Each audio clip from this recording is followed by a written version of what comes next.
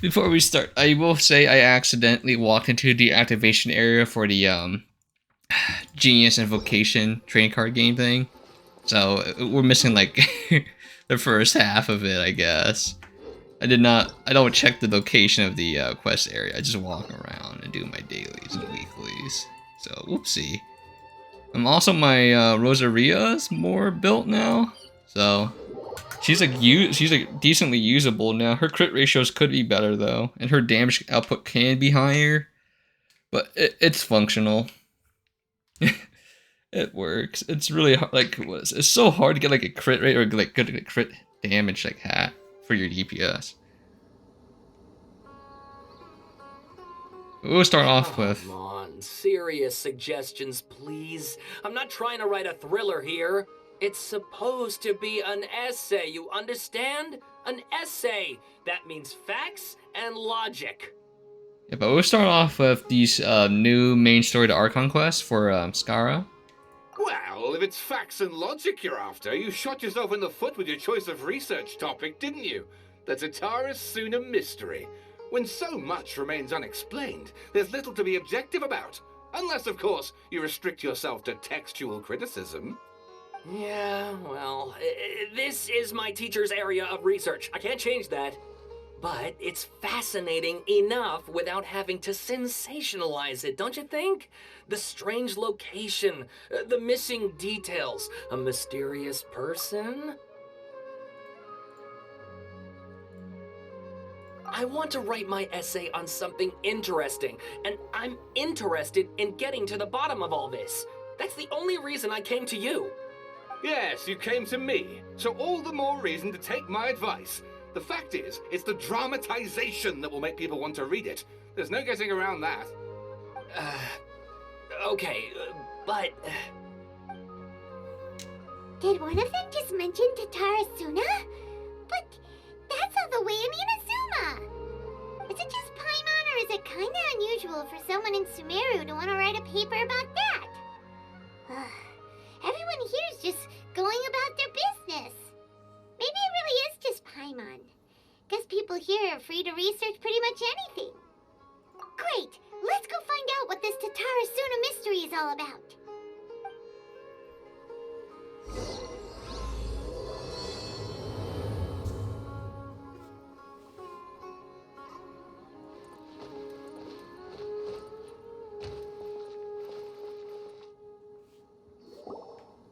Alright, I guess I'll go with my textual criticism and your editorial direction for the first draft. I have a feeling that the missing Kabuki Mono will end up being the main focus of this paper.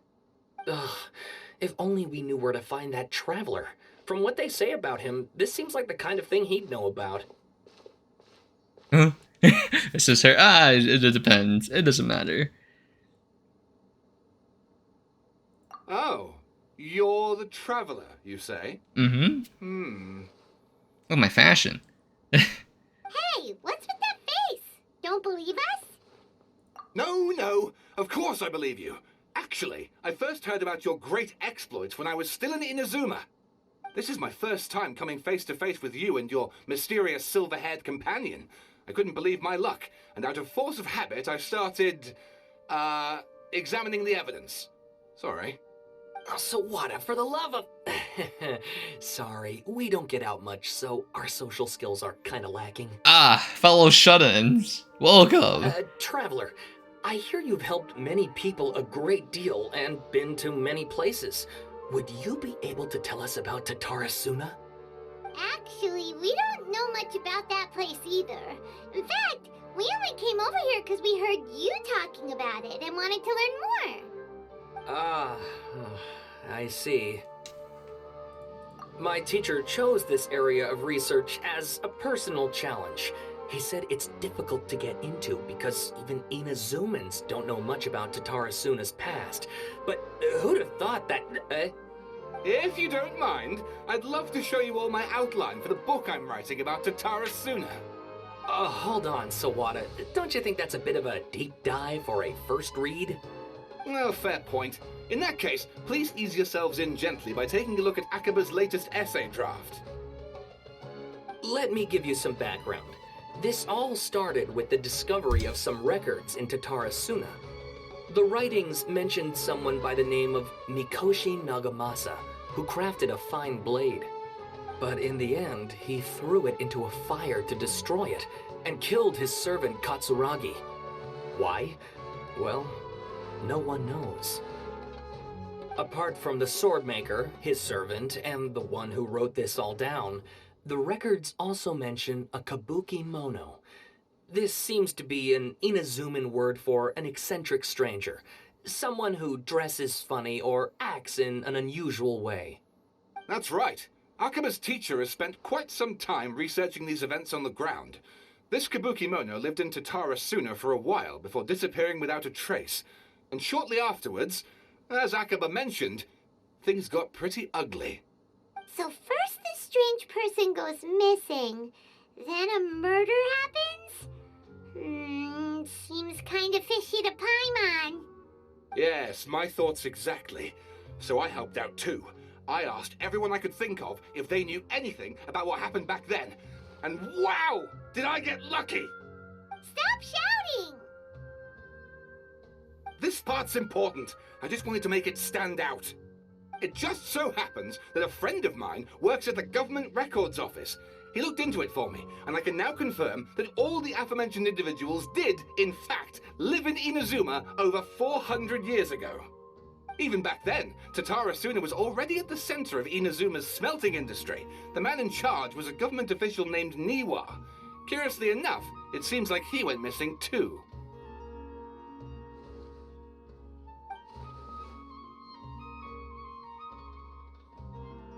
Wait, so there are 2 missing people in this story now? That's right! What's more, Niwa is a name with a lot of history to it. Have you ever heard of the great swordsmith clans of Inazuma? Oh, the swordsmiths? Yeah, like Ishin art and so on? Wow, yes. You really know your stuff. That makes things easier. So basically, this Niwa was a distant relative of the Kaidahara clan, the last practitioners of Ishin art. Something then seems to have happened in the Kaidahara clan, leading to their downfall. I don't know the details, but taken in light of everything else going on around that time, it makes you wonder whether it's all connected somehow. The Kaidahara clan? Sawada, you left out the biggest detail of all. Oh boy. Oh, yes, of course. How could I forget? Brace your minds, ladies and gents, for they are about to be blown. Or maybe you won't believe your ears. I wouldn't blame you, of course, because in all my years as a writer, this is by far the most. Get to the point, for Pete's sake. According to information acquired by Akaba's teacher, the kabuki mono was not a human, but a puppet. A puppet?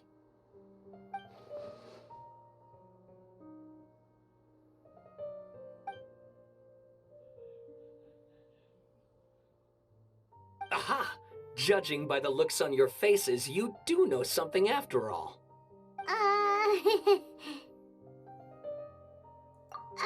No! Paimon just meant, how creepy. The way you described it makes it sound like a ghost story. I agree, it does. But considering that non-human races in Inazuma are by no means uncommon, spooky events are to be expected. And that's exactly what my book is about. Please, take a look.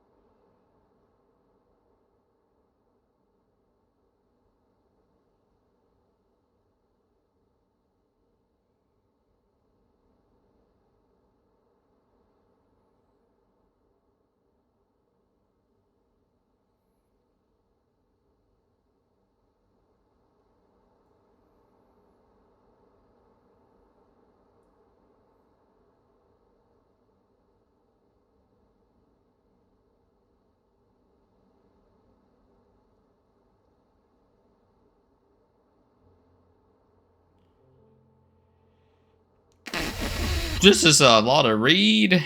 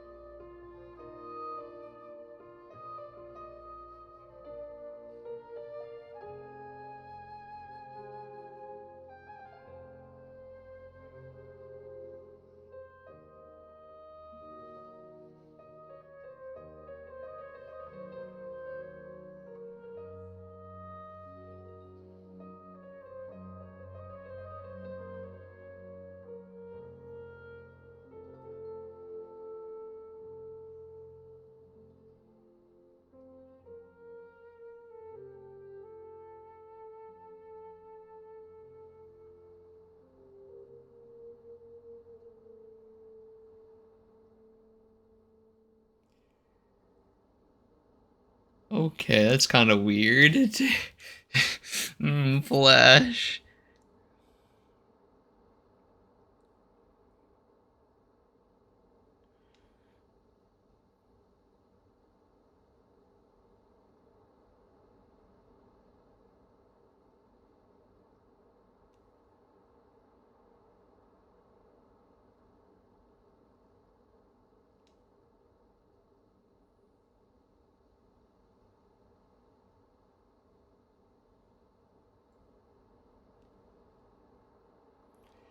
And this is why I don't read books anymore. I feel like a fucking psycho.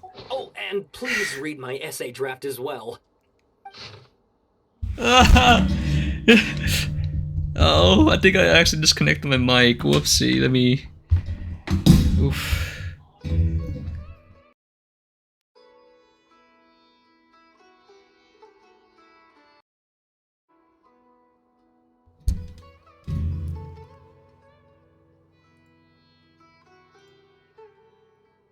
Uh-oh.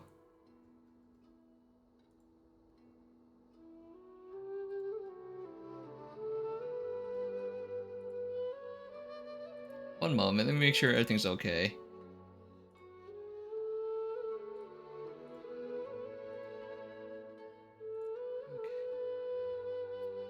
Ah, fuck. Whoopsie, me dropping my hand like that fucking hit my wire disconnecting my mic.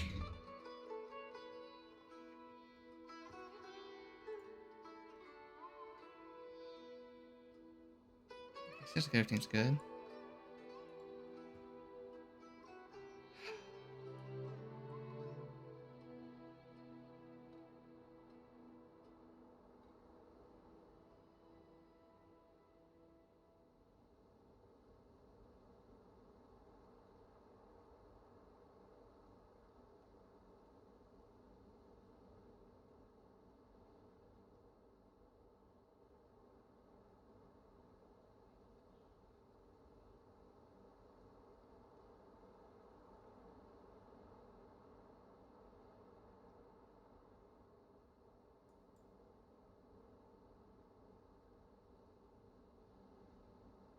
I'm not sure they actually. I tried. I read like 90% of the preview. I'm not reading this one. Sawada was encouraging me to follow his more creative approach, but I think essays should be grounded in facts. I don't think explaining everything away with mysterious forces will cut it.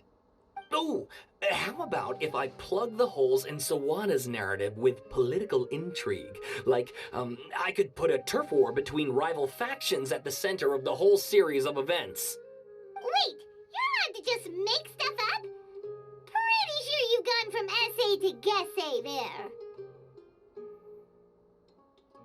It was. I don't know how people expect. Like. I'm not reading all that. That's too much freaking work. Extensively. I've reached out to everyone I could think of. So much. Whatever information we have now is all that there is to know. This is as much detail as you're ever going to get. Besides, if there really was a political power struggle going on at anything like the level you seem to be suggesting, what hope would we ever have of finding out the truth? Good point. Okay, back to the drawing board, I guess. Give me some time. I need to find a new angle on this. We have some other stuff to do, so we'll have to say goodbye for now. Good luck with your essay! All right, thank you. If you find out any more info about all this, please do let me know. Thanks so much.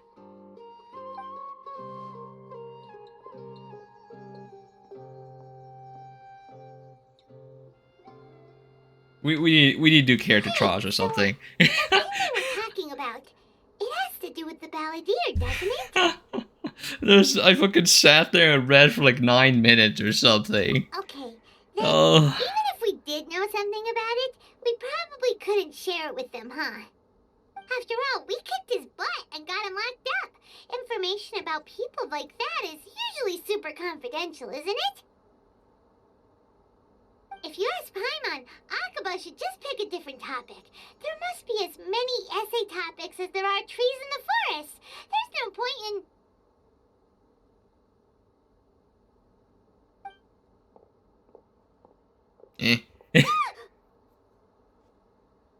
Hey, did you see that? He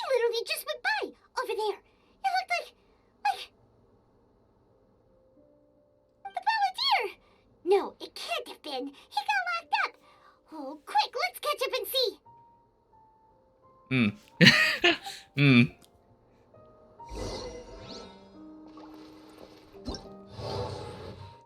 I gotta take a little break real quick. I gotta do this.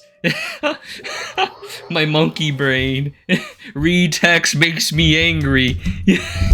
No VA to entertain my monkey attention span. Therefore, I must fight. It's over. Okay, well, in this state, you can unleash your fully charged shot on Hurricane Arrow. Skill issue. True. True. Dazzling deals AoE damage will unleash. I just don't like the stories when they drag it out. It's just like, it makes me kind of sleepy. Dare to mess with me?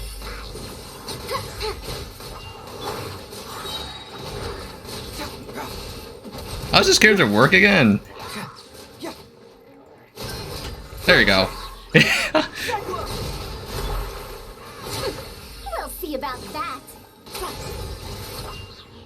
Have fun with this gift.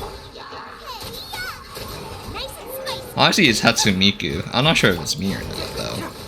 That's all I see. It's a little budget Hatsumiku. Okay. Oh, that's nice. Her charge shot sucks people in. Her Q is basically just a triangle that goes around. And now we actually get an actual character. Oh, he uses mushrooms? Wait, his essential materials mushrooms. Oh no. Yeah. You know how many... You know you gotta use it to make a compass too. This is so much. Next element skill enters wind favored stance leaps into the after unlocking talent jade flower. When a wonder becomes contact with hydro, pyro, electro while leaping. Contact with compresses to vacuum the air. Okay, this one's pretty simple. Quit following me. That's far enough, behold.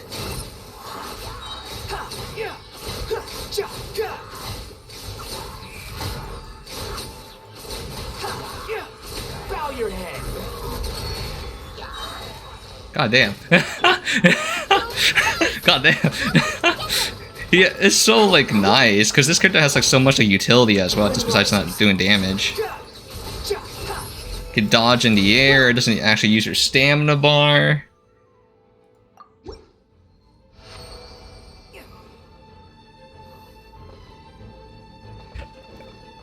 Unsightly insects.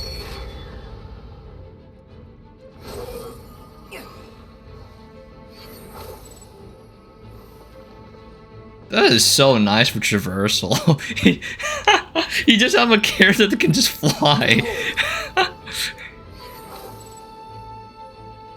Consumes a lot though, without having the effect procs.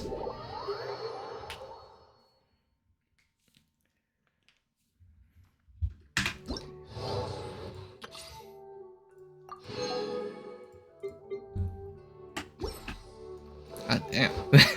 Let me see. He's I don't really like him though. His kitchen is fun, but I don't really like his design. What? Energy's restored. Okay. I think he generates enough. You don't need electro. Nitro increases cap by 20. Power increases attack. Crowd increases crit. His opponent.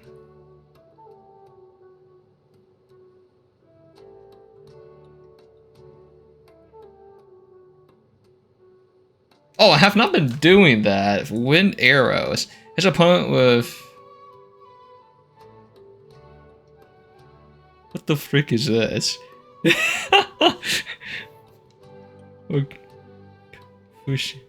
Fushiden, and then... Is that the charge attack or something? I just don't... What are these names? More expended.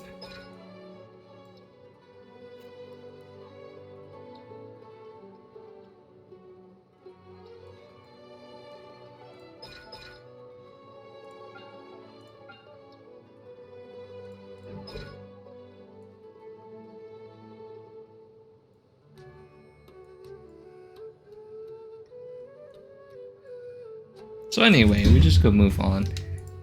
This fucking whole essay. I feel like I'm playing Epic 7 again. Whole freaking essay.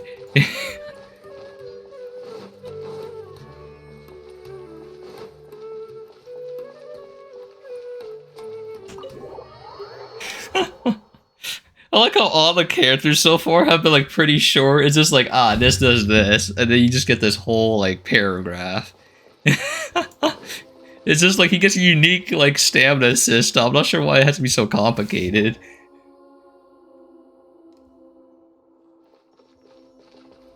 Traveler, Paimon, there you are. Nahida! Bad news. We just saw the balladeer strolling around in public. Did he escape or... Ah! It's him! Sure enough, you're here.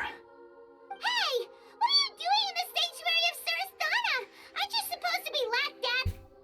I know you must have a lot of questions. Please, allow me to explain. It was my idea to set the balladeer free. We made a deal, and he's gonna do some investigation in Irminsul for me. A deal? You sure you trust this guy? What did you expect? Why do you think Sumeru would keep me around otherwise? Or maybe killing me is all you can think about. But if that's the case, why haven't you done it already? Don't flatter yourself. It was... Nahida said there's still some mysteries in you to figure out. Ah, so if it were up to you, you'd finish the job? Guess I had you all wrong. There I was thinking you were just getting cold feet. Well, that escalated quickly. Not a good start. Could I ask you all to please calm down? But Paimon's worried about you, Nahida. Don't let him trick you. It's not every day you see people questioning the God of Wisdom's judgment.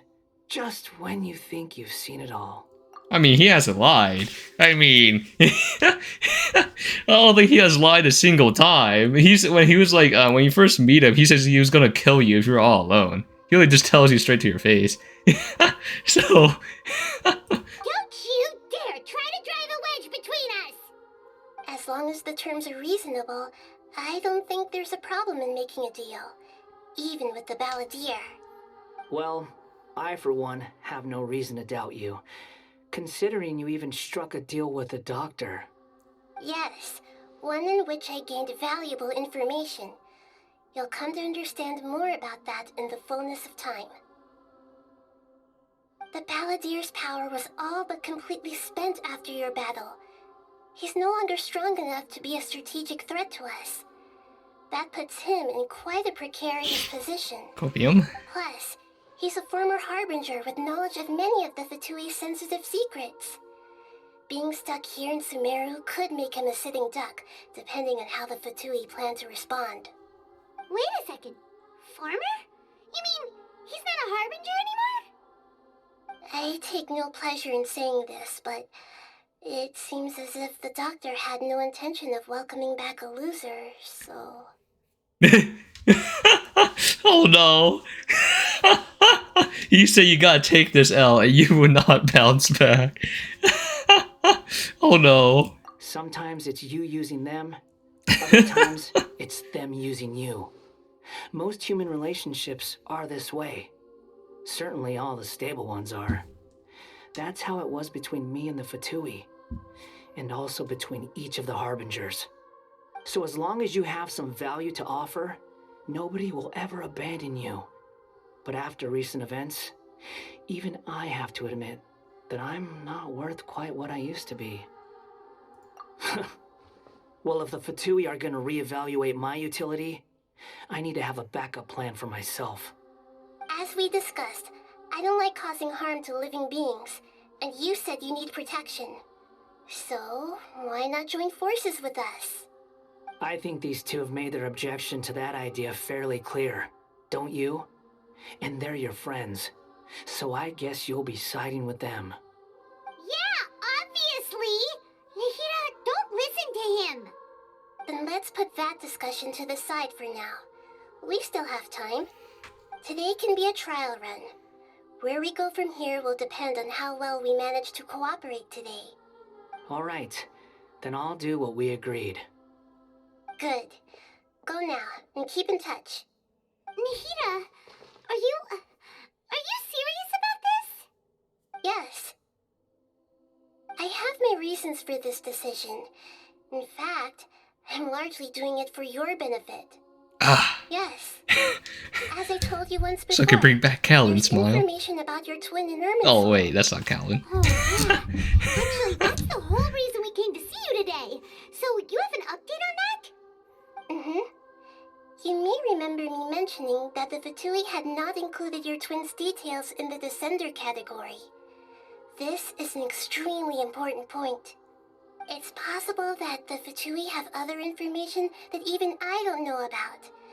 And since the Balladeer used to be one of them, he'll be better acquainted with this information than I am. He was granted the power to connect with Irminsul when he almost became the god of a new era. Even though he no longer has the Gnosis, some traces of its power remain in him. He can still connect. The amount of information in Irminsul is vast beyond description. Sifting through all of it without knowing what to look for would take too long, even for me. So I asked the Balladeer to search in Irminsul for any information about the Descenders. He's more familiar with this kind of information, and should be able to find it more quickly. Exactly! Or what if... Paimon just doesn't trust him! He's treated us as enemies every time we've run into him! I understand. But sometimes, everything is dictated by which side you're on. How things will go in the future depends on what information he brings back. And Traveler, I know what your heart desires most of all. Our minds have connected several times before. There is a corner of your heart reserved for an intense longing. A feeling of being all alone in the dark, searching for the one candle whose light still burns. As Sumeru's deity, it is my responsibility to be on guard against the Balladeer. Huh? But as someone who counts me as a friend, I want to do something for you. We have If this mommy and daddy deal with the issues too. Balladeer can give you the answers you've been wanting to find, then it's worth Of it. course, everyone does. It's my pleasure, really. You're Sumeru's hero. You've more than earned it. Paimon's still worried about this idea. Is there anything we can do to help? I was going to contact you about that, but then you suddenly showed up on your own accord. Seems like we have a telepathic connection. In fact, I was going to ask you to supervise the Balladeer on my behalf while he carries out the task I assigned. Even though he only has a fraction of his full power left, that's still a fraction of a former Harbinger. If you could accompany him, it would put my mind at ease. Of course, I'll be there to help guide you through Irminsul from the outside. Great, thank you. Prepare yourselves. I'm going to transport you into Irminsul.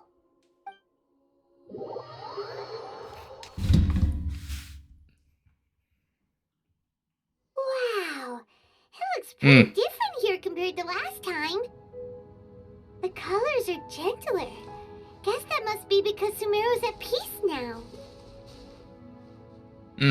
But where's all the sand? Where's all the sand?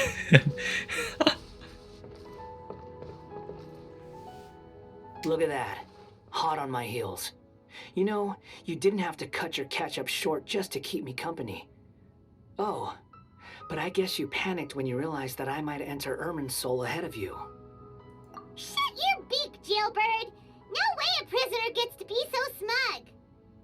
I understand that prisoners have to put up with harassment from the guards, but right now, I'm on temporary release, so maybe you should think about backing off a little. Sounds like a successful rendezvous. I need to be quite clear about something. In a few moments, you'll be entering into the innermost region of Irminsul. It is an environment like no other, and the most important place in all of Sumeru. Unlike anywhere else, Irminsul's inner region consists exclusively of torrents of information. You must put aside your differences and be extremely careful as you navigate your way through. I know there are many grievances between you on both sides, but it is essential that you remain calm after entry. This is as much for your own safety as anything else. Fine. Let's call it truce. But only until this mission's over. Let's cut each other a little slack, shall we? We are going to be traveling together after all.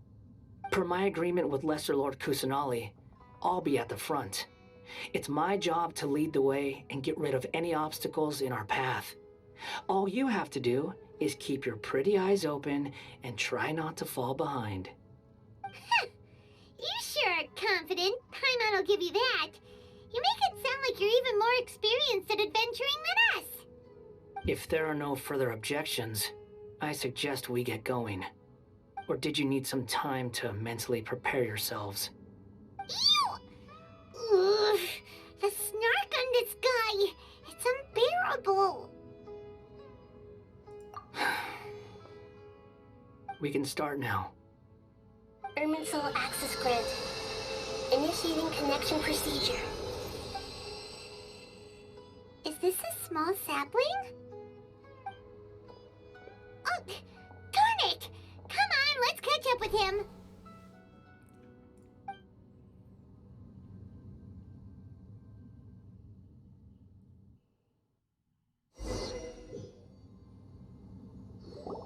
Wow! So this is the inside of Irminsul. Ooh! Paimon's never seen anything like this. And it feels like a sacred place. Irminsul is closely intertwined with the entirety of Teyvat. Every bit of information flowing here means something. Pick your jaws up off the floor. It's time to go. Why is it that Paimon just wants to do the opposite of everything he says? Lesser Lord Kusanali, we will now proceed to the heart of Irminsul. Can you still sense where the heart of Irminsul is? Yes. Permission to begin searching for information there? Permission granted. Go ahead. Let's go. Stay close. Don't go running off. Hey, so, say we did go running off in here.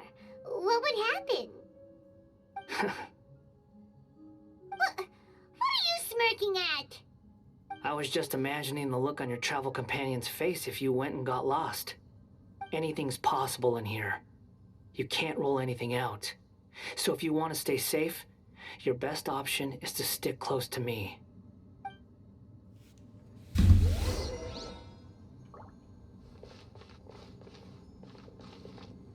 I'm curious to walk outside, but at the same time, I don't want to redo this. These sapling things have spread out.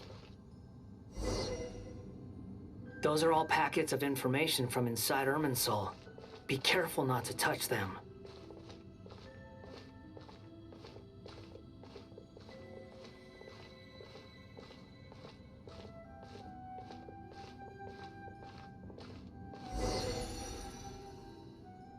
I didn't touch it. It looks the same in every direction.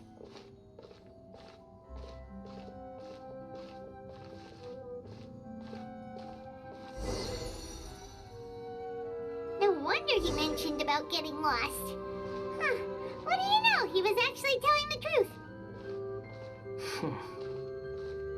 Is he mocking me again? What is it this time?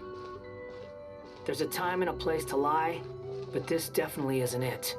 So why don't you relax your guard a little?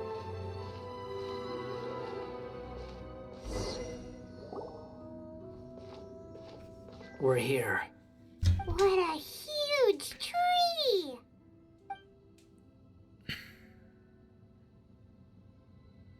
Lesser Lord Kusanali, Good, you made it. Are you ready? ready when you are. Then please begin. Preparing to access cognitive currents. Establishing waypoint. The Balladeer's actually doing what Nahida tells him. Guess he must want to stay alive.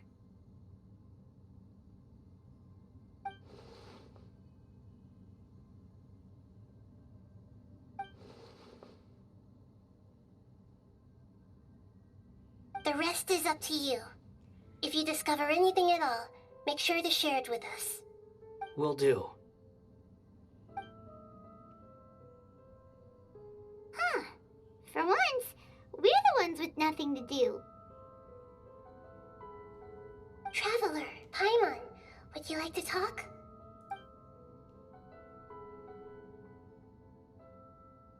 Yes, I've also invited Paimon to join. Huh? What the? We can talk to each other inside our heads? This sounds terrible.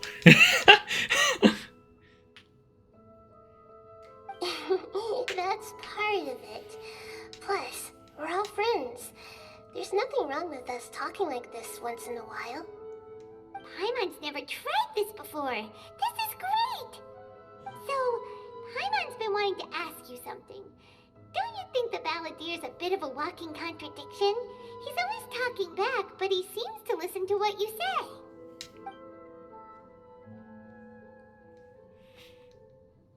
As I've told you before, there are still some mysteries for him to resolve. Things that are clear as day to me, but that he has yet to understand. Perhaps today will be the day that he finds some answers.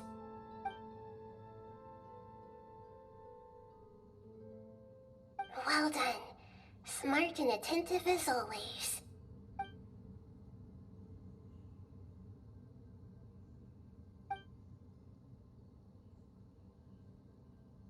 So, you made contact with that part of his mind. Well, it's true.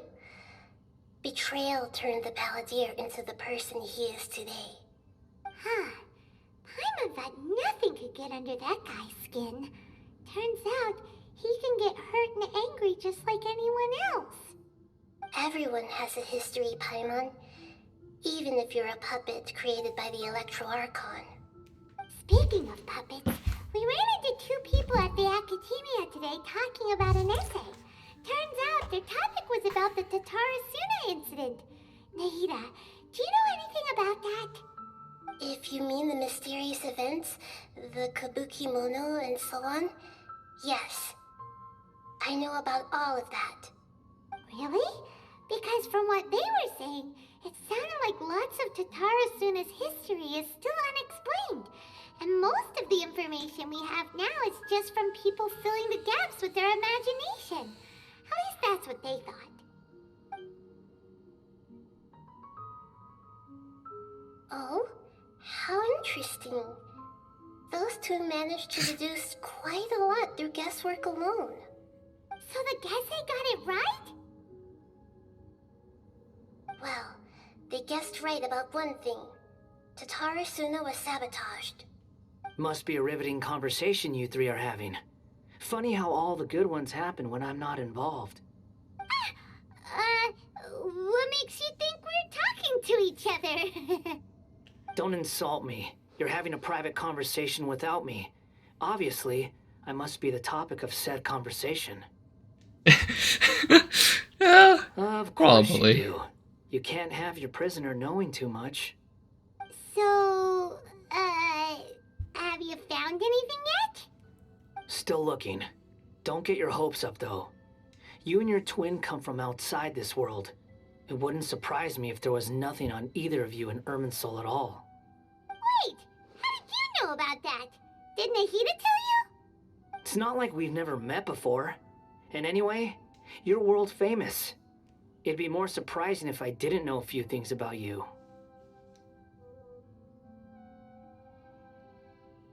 It's the illusion of choice. Right now, we have to keep the peace.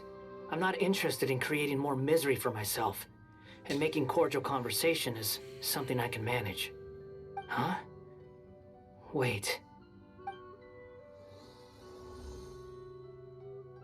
This light.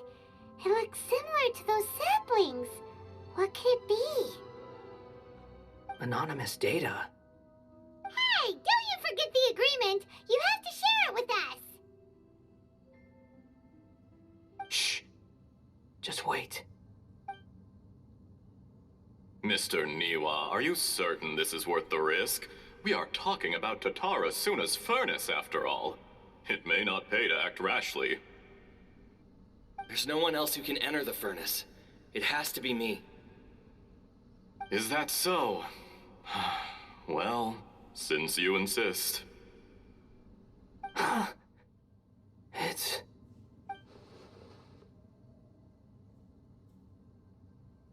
Whoa!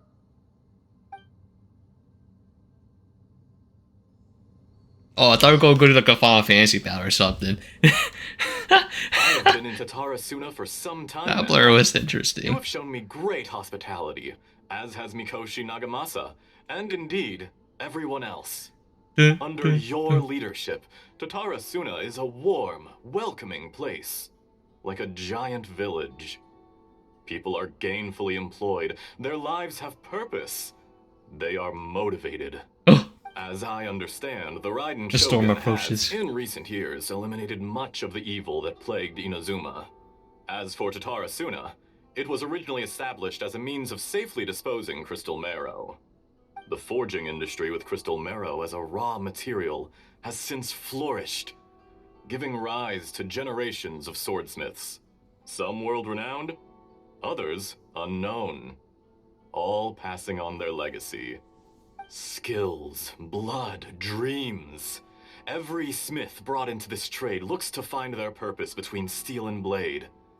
That is why you accepted the proposal brought to you by myself and Akame.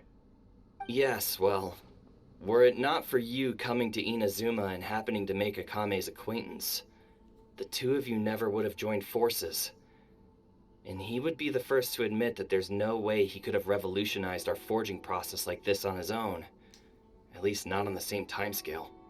You allowed Akame to take all the credit for a method that you jointly developed. He sold it to me, and now every piece of ore here is smelted using the new technique. Even now, you remain one of Tatarasuna's key consultants, working right here alongside us. I believe it is you, sir, who are truly responsible for the changes in our manufacturing and forging methods. You flatter me. From the outset, I saw much that was commendable in the forging industry of Inazuma, and it has been my great honor to befriend you all. So you say, Escher. But is this really the truth? My good sir, what do you mean?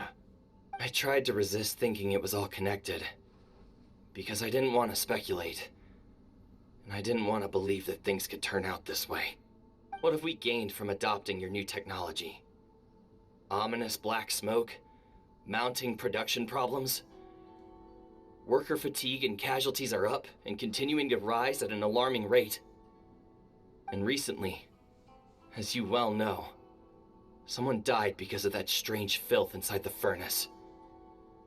We've kept the truth from spreading outside, but still, I suspect you understand it better than I do. None of the people who went out to get help have come back.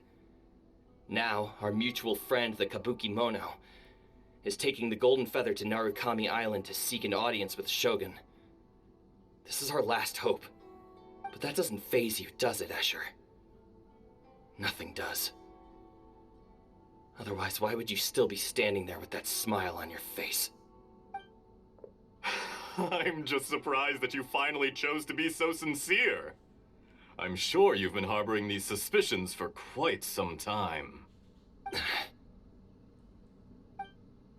Mikoshi Nagamasa may have noticed that there was one common denominator among all these events. Namely you, Escher. But Mr. Mikoshi is more cautious than I. He does things by the book. After all, Nagamasa is the adopted son of Mikoshi Torachiyo, the yokai struck down by the Shogun's own hand. If he truly seeks to redeem his family's honor, an abundance of caution is well advised. You're well informed on the subtleties of his situation for a mechanic all the way from Fontaine. Are you sure you're not a little overqualified? Why, Mr. Niwa, are you suggesting I find a job as a diplomat? Sadly, I am so very attached to my craft. Enough, Escher. I'm here because an evil force is raging inside the furnace. And someone needs to take your new device inside the high-risk zone so we can absorb it and put an end to the problem. I'm in charge here. and I'm about to take some responsibility and head inside. Probably to my death. But what about you? What are you still doing here? Judging from the look in your eyes, you don't seem to trust me. Drop the act. We're past that now. Whoever you are, it looks like your plan to destroy Tatara Suna has worked. I just want to know what you're still doing here. What's left? Don't you have all your answers by now? Honestly, I'm just waiting for the right moment. Oh, Among Us! Oh A no! moment like this, where you finish talking and I stop you from entering the furnace. You...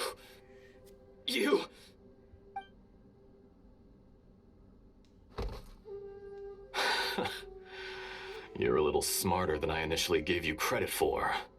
I thought I'd disguised myself exceptionally well, at least for the first few days. But to my surprise, you had your people look into my background right from the start. It's a long journey from Inazuma to Fontaine, but that didn't stop them. Eventually, they managed to confirm that Escher was an alias, and that I was not from Fontaine at all.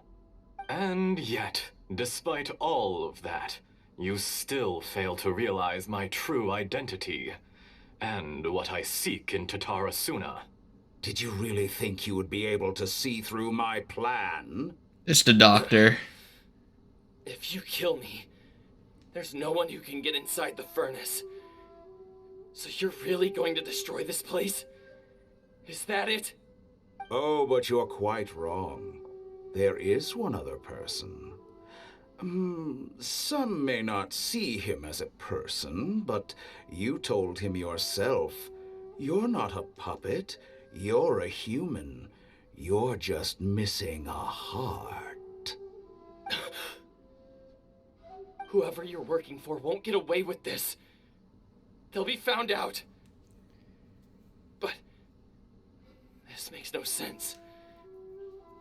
What are you really trying to accomplish by all this? Why go to all this trouble? It's no trouble at all.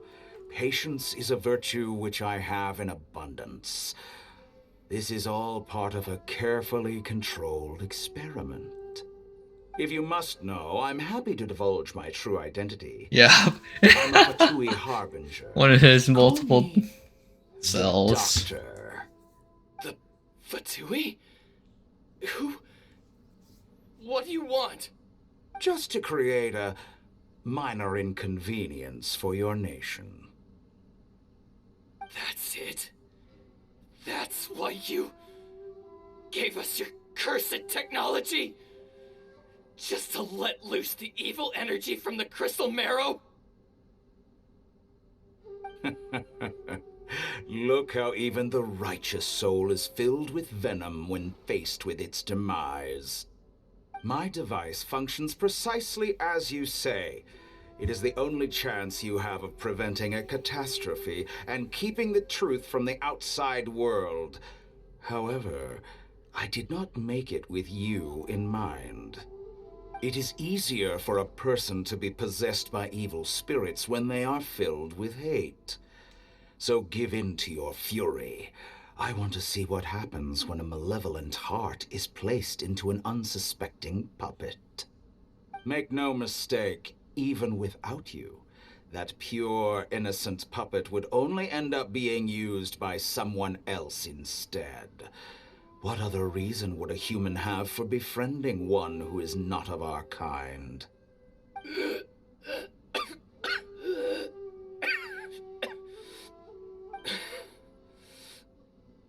If you give him my heart, tell him that both Nagamasa and I see him as one of us. He has nothing to prove to anyone. Because not everyone just wants to use other people. The only ones who think like that are people like you. What a beautiful way to see the world. It almost makes me feel a little guilty. Then out of respect for you, I shall redefine myself. Think of me as a monster or a demon, if you wish. At least this way your death is not a consequence of your own folly turning you into an easy target. You simply lost to something more powerful than you could ever hope to defeat. I say, Mr. Niwa, let's see what happens. Will your puppet friend become a human? No, that will prove quite impossible. Mr. Niwa? Already dead. What a pity. Jester, I have completed the task you gave me, creating a gap and infiltrating Inazuma's inner workings. What fun it was. I'd like to introduce a puppet to you. If he proves useful, let's make him our newest comrade. And if not, let's turn him to dust.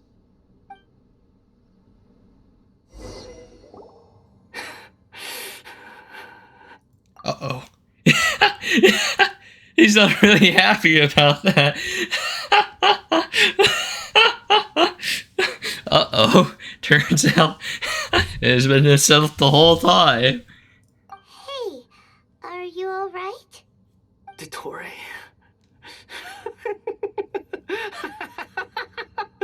Dottore!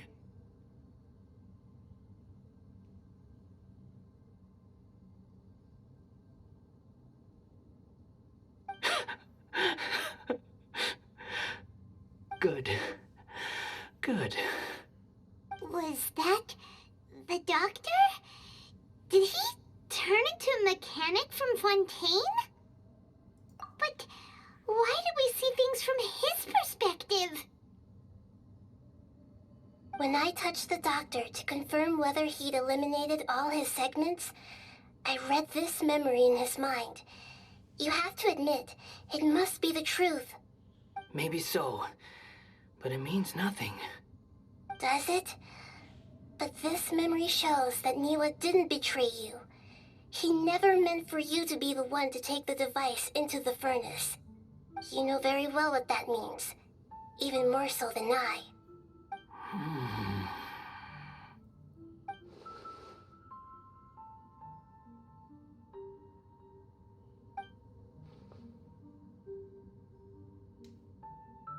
Let's give him some space.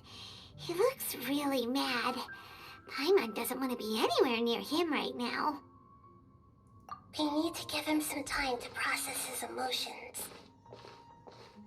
Paimon's still confused about the Tatarasuna incident. So, the doctor was behind it, but why has that gotten him so worked up? Nobody has ever deceived you like that, Paimon. It's natural that you find it difficult to understand. Perhaps he needed to learn this someday. So now you have the complete picture. Katsuragi took the Kabuki Mono to live with the people of Tatarasuna. Later, the doctor showed up, disguised as a mechanic from Fontaine. And that's when the trouble began. It was all a horrific experiment planned by the doctor. Everything he did was just to plant seeds of disaster in Inazuma that would bear fruit in the future. Of all the unwitting participants in the doctor's experiment, the balladeer became the main test subject. After the events you just saw in that memory, the doctor put Niwa's heart into the device and handed it to the balladeer. Then, he instructed him to enter the furnace and absorb all the filth caused by the smelting process. The load was far beyond what he expected, but the balladeer survived. He left the furnace in sheer exhaustion and said to the mechanic, "This device seems to have protected me. What's in it?" The mechanic answered, "Niwa fled this place for fear of punishment, but he left you a gift. He said it's the one thing that you've been looking for." He took it straight from the chest of one of his innocent servants. The mechanic removed the withered heart from the device as he spoke. The balladeer was stunned that such unthinkable cruelty had brought him the thing he'd been longing for his entire life. A heart acquired through cold-blooded murder is a cursed thing, but it had protected him from the filth. He thought Niwa had completely betrayed him, and yet this very betrayal had ensured his survival. Overwhelmed with anger and sorrow, the balladeer threw the heart to the ground and left Tatarasuna without looking back. Holy moly. So the doctor killed an innocent man and pinned everything on the victim? That's terrible.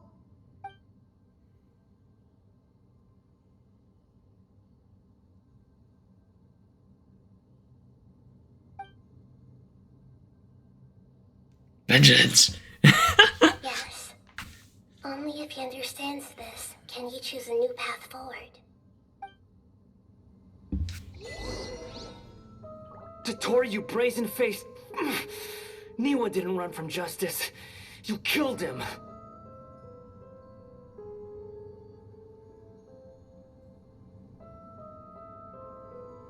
How long do I have to wait? I was like, wait, for real? Shall we see how he's doing?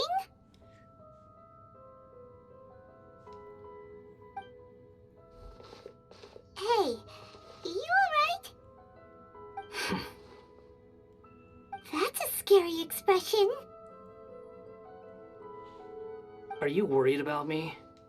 If we didn't have such a history, I'd almost think that qualifies me to be your friend. It won't. I'll keep my end of the deal. Hey, are you investigating the stuff we want to know about? That's why we're here. But unfortunately, there's no information about the Descenders in Irminsul.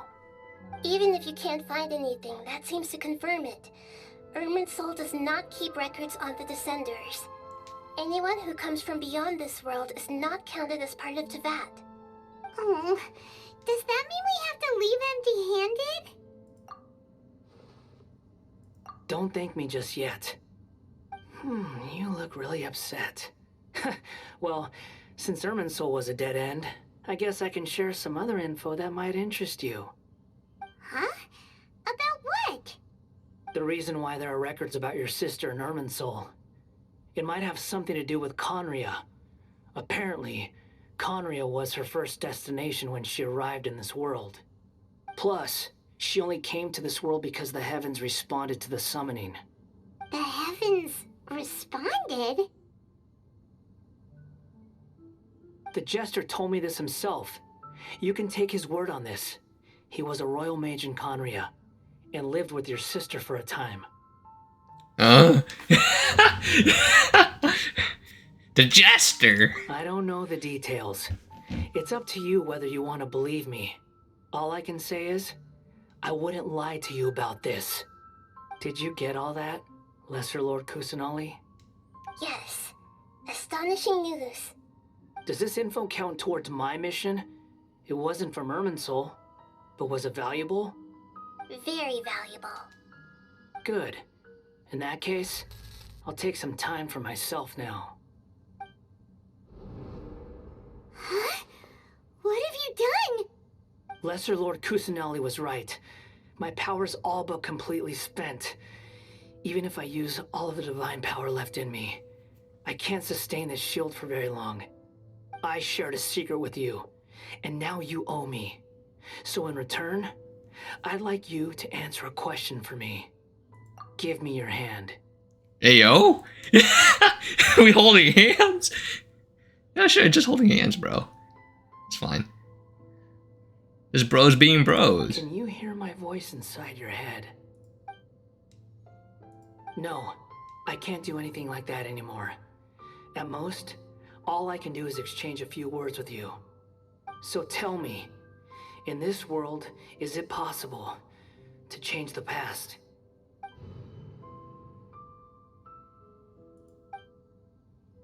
Done. Huh? What happened? Nothing. I was just thanking him for helping me.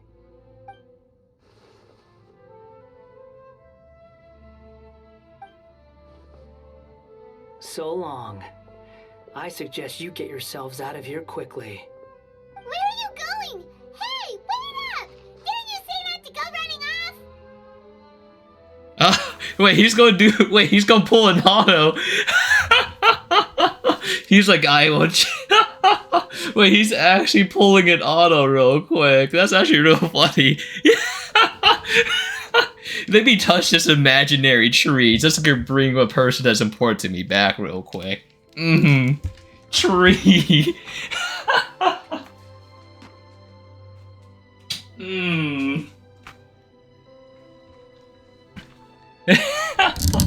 Fantastic.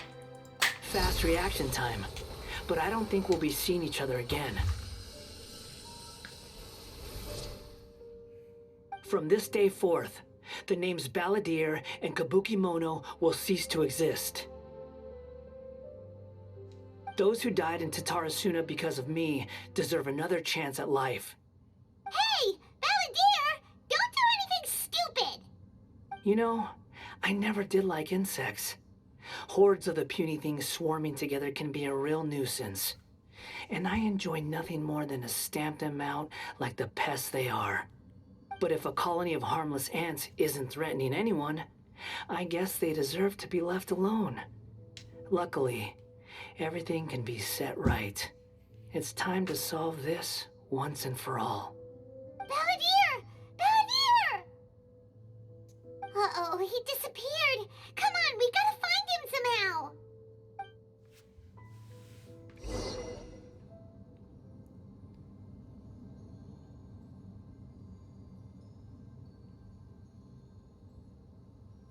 Oh no, he's really gone. Oh, can you hear me? Nahida! Traveler, Paimon, Balladeer, what happened just now? I was suddenly cut off by some kind of power. It was the Balladeer's fault. He shut you out. I didn't think he'd be capable of something like that with so little power left. Did he keep some of his power hidden when he was defeated? Or did he achieve something beyond his abilities, and it took everything he had? Where the heck did he go? Ugh, it's all our fault.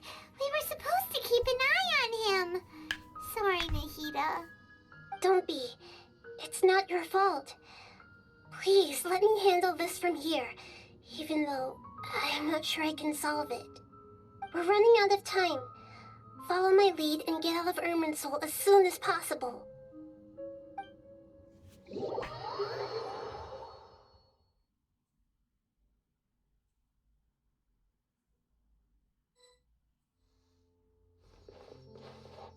We're out! And we're at, an inn or something? This is an emergency. I'll have to ask you to stay here for now. Everything's arranged, and nobody will disturb you. I'm sorry, but this isn't something I need your help with. Leave this one to me. An emergency? How bad is it? Nahida, will you be okay? Don't worry. If my assessment is correct, though there may be some minor disturbances, it won't lead to a disaster. Please rest and recover your strength here until I say it's safe. Her voice has gone. Paimon can't shake the feeling that something really big has happened. What do you think the Balladeer meant? And why did he suddenly grab onto you before?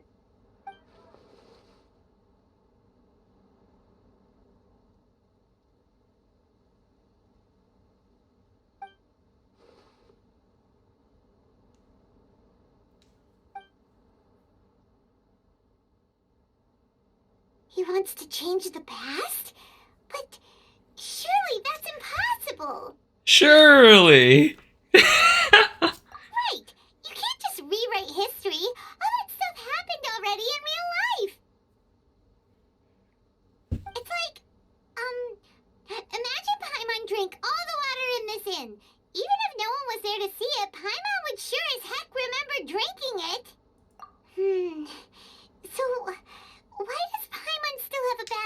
thinking about this.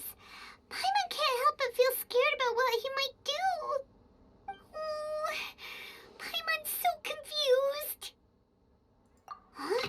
Ah! Sorry. Paimon accidentally... It's the Balladier's fault for causing Paimon all this mental stress. But erasing yourself from history? It's unthinkable. Is that really possible?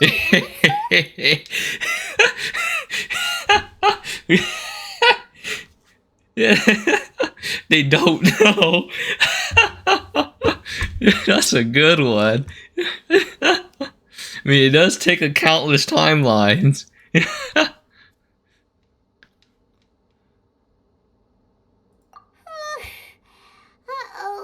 Paimon's head is overheating from trying to understand what he's up to.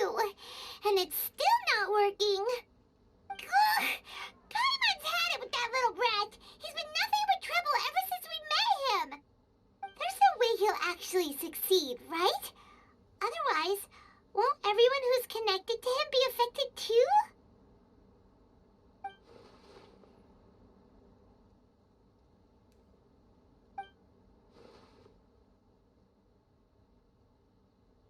There's nothing we can do about it at this point. Hey, have you got any ideas on what we should do next? Seems like now there's nothing left for us to do but to go to sleep. But Paimon's still so worried.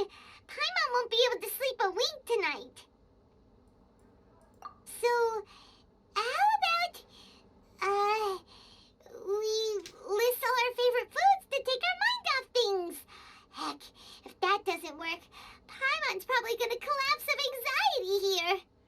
Alright, Paimon will start. First dish. Munchak grilled fish. Oh, and chicken mushroom skewers. Tea break pancakes. Cream stew. Sauteed matsutake. And dragon chili chicken. Almond tofu. That's literally everything, Paimon. That's literally almost everything. Temptation, golden shrimp balls, triple layered consomme, lotus seed and bird egg soup, and... Uh-oh, with a whole Final Fantasy battle encounter again. Everything is blurry.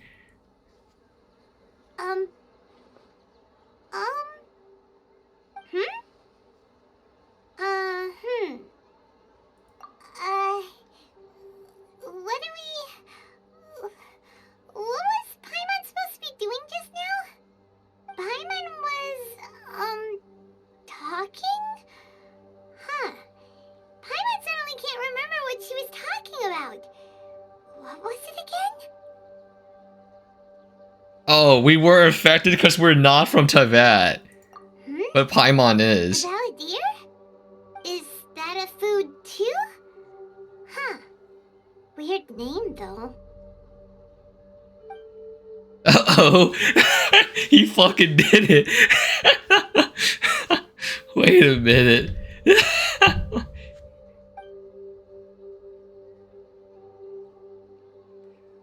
What's wrong? Your eyes are like saucers. Was it something Paimon said? So, the Baladier.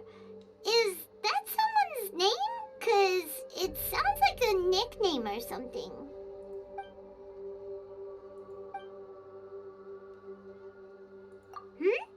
Okay, sure. Where are we going? Huh?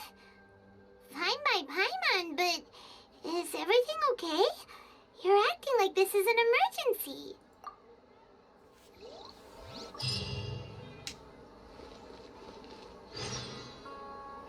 I mean, it'd be really wild if it was back to normal. It'd be really interesting if the little area down here was normal and not like corrupted.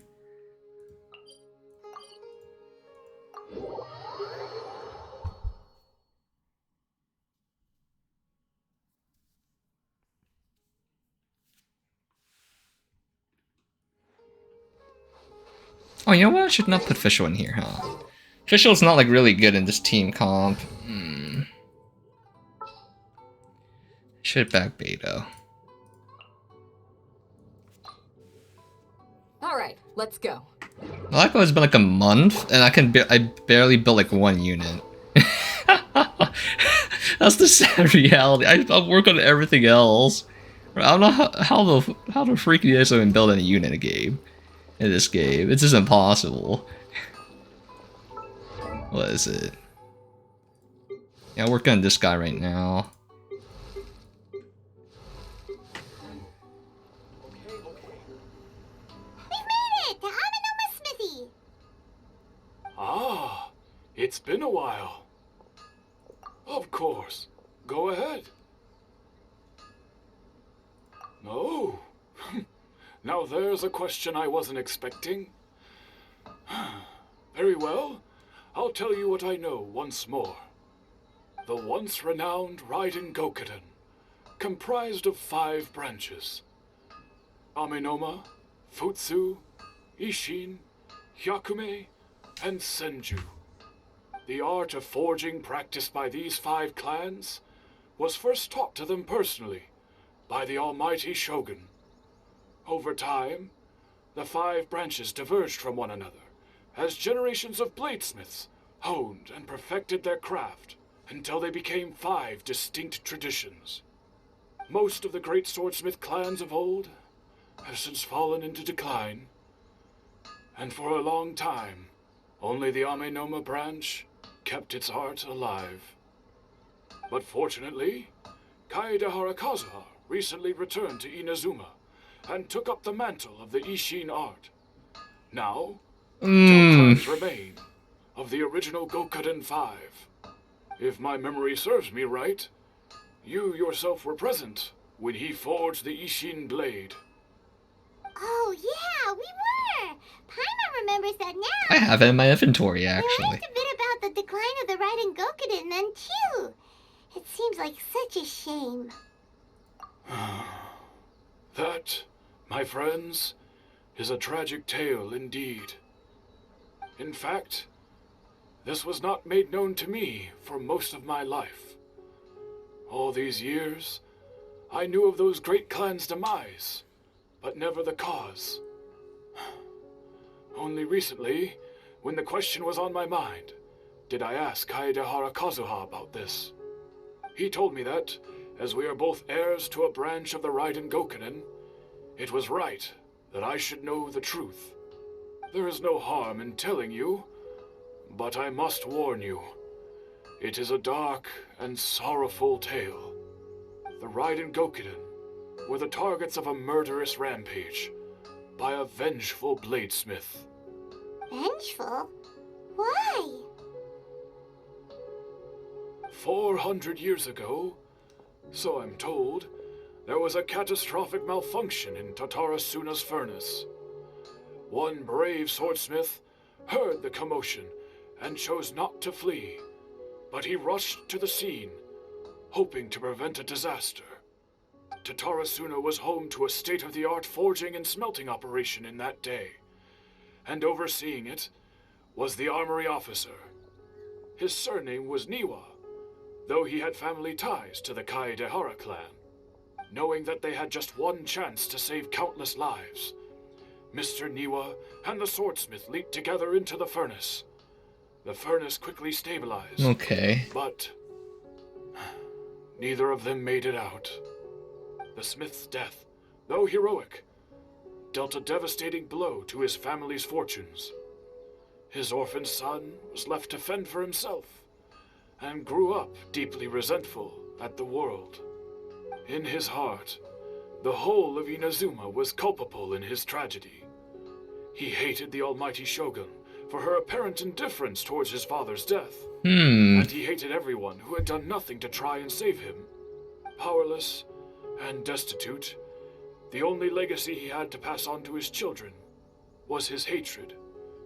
Generation after generation bore this grudge, living in utter misery. Alas, if only the story could have ended there. But 100 years ago, the then head of this family reached the end of his wits. He could bear their fate no longer, and yet he could do nothing to change it. Finally, he made a drastic decision to take revenge on the Raiden Gokuden. In doing so, he sought to vent his pent-up anger and shake the very foundations of Inazuma's forging industry. In his fury, he murdered indiscriminately, killing even bladesmiths from the Hyakume clan which he belonged to. His goal was absolute, the devastation of all of the Raiden Gokuden. But when he came to the Kaedehara and Kamisato clans, his killing spree came to an abrupt end. He failed to catch them unawares. They fought back fiercely, and they did not spare his life. That is why the Kaedehara clan and their Ishin art survived that day. I suppose they were the lucky ones, under the dire circumstances.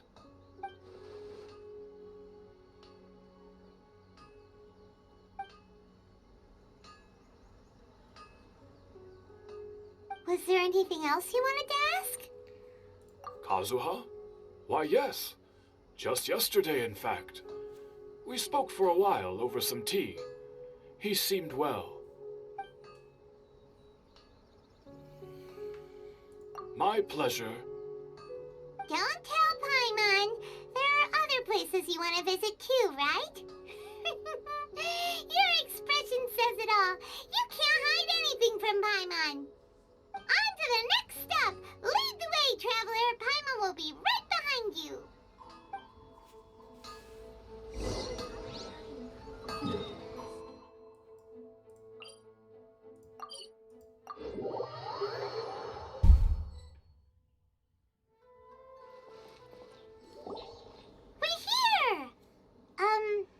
This is the Yashiro Commission's headquarters, so... Traveler, it's been a while. I don't remember your voice. Who is this man's? If you're looking for the Commissioner and Miss Kamisato, I'm afraid your timing is unfortunate. They're not here right now. Are they out on business? The Commissioner is out on business, and Miss Kamisato is standing in for some meetings in the Commissioner's place. If it's urgent, you're welcome to wait inside until they get back. What do you think? Shall we go in? If it were anyone else, I couldn't allow it. But seeing as you're so close with the Commissioner and Miss Kamisato, I think it should be okay. We'll be heading in then. Thanks!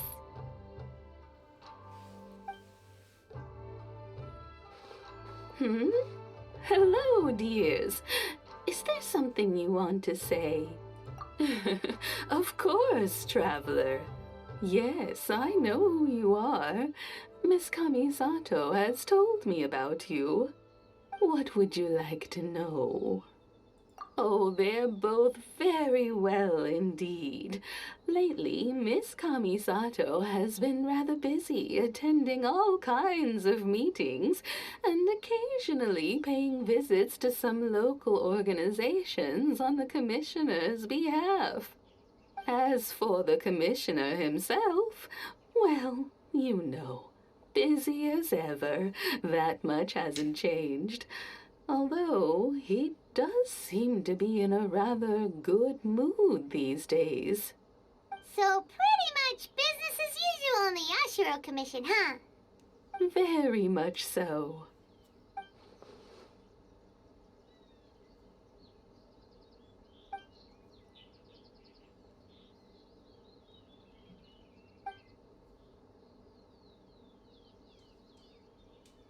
Well, got any more questions? You're very welcome. In fact, I would love nothing more than for you to come and visit more often. But I'm sure you must be far too busy to have time for that. Miss Kamisato talks about you all the time. She seems so thrilled to have you as a friend, and she's always saying how talented you are and how much she admires you. I must say, many things in Inazuma seem to have taken a turn for the better since you arrived here. So you're not just Miss Kamisato's knight in shining armor, you know. You're a hero to us all. Thank you. Question mark?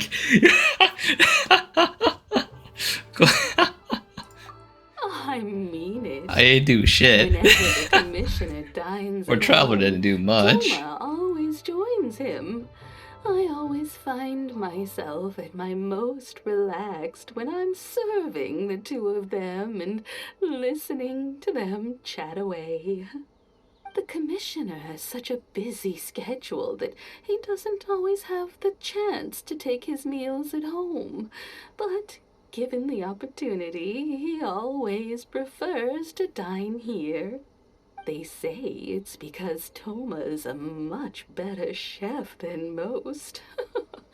Oh, the commissioner is so fond of home comforts. They get to talking about you sometimes too, you know. Always with a very fond tone.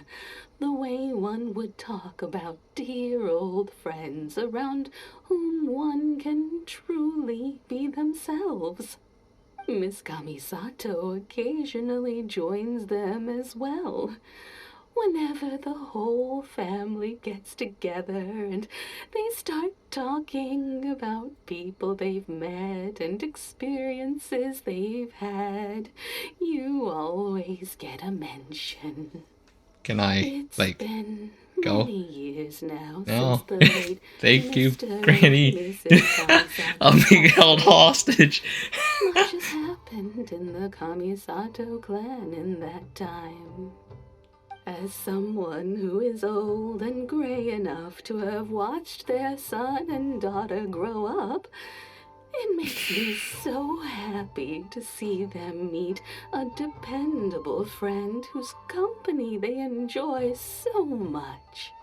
So, in the future, if you ever do have the time, please know you are always very welcome at the Yashiro Commission headquarters. There will always be at least one old lady who would be delighted to have the pleasure of your company. Wonderful. Thank you. Paimon likes it here too. Also, you were saying something about the food here being really great. Paimon's itching to try it. We may just have to invite ourselves around for dinner sometime. Paimon meant we should come pay a visit again real soon. Ideally around dinner time. Of course. You're always welcome. Alright, goodbye for now. Where are we going next? Great! Goodbye, ma'am! Don't worry, we'll see ourselves out. All right, then. Take care now. Hope to see you soon. Oh, are you two leaving already? I don't know how to capture the granny aspect so accurately. You just gotta just sit there and just wait. You don't. Everything's taken care of now. Don't worry.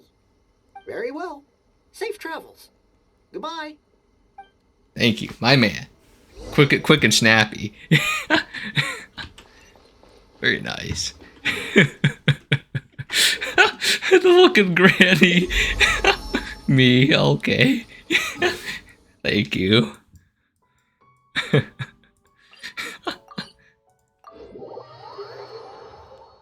The reminiscence.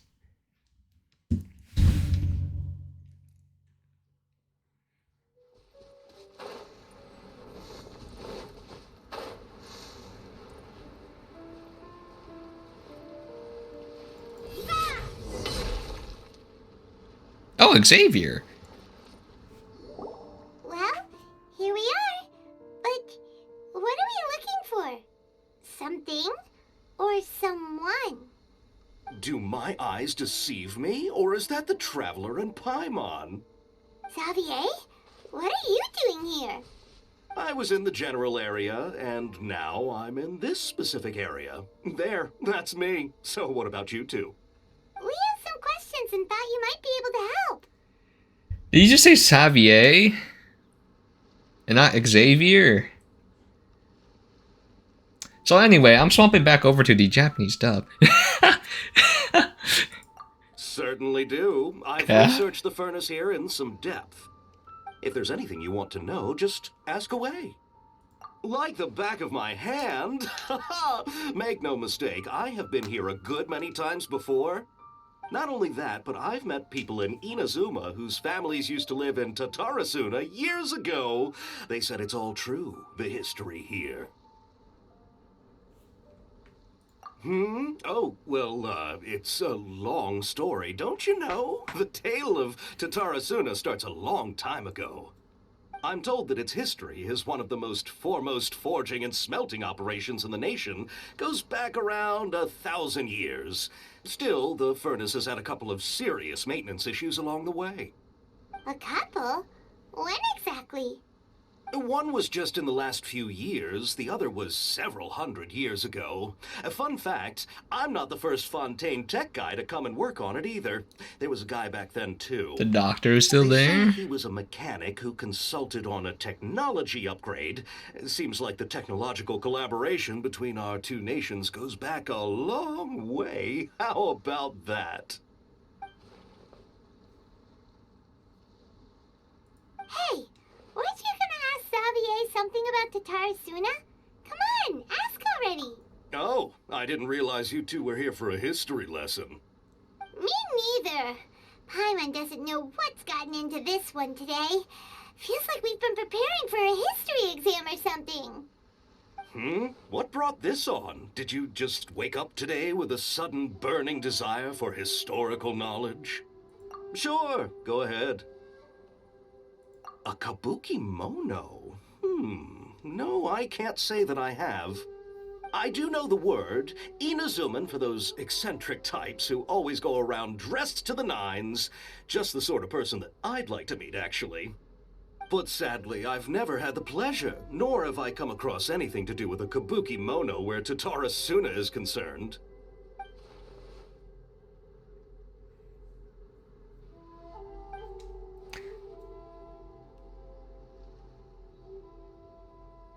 Of course! Don't mention it. Oh, we're leaving? Okay, bye, Xavier. Oh, you're most welcome. More than happy to help. Farewell. English is great, isn't it? Looks like you got all the information you're looking for. Sure, but what's up with you today? Whatever it is, it seems like it's really troubling you. Keep your smile, Spinal Crocodile. No matter what happens, Paimon will always be there for you. Come on, you gotta keep it together. Why don't you grab something to eat? You can't go facing life's challenges on an empty stomach. Alright, let's head off and go meet Nahida.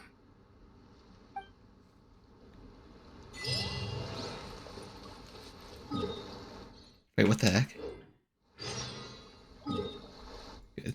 Okay, I need to go back and pick this up. I forgot about the cut. The cutscene like pushed me out, so I wasn't. I forgot to walk back in. This wasn't here before. You're putting items back in spots already explored.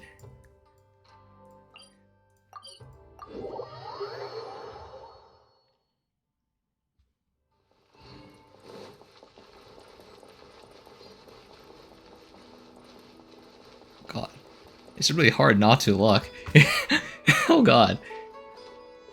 Hey, it's them.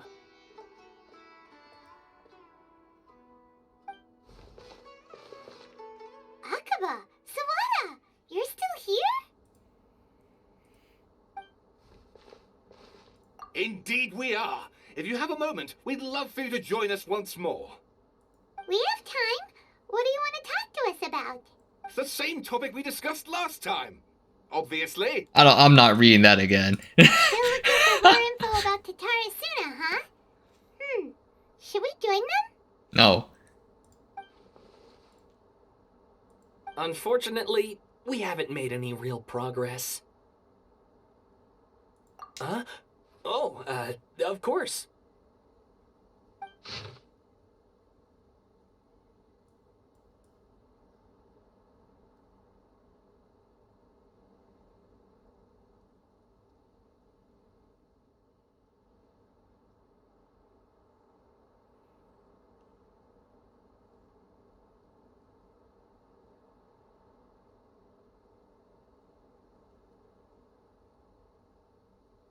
Okay, they highlighted the part that is different. Thank goodness.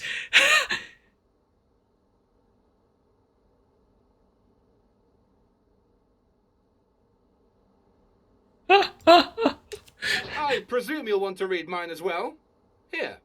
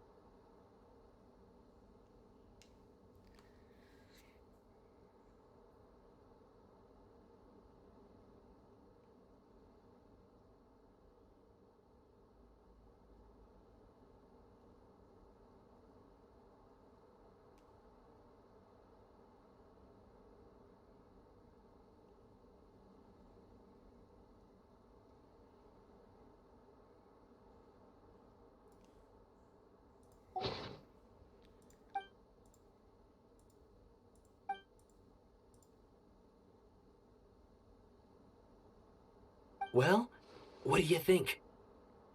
Hey, Traveler. Remember how last time Akaba was saying how he wished he could gather more information about all this? Well, we just got back from Inazuma. So how about we tell them what we learned? What did you find out? Something big? It's a long story. Basically, we have some friends in Inazuma, and...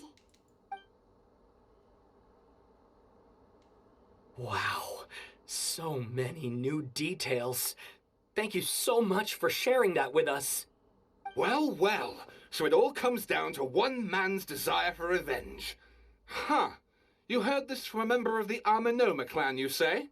Then I guess it must be true. Ugh. So there's no ghost story here after all.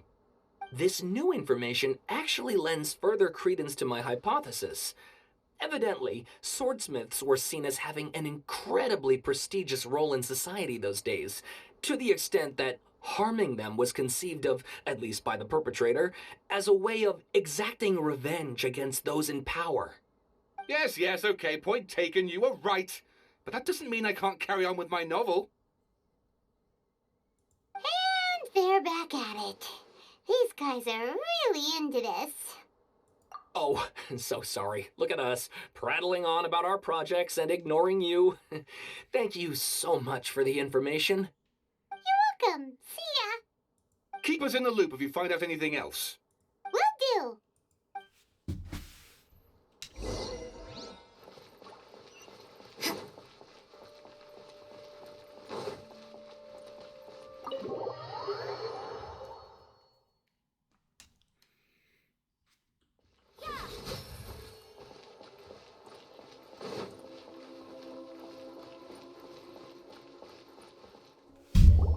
Nahida, we're here!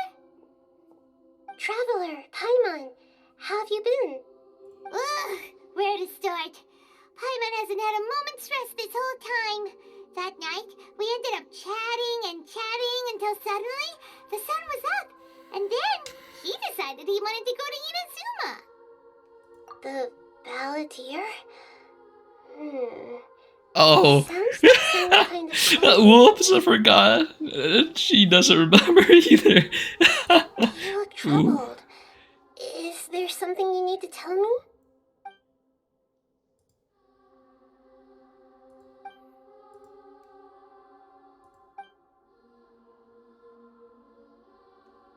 Traveler? Hey, what's wrong? You look so upset.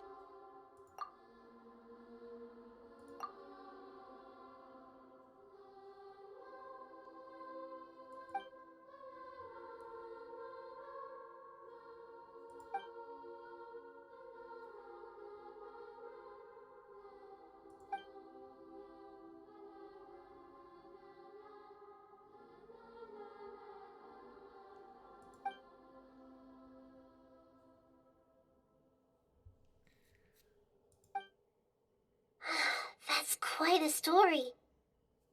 So, this puppet known as the Balladeer erased himself from Irminsoul, hoping that he could change the past. But how was he even able to do that?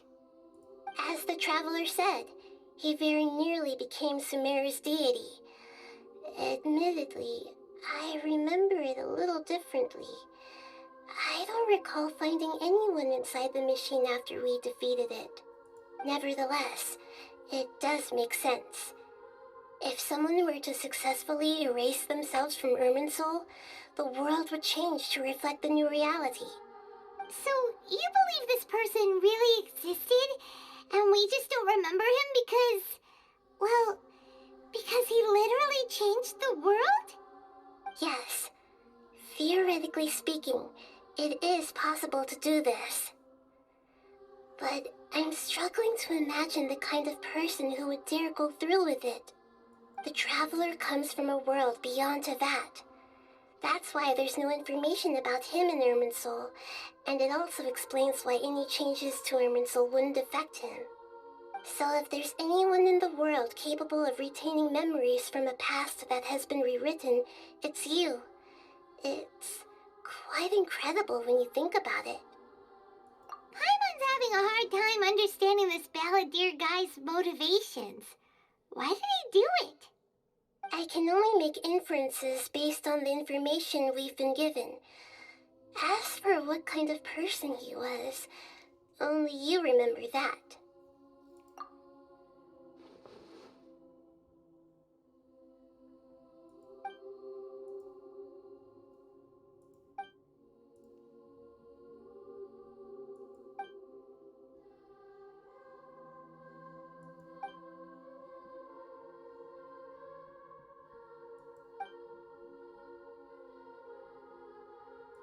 Something else worrying you? Something that you can't share? It couldn't change the fate of the ones who had died, right? Once the balladeer realized he hadn't been betrayed after all, it must have completely changed his view of the people of Tatarasuna. Now he saw them as friends again. He couldn't keep hating humans after that, and if he thought there was a chance he could save his old friends, it would be hard not to try. The story makes sense, every part of it. The balladeer tried to achieve godhood with the doctor's help. He was unsuccessful, but retained the power to connect with Irminsul. That power then enabled him to change what was recorded in Irminsul and erase himself, even though he didn't have much strength left. Yeah, it does make sense, but it still ended in tragedy for his friends. It just feels so hopeless. He gave everything to do this, but it seems like he got nothing in return.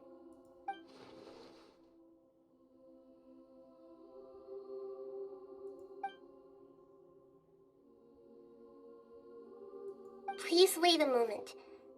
I want to check something. The auto experience. Found it. This should be the one. It turns out that I have a strange way of confirming everything he has told us. What is it? A record from a personal collection. It was tucked away in a corner. You should take a look.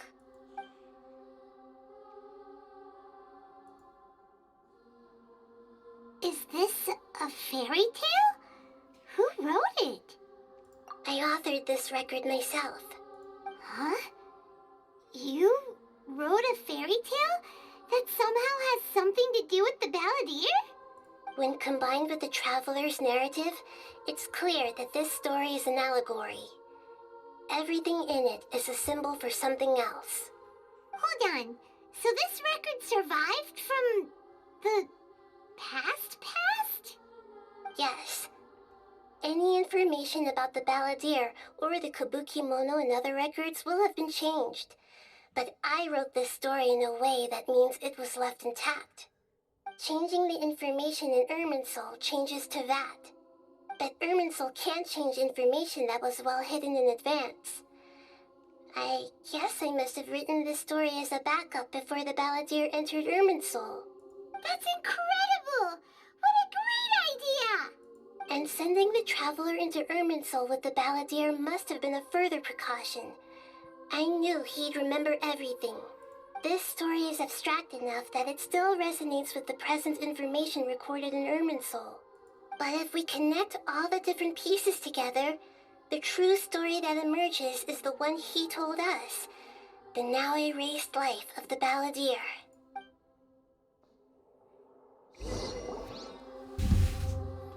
There was once a lone monster draped in fox fur. The monster found a family of foxes, joined them, and they became friends. The monster lived with the family day and night, and everyone treated it as one of their own. Once in a while, the monster would take off its fox fur at night and lament to itself as it gazed at its reflection in the water. I am a monstrosity, yet they are too foolish to see it. I pity them. But the monster soon found solace when another came to live among the foxes who was not their kin. A kitten, carved from the wood of a white tree who had been abandoned by the humans. The kitten too wished to become a fox, but its tail was too slender and it could not grow a coat of richly colored fur. Yet when the other foxes saw this, they spoke words of comfort to the kitten. Even without a tail and fur like ours, you are still one of us. Furious at this happy resolution, the monster lit a fire on the mountain. The terrified animals panicked as the fire spread. The only way to extinguish the flames was to make a sacrifice. A gray fox stood up and addressed the monster. It said, "You are the cleverest among us. Surely you can help us find a way to solve this." Among Us? I like how it's, what is it? It's Niwa here. The monster smiled, led the fox toward the fire, and murdered it. The gray fox's heart was turned into a beautiful drop of water, clear, spotless, and pure. The monster gave the heart of water to the kitten, telling him, "The foxes have decided. You are the one who must be sacrificed. Take this, quench the flames, and die for your fox kin." The fire was extinguished, but the kitten lived. It left that side of the mountain and found a little bird who had a broken wing. The two promised they would spend their whole lives together, but the little bird did not have long left to live. It passed away soon after. After burying the bird, the kitten left the mountain for good. Interesting. Never again would it cherish a single creature, nor a single blade of grass that stood on that mountain. The kitten spent the nights wandering aimlessly, gnashing its teeth at the moon. How it wished to swallow the moon and devour the moonlight. If the world could only return to darkness, then it would finally be peaceful and content. I will become the new moon, the answer to everything. Then, no one will know that there were once birds, foxes, and cats in this world. And no one can know that they were different.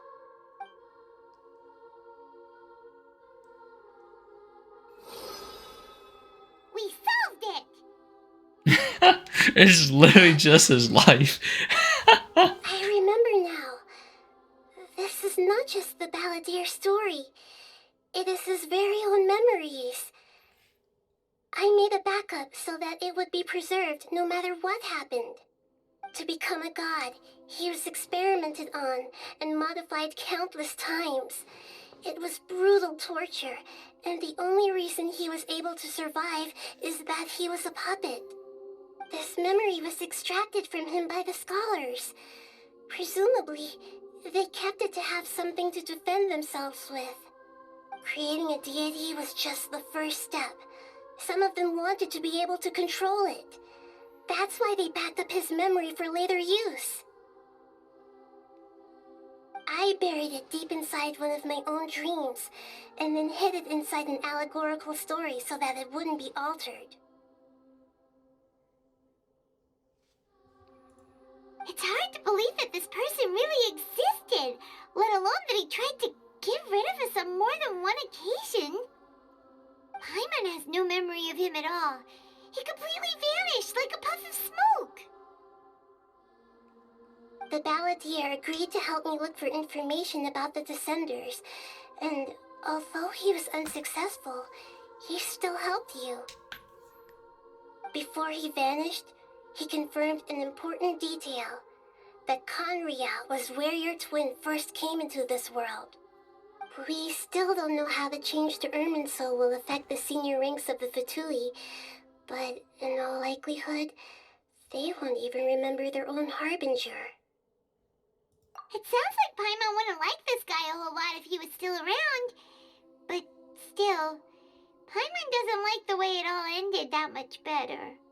This is why wisdom alone cannot answer all our questions.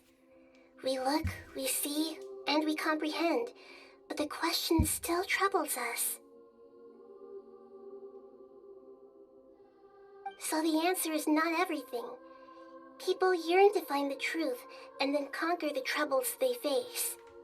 When you give someone the truth, you give them a chance to choose their own destiny. To others looking on, this may seem like a pointless endeavor, but for him, the chance to act on his desire to disappear must have meant a lot. Never forget that even when we walk beneath dark clouds along a road filled with suffering, the light of wisdom is always there, guiding us toward a better destination. And that is what you have been doing all along. Yeah, Nahita's right. Cheer up. How about we go get something to eat? We can pick up this heavy conversation again later. Good idea. Paimon, why don't you take him out for a walk to clear his head? You got it. Come on, Traveler. You need to get out of your head for a while. You'll feel much better after taking a walk. Let's go get a snack for one of the stalls in the Grand Bazaar. That'll be sure to lift our spirits. It must be really tough being the only one who remembers all that. But Paimon's always here to help cheer you up. Okay. I like how they turned his like story to like a little like fairy tale, so like it wouldn't get altered.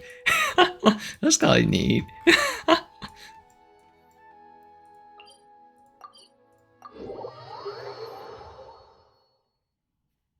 The doctor was the monster, which looked really funny. Little zipper fox suit.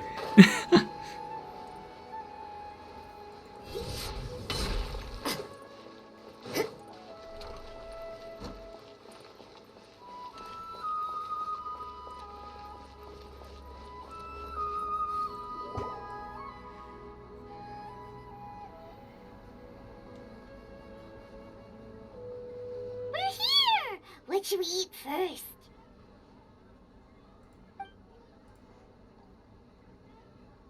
Hey, are you gonna answer or what?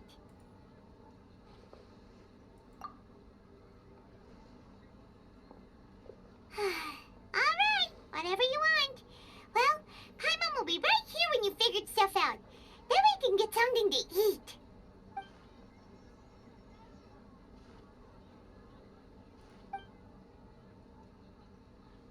What is it? Have you figured it all out?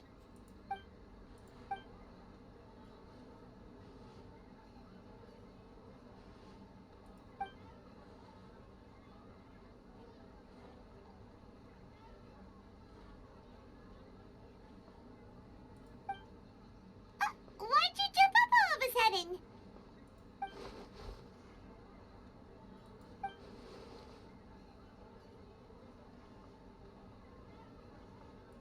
Excuse me, boss. There seems to be a small problem with the last bill. Look, here.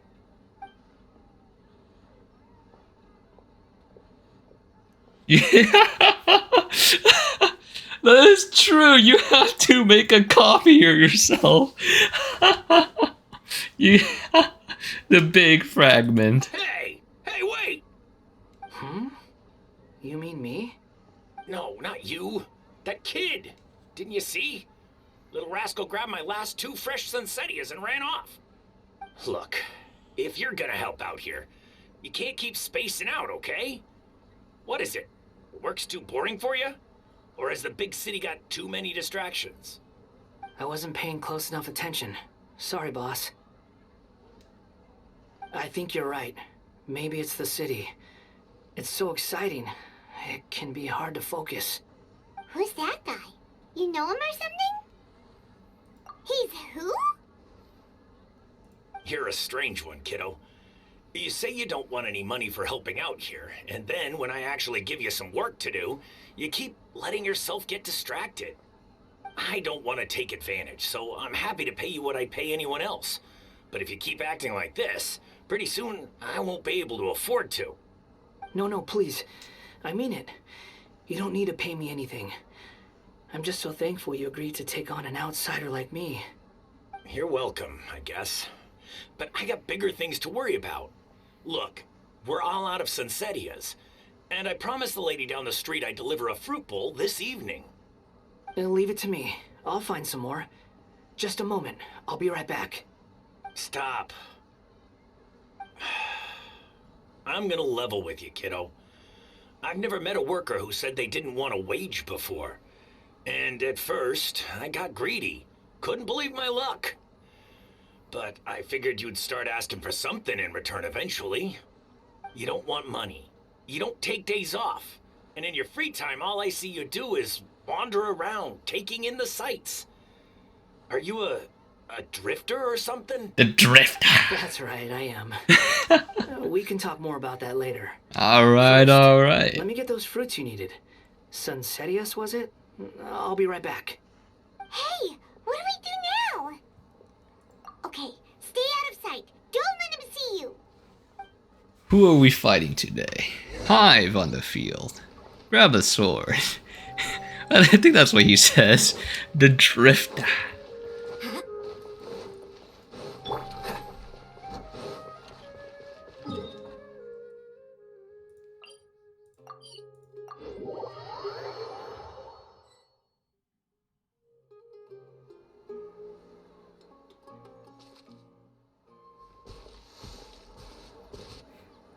Yeah, this'll do. His tone is different now. Even though you say he's the balladeer, what are we planning on doing? Stealing his Sunsettias? Isn't that a bit too cruel? Oh, alright. This should be enough.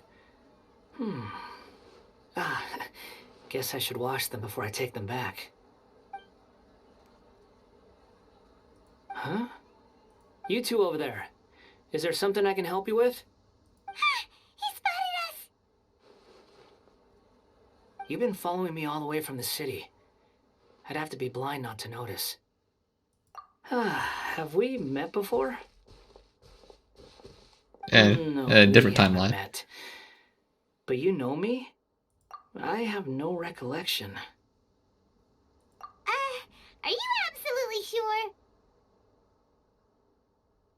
Sorry, but I just can't take your word for it. A puppet? What makes you think that? Huh? You're right! The look on his face! I guess you do know me after all. That is not something I share with a lot of people. Look, I'm just a wanderer.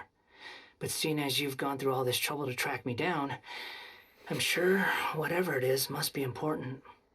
Okay, but please let me deliver these goods to my boss first. Are you really working for that guy? He said you don't want any more for it. Is that true? Yes, I ran into him out in the wilderness during a storm, and he let me take shelter in his cart. In return, I said I'd be his helper for a while. That's oddly nice of you. Let me take these back. Then I'll come with you, okay? Then let's return to the city. mean, he seems more approachable now. He's not completely just like sarcastic all the time. Or dismissive? I don't know what the word is.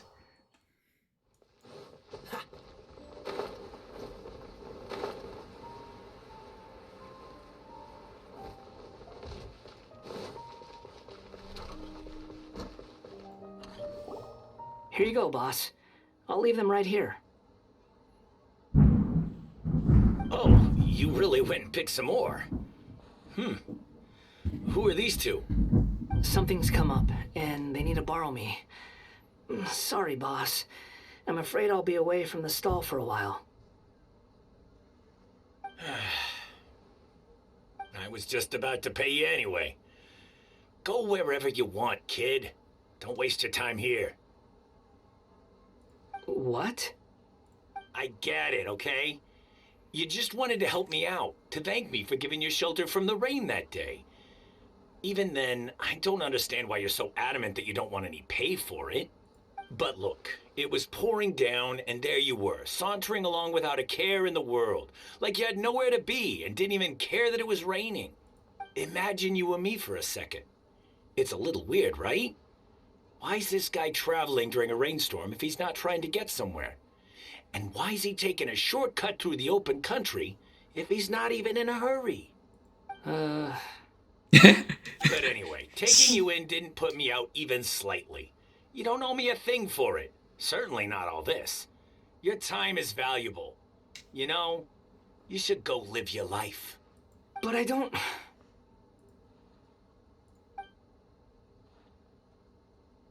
No, you're right. Then I suppose this is where we say goodbye. Thank you again for taking me into the city. Don't mention it, kiddo. I've run into all kinds of characters over the years. I just hope you find your path. Thank you. All right, done. Thanks for waiting for me. We can go now.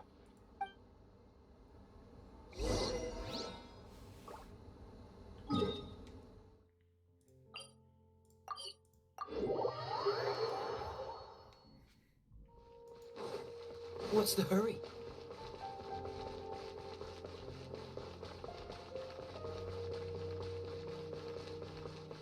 We actually move a lot faster with Rosaria's freaking speed buff. It's actually pretty nice.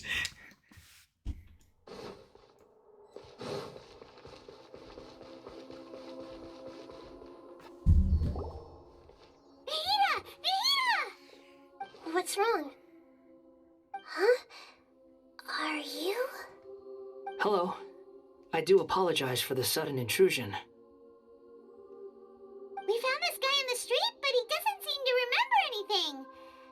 So, yeah, quite an eventful walk.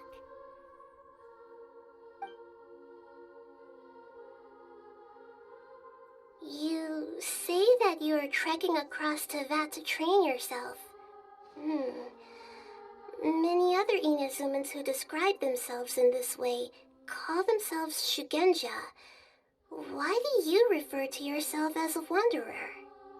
Well, it seems more relevant in my case. To me, it sounds like a plant with no roots. But these two claim that they know me, and that I have a hidden past unknown even to myself. I wouldn't call it the past, but rather... this is a difficult one to explain.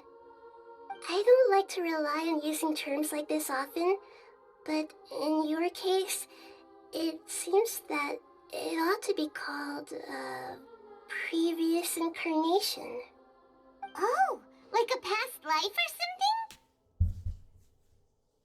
Yes, something far more distant than the past. So far away that you cannot perceive it. Okay, I have to ask. What was I like in my previous incarnation?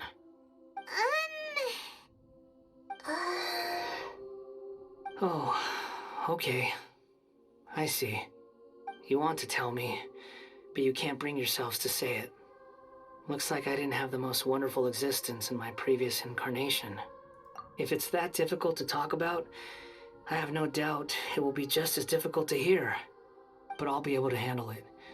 Please, tell me the truth. Is truth something you care a lot about? Yes. Then I'll be straight with you. In your previous incarnation, you did many things that would be considered evil.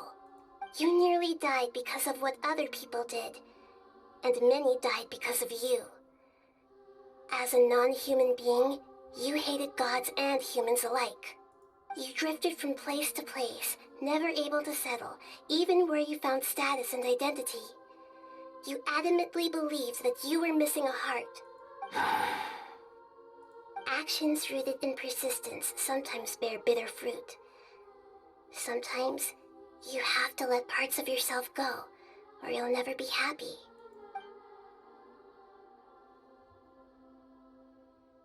I gave everything I had, but it barely changed history at all.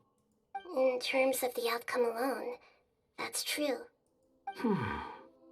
I don't think I can judge everything I've heard purely in terms of right and wrong. Each choice a person makes belongs to a specific place and time, a chain of cause and effect, a cycle of karma and consequence. That is the nature of truth. If one thing is right, its opposite must be wrong. And yet, dichotomies like this are not enough to explain the world in all of its complexity. It seems like my previous incarnation wasn't the most likable individual. We're not trying to hurt your feelings or anything, but yeah, we weren't your biggest fans. If we were enemies, why are you trying to help me find the truth? This is so frustrating! This guy's supposed to be our arch enemy, but now he's just some random stranger we met on the street! He's got so much to answer for, but we can't make him talk because he doesn't remember anything. What a weird situation. Lesser Lord Kusanali, as the god of wisdom, I trust that everything you told me must be true. Yes, it's all true. I can even show you the memories themselves, if you're willing. Please, I want to see them for myself. I want to experience my own transgressions. Even though it will cause your present self great mental anguish? I'm just a puppet, with no heart and no name. There is nothing in this world for me to cling to fill the void within me. Except maybe these sins that can never be undone. Very well. As you wish. Wait, shouldn't we go with him? This one's kind of on us for bringing him here. Don't worry. Whatever danger I might face, it's my burden to bear. Traveler, could I ask you to supervise him on my behalf? Oh, good point. Given your, unique situation, we'd better keep an eye on you. Understood. Thank you. Now, prepare yourselves, everyone.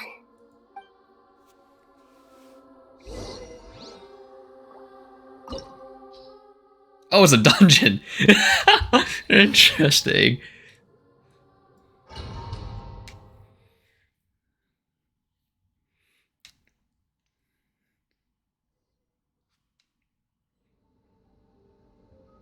This looks like Inazuma. Right now, you're in a dream I created using information extracted from your memories. These memories will show you the raw truth, but be aware that enemies may react just like in the real world. Please be careful. Sounds like an immersive experience. It's a good thing we came along. You don't need to do this for me. I don't deserve your protection. We never give up halfway. Well, we had to once, but that was your doing. All right. Thanks. Wanderer, this is the Shake Pavilion. In your Balladeer incarnation, this is where the Electro Archon placed you after your creation. You had a great many memories here. Is that because this is kind of like his birthplace? You could say that, in a sense. You'll see why shortly. I hear footsteps. This place is huge. I can't believe the landslide didn't fill it in. I wonder who built it. The Crystal Marrow miners? No, there's no way. Look at this exquisite construction work, and so well preserved, too. No mining crew would be capable of this. There's someone passed out on the ground. Who are you? You're awake. What happened? How'd you get stuck here? Are you injured? Huh. Not a scratch. And these fine clothes. Who are you? This man is Katsuragi, deputy to Torichiyo's adopted son, Mikoshi Nagamasa. He found the balladeer in Shake Pavilion and took him back to Tatarasuna. And the rest is history. Well, it used to be. In the original version of events, Katsuragi was ultimately killed by Nagamasa. Let me get you out of here. Our people are nearby. Hang in there. During the Tatarasuna incident, Niwa was murdered by the doctor disguised as a mechanic. The balladeer, then known as the Kabukimono, disappeared not long after. As the second in command at Tatarasuna, responsibility for what had happened fell to Mikoshi Nagamasa. But Katsuragi had sworn lifelong loyalty to Nagamasa after the latter had once saved his life. At Katsuragi's insistence, Nagamasa killed him to put an end to the Tatarasuna incident. Katsuragi seems like he was a good guy. He looks like a warrior, but he has a kind face. Why couldn't he live a long and happy life? Oh, the door's open.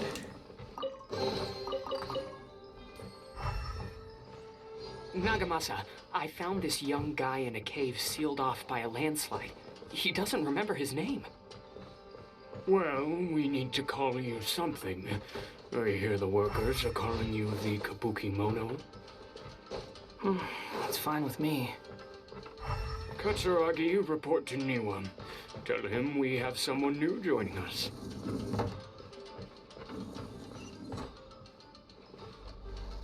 Oh shit! The floor's electrified.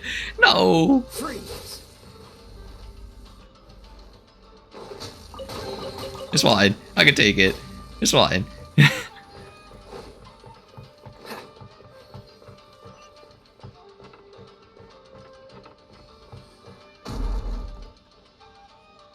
Oh, that was close.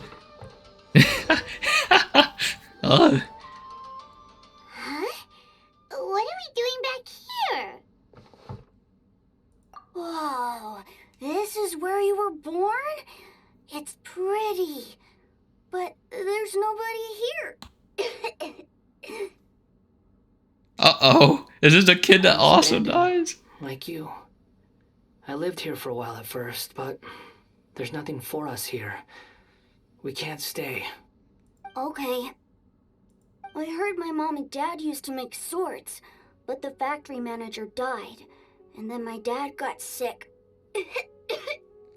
It's the kid that dies.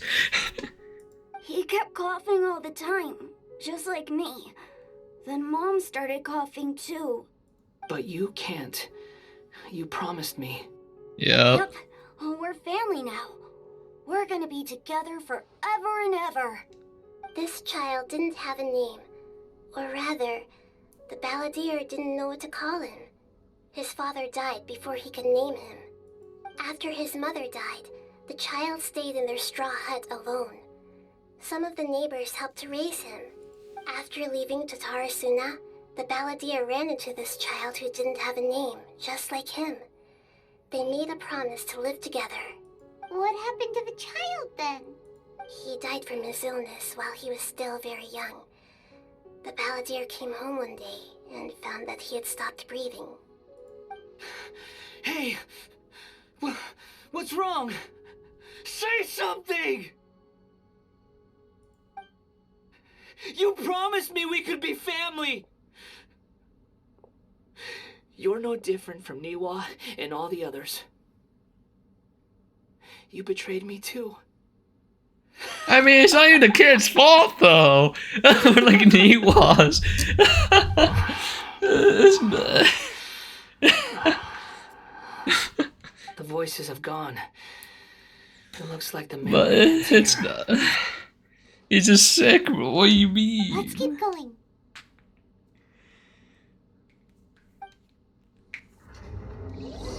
It's not, though. Who was not the sussy Baka? What's the hurry? Oh, what the fuck? That's the second trap I walked past.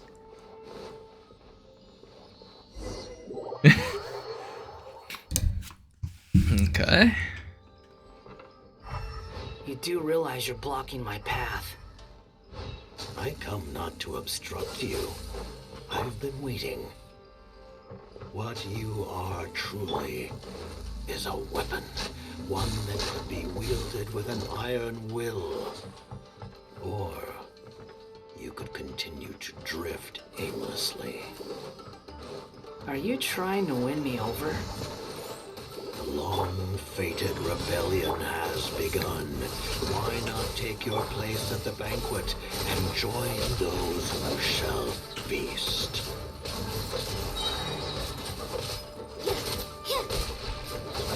Punishment! Where'd my sword go? Because it's too close to the wall? You can't run!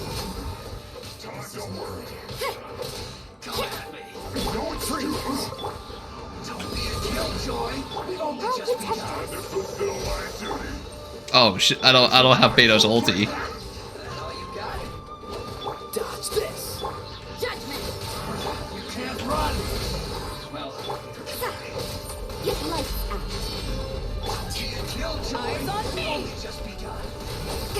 Freeze. This one will be frozen. Miscalculated. Okay. Good fight. It's nice to know this build works for his character. It's just I don't think it's that great the more I look at it.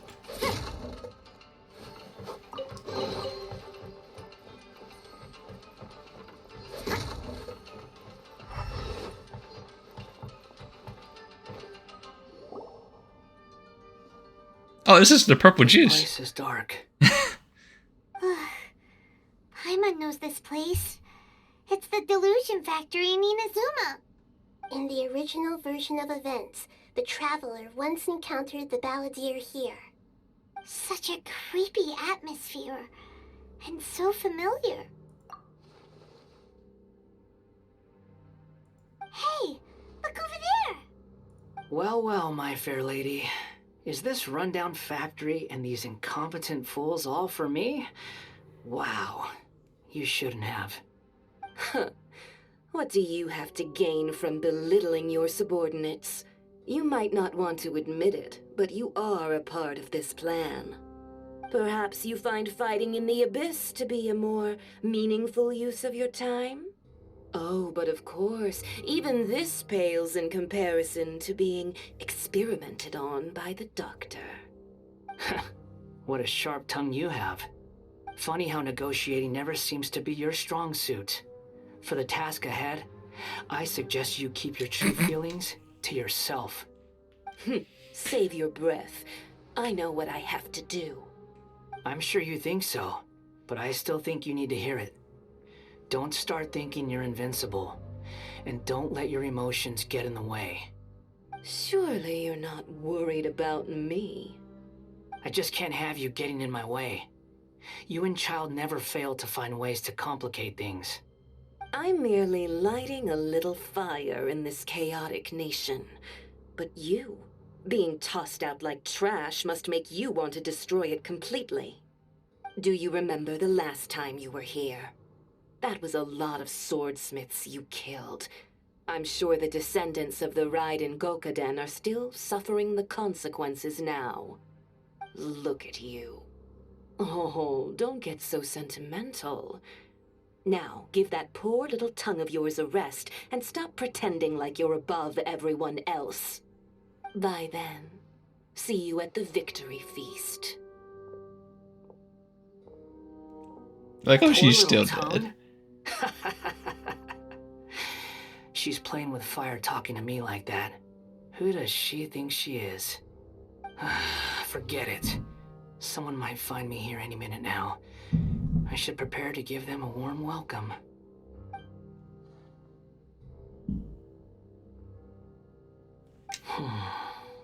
The plot does not end here. There is more of this story to come. Wanderer, are you able to continue? Yes. Please don't worry about me. Why are you staring at me in silence? Can't you think of a nicer way to express yourself? I'm under no obligation to be nice to you. Besides, I thought nothing mattered to you except results in your own interests. Isn't that right, witch? Ooh! Muddle-headed puppet. You're only number 6 because you can take more abuse than other humans. Do you really count that as an asset? Why is she not dead? You're about as much fun to be around as a raging inferno. But before we murder each other, it'd be best if we finish our duties.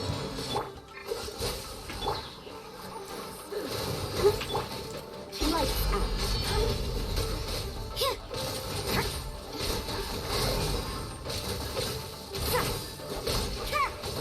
You can't run. Cool it. Over here. Oh, I missed time to parry from the projectile. Worked up. There you go.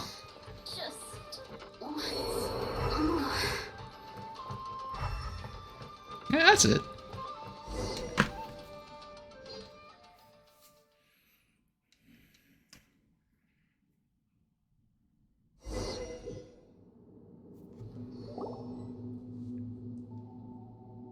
Looks like we've arrived in Sumeru. Is that? Considering that Amorta's sage, Nafis, refused to join this project, I'll take part in the experiment in his place. Welcome. I look forward to a fruitful collaboration. When do we start? You seem impatient. You should know that becoming a god is far from a trivial affair. The biological transformation is a lengthy process. As such, I too would recommend that we commence as soon as possible. In the event that a successful connection is established, his body will become permanently bound to the machine, and he will be unable to move independently of it. Nothing worse than what I've been through before then, Doctor. You were the most resilient test subject I ever came across. Thanks to you, I was able to garner a great deal of information. Alas, after that, you were under orders to remain in the abyss. We barely saw each other, and it became difficult to further refine the knowledge I had gained. That was gracefully worded.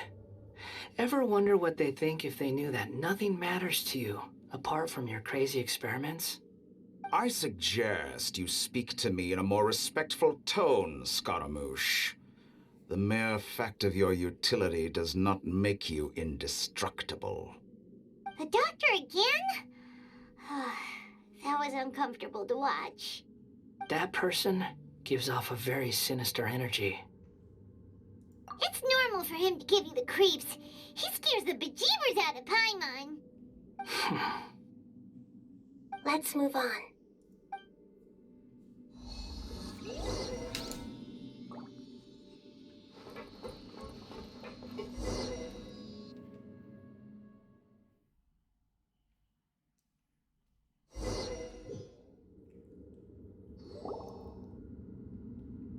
You're a god.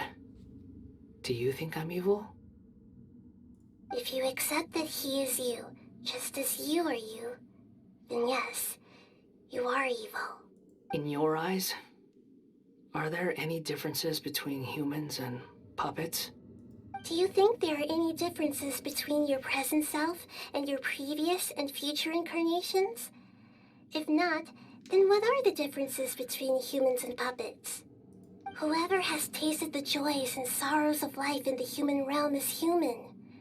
Whoever has loved and lost, cried with grief, howled with rage at the tragedy of death that eclipses the miracle of life, They are human too.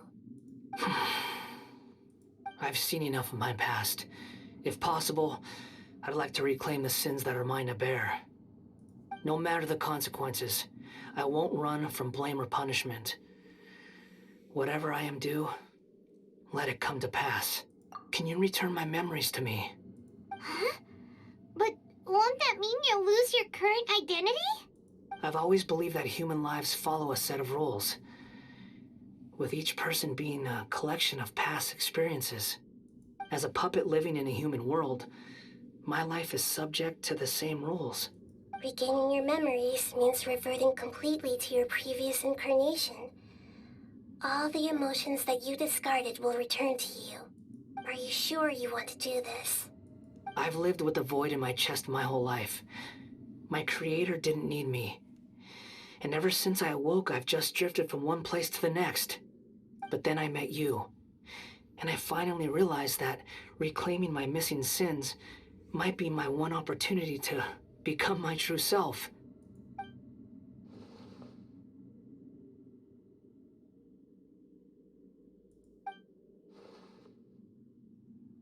I've always felt I have an innate tendency to yearn for something more, in a way that goes deeper than for most people.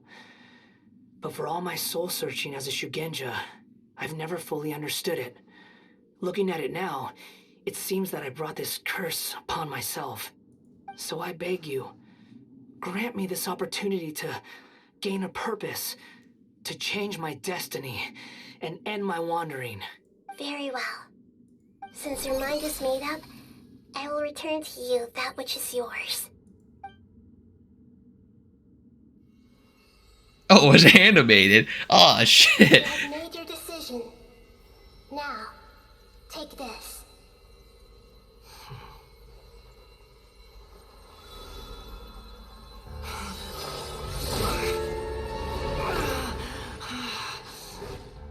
Set him free.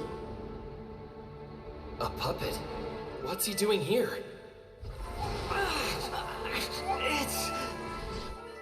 You're a human as far as I'm concerned. Everyone's here. Wonderful. What a fine blade. Nagamasa will be thrilled.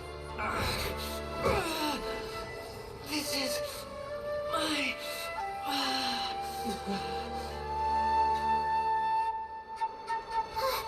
Is he alright? Again!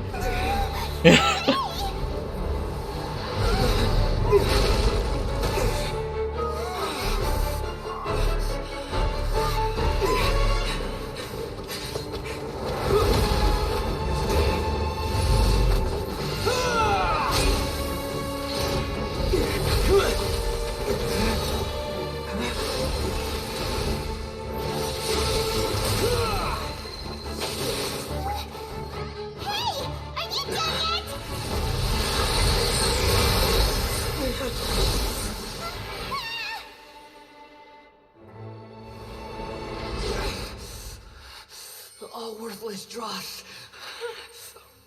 will be purged. That's why this won't be the end.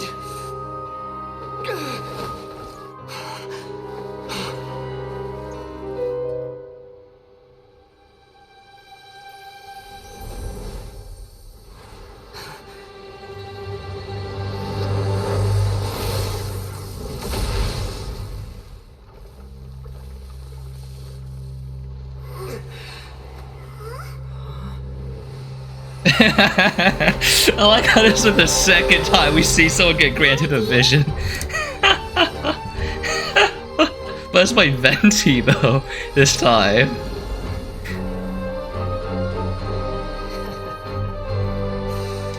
Die.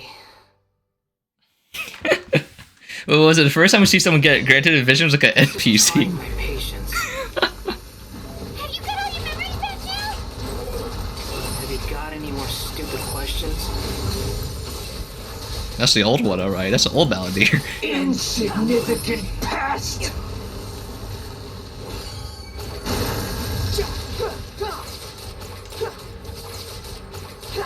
Squall and Fury. Lore! Be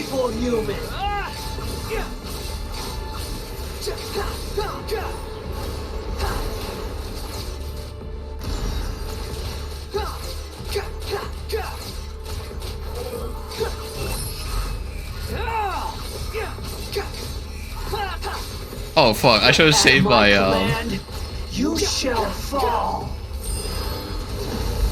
There you go. Wait, his own kit counters his own like boss fight. That's actually really funny because he just floats above that mechanic. Oh, I fucking didn't dodge in time.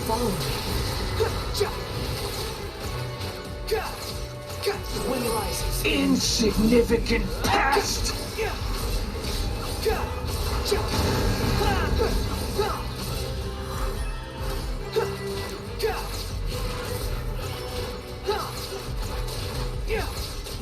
Feeble human.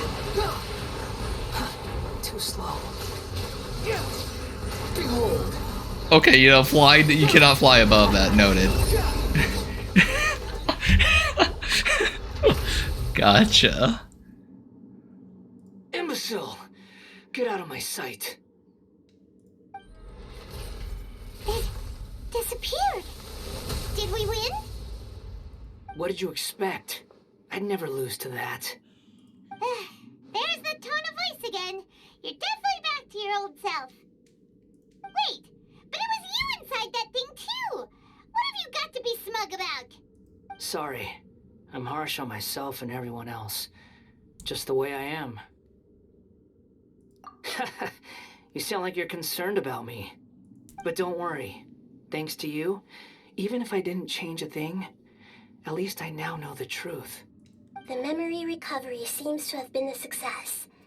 This dream has served its purpose. Come on. Let's continue this outside.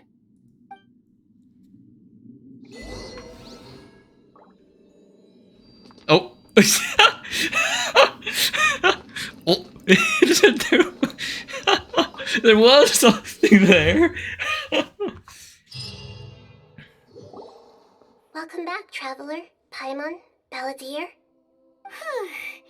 It feels like we just went on a really long journey. Paimon's exhausted. God damn. So Venti just said, yeah, you get an animal vision. Yeah, sure. Just give him one. You don't like being addressed by that name? It's fine. But I was just thinking, I should probably change it. After learning about everything the doctor did, there's no way I can carry on using a name connected to him. I'm not planning on returning to the Fatui, and they wouldn't take me back anyway. Recent events will have affected a lot of people, and they might not even remember who the Sixth is. So, you're quitting the Fatui for good? It's like you said, Lesser Lord Kusanali. Everything may look futile, but it wasn't completely meaningless. At least I made a lot of people forget about me. But that doesn't mean your own past has disappeared. Of course. And your main goal, for which you gave up everything you had, you weren't able to achieve it. I hope you can see and understand that. Changing the world, changing the past, changing the fates of other people, these are not simple things to accomplish. What you were looking for is complete annihilation. But this is just a fantasy. Even if the Balladeer is removed from existence, the world will not heed your will. Indeed. How ridiculous. Do you regret doing all that when you've gotten so little in return? Even if I'm completely worthless, there's nothing in the world worth regretting. Lesser Lord Kusanali, you purposely left that information in Irminsul, didn't you? Yes, and I took pains to make sure that you'd acquire that information naturally. Why would you go to such lengths? You trying to win me over too? In all honesty, your past experiences have made you a useful asset to Sumeru and to me. Winning you over was indeed a part of my plan.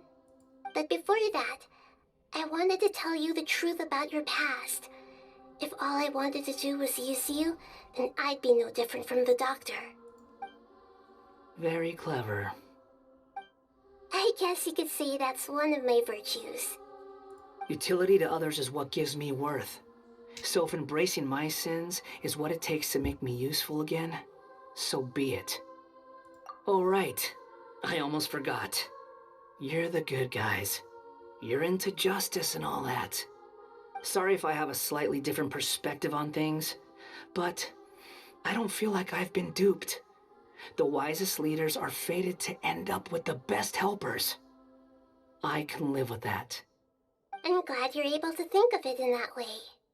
Traveler, in the future, I'll continue to search Irminsul more deeply and see what secrets can be uncovered, including the beginning of your twins' journey recorded in Irminsul. What exactly happens before and after that point? I want to know as well. I will try.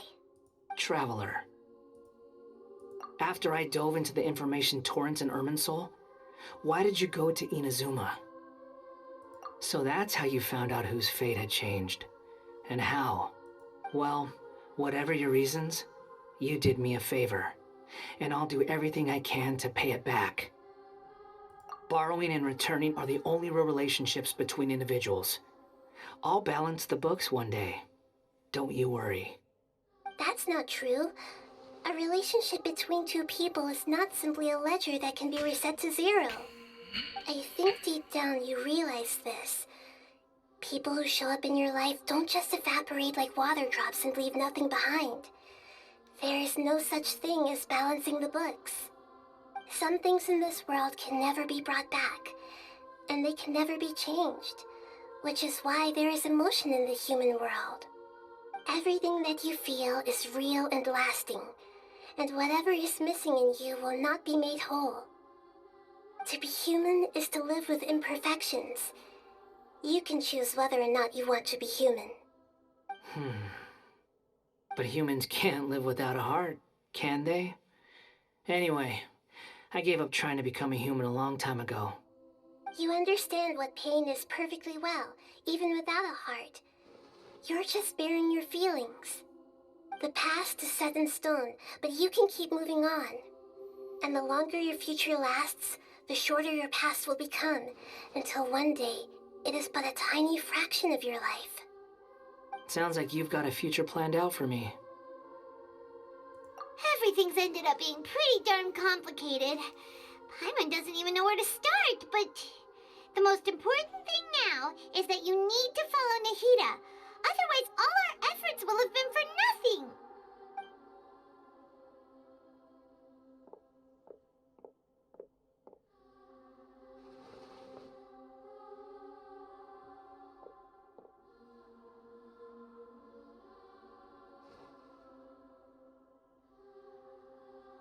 Then I guess I'll be helping you from behind the scenes from now on. Hey, yo, the boy. I'm glad that you accepted our proposal.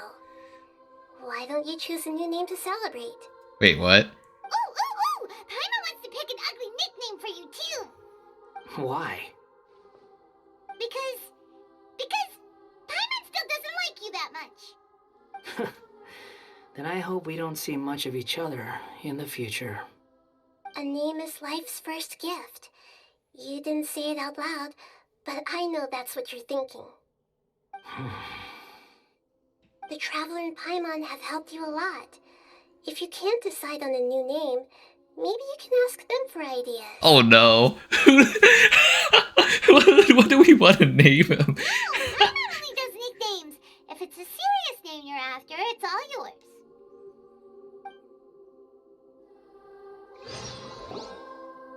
Have you got anything?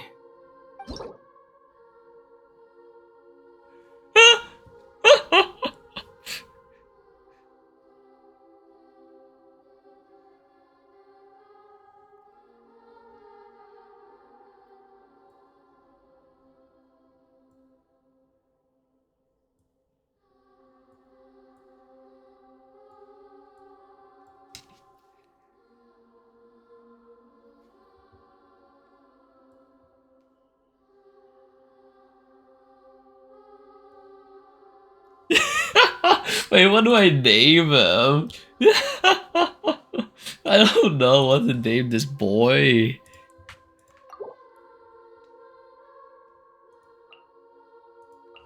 Can I just leave it wander, or does not let me?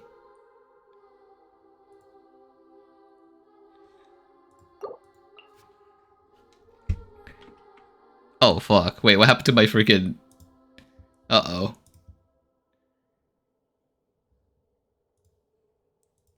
Okay, we shall name him the. Can I put a space? Oh, I can't. Ooh. Ooh, the skull. I don't freaking know. Do I have to do? I don't know what to name him, actually. I wonder if you could just keep it Wanderer.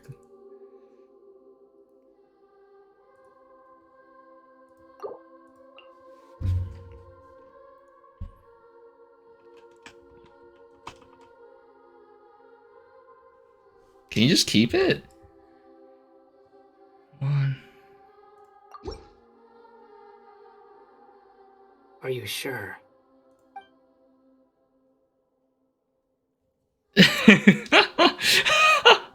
I don't want to name him. I just want the game to, yeah. I just want the game to be. That's fine. Oh, all right. If you say so. There. Now you have a name of your own. What about a nickname? Are you done yet? Still thinking. Stop rushing me. Take your time. I don't need to see you again until you've thought of one. Everyone who manipulated me and made me suffer will have to pay the price. You mean the Fatui? The doctor, at least. Now that your stance has changed, I believe your future path will change accordingly. But it won't be immediate. You still need some time to compose yourself. One more thing. There are still some descendants of the Raiden Gokuden living in Inazuma. Some of them know. Well, they ought to know about the connection between Raiden Gokuden and myself.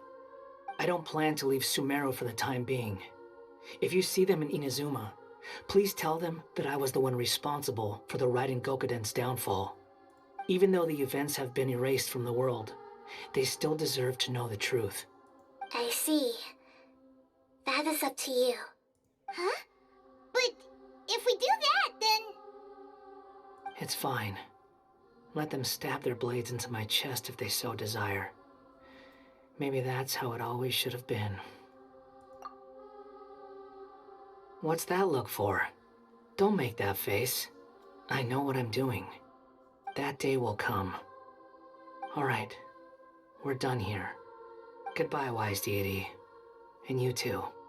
He's gone. What he went through today would have been like living an entire lifetime in an instant. He'll need some time to calm down. Yeah, true. But even so, after everything that's happened, he doesn't seem quite as fierce anymore. So we can finally go eat? Paimon is starving. Thank you both. I hope you will find somewhere nice to go and relax for a while.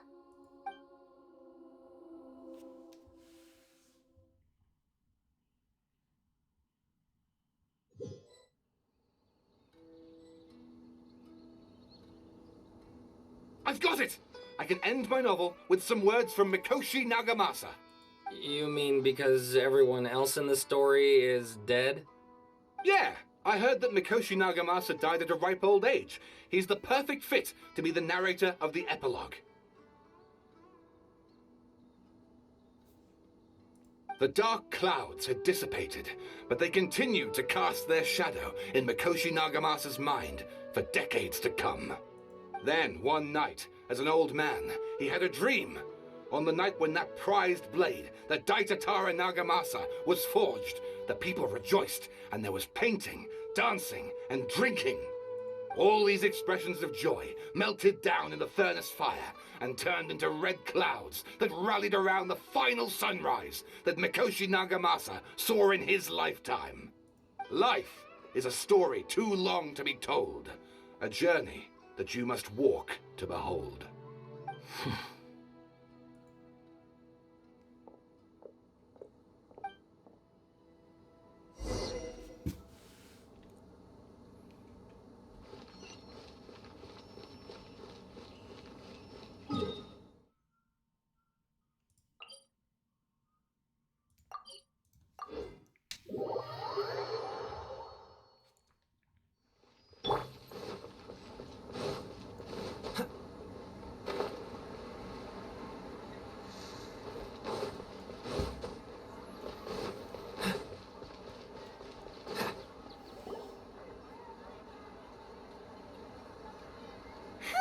It's about time we had a break.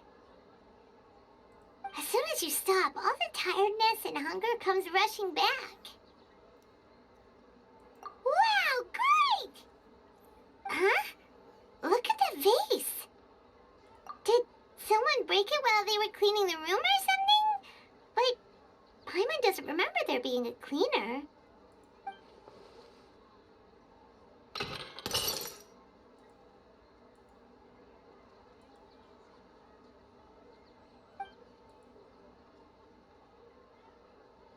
You sound lost and confused. Uh-oh. I know why you are troubled. Any who knew of this would find their mind overwhelmed. Huh? Is there someone here talking to us? Unfortunately, the fate of Tevat cannot easily be changed. Perhaps a god may have a slim chance, but for anyone else, who can say? When a small animal runs into a tree trunk, though the tree may sway, it is not displaced. The same is true of fate, like a vase that falls to the ground. Whether it is broken by a cat or by a bird, the result is still a broken vase, is it not? Who are you? Is it the heavenly principles? History does not change easily, but human hearts can. Believe your own eyes.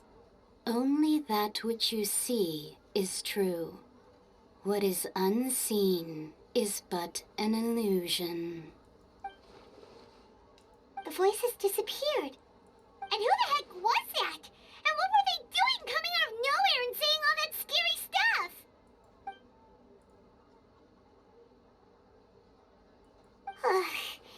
Anyway, that vase is still lying there broken on the ground. Should Paimon go get someone to clean it up? It feels wrong just leaving it there. Just a moment. Paimon will be right back.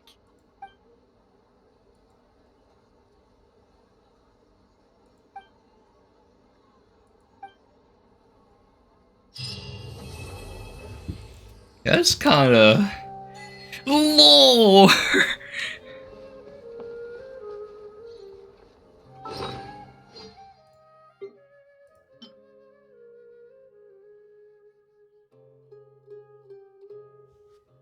Upon a certain person. Very special item.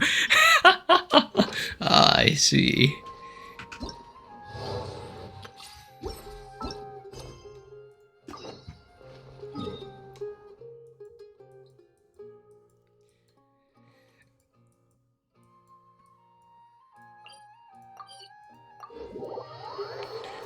Oh, that was nice.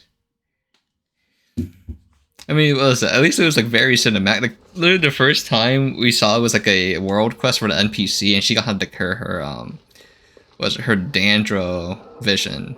But now we see like an actual playable character get it. Except for it's like Animo.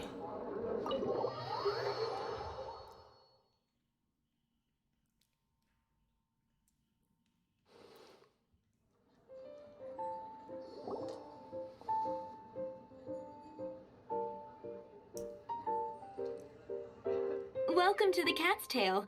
Ah, it's the Traveler and Paimon. What a nice This is a lot surprise. bigger on the inside than on the outside. And Sucrose the Alchemist. It's been a while, hasn't it? I'm afraid I've already told you before. Fur from the Cat's Tail staff is not for sale, no matter how much more you offer.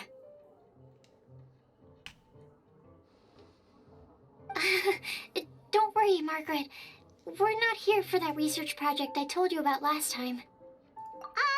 Sucrose, what kind of experiment were you trying to do with the cat's tail? I just wanted to test out some hypotheses, and I needed some materials. But, we can talk about that later. Actually, Margaret, we're here to learn more about Genius Invocation TCG.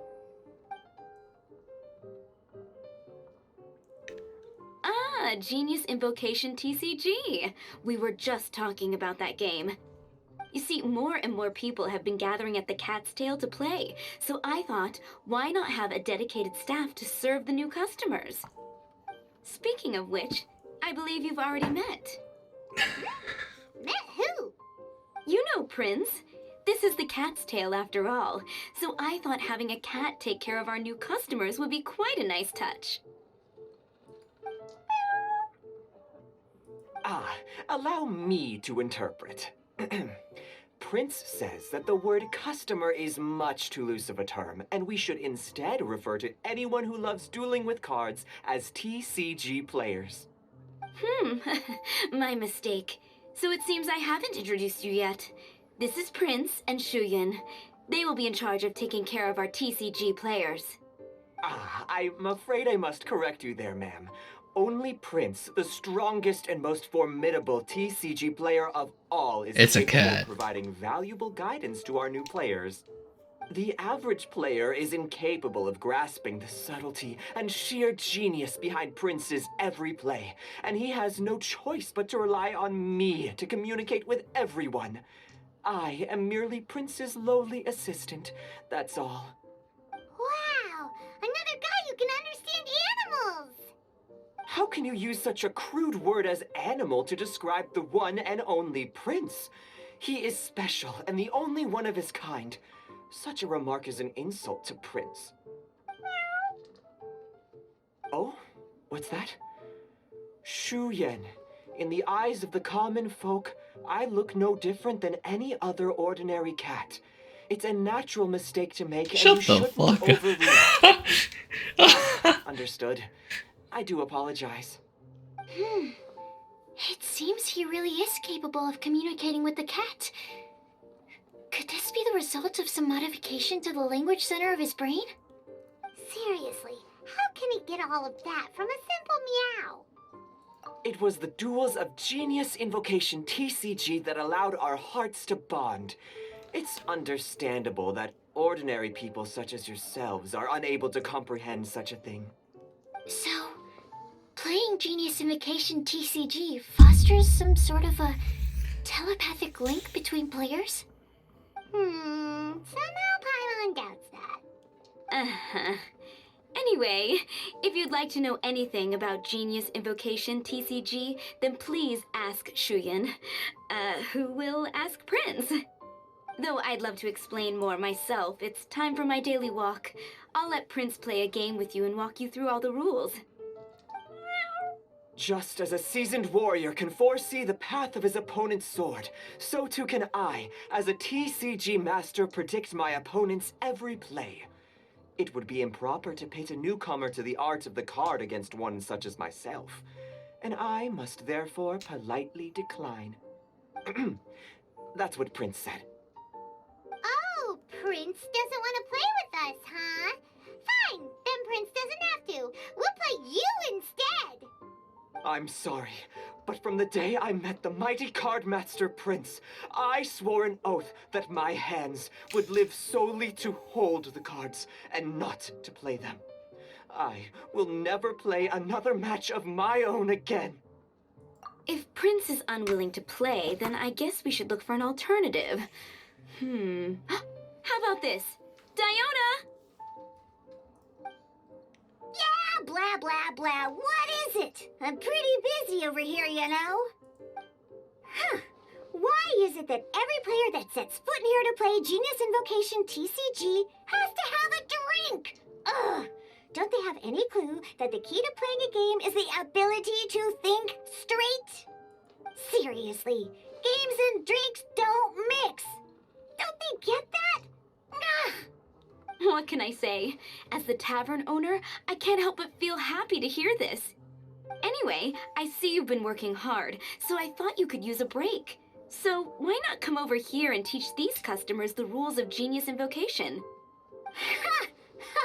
Yeah, what kind of break is that? I'd rather not. Oh, why are we letting all these loafers come in here to play Genius Invocation TCG anyway? All it does is encourage more people to come to the bar for a drink. You know, if drink sales keep going up like this, pretty soon Mondstadt's alcohol industry is gonna reach new heights.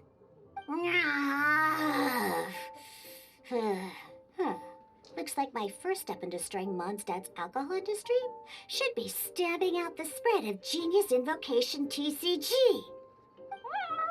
My dear, you are quite mistaken. You said it yourself, a clear mind is necessary to win. Soon, their thirst for victory will overcome their thirst for alcohol.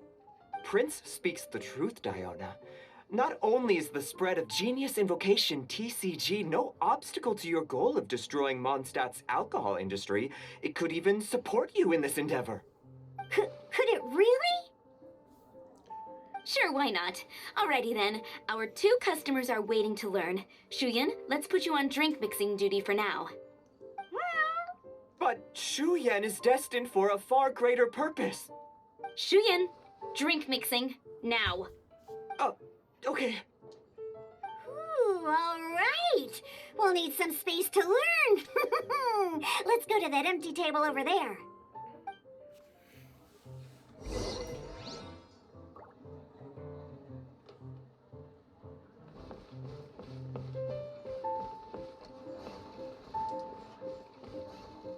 These doors work?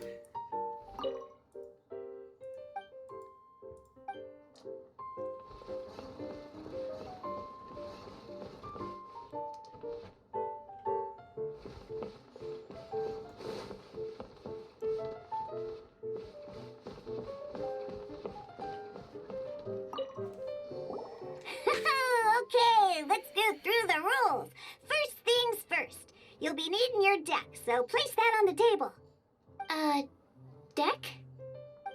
Yes. You should have built a deck. You know, a set of cards that meets the bare minimum requirement to play the game. What's with the blank stares? Come on. Don't tell me you came to learn Genius Invocation TCG without bringing any cards. Yeah, we need a practice deck. Can't you just let us use one? Psh, there's no such thing. Okay, let me think. To learn the game, you'll need at least 2 character cards to switch between. Oh, that reminds me. A few days ago when I was closing up for the night, I noticed a customer had left a couple of character cards on the bar counter. Maybe you could use those for now. Are you sure that's okay? It's already been a few days and he still hasn't come back to claim them. Who knows? Maybe he left them here on purpose. Oh, okay, yeah, I got them here with me. You know, just in case the customer came looking for them. Yeah, not because I like to play the game or anything. Please. Alright, so now we have 2 character cards. That's everything we need, right? Yep. So, are you ready to start? Alright, then let's begin. Oh my god, it's actually a thing. Oh, I thought they were kidding. Welcome to the world of Genius Invocation TCG. Simply put, this is a game where you control character cards to duke it out with your opponent. Pew, pew, pew. Once you've defeated all of your opponent's character cards, victory shall be yours. Now then, you're gonna need a character on the field to start with.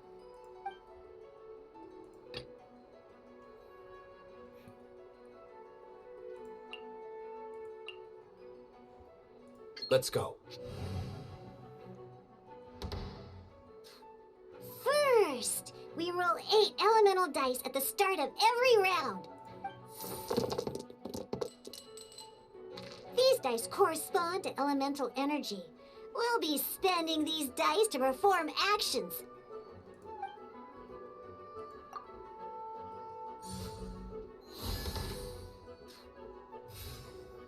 Once the roll phase is over, you'll enter the action phase, where the real game starts. During the action phase, you can spend elemental dice to perform various actions. Of course, the most common action is to use character skills.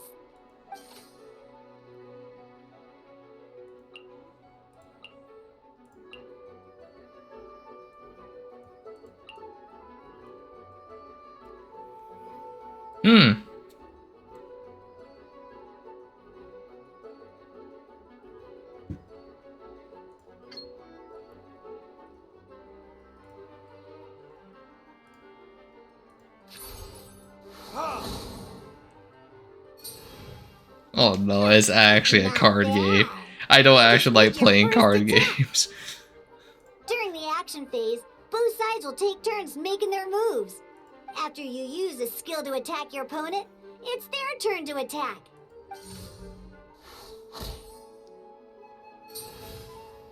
And as you can see, once the enemy finishes their move, it's our turn again.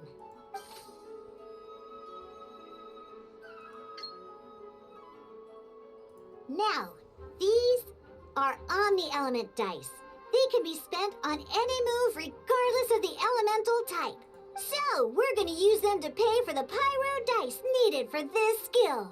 Go on, give it a try.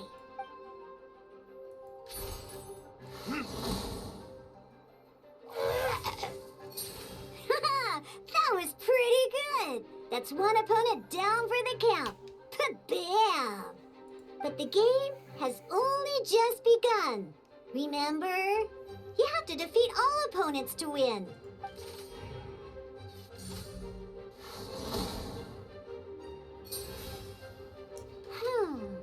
As much as we'd like to attack again, seems like we've run out of usable dice. In that case, let's end this round.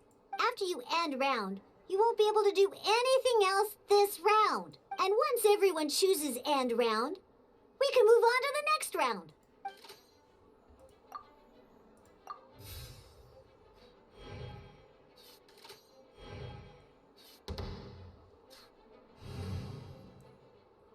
All right, here we are, a fresh new round. Woohoo! And a fresh new round means time to roll the dice again. That's how we're gonna get the elemental energy we need after all.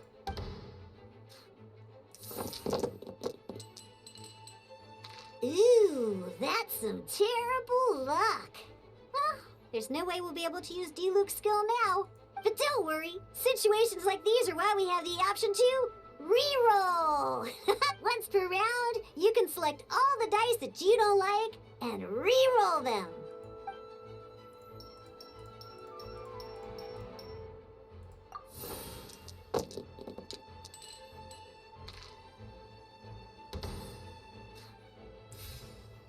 When the action phase begins, the player who first chose end round in the previous round takes their turn first.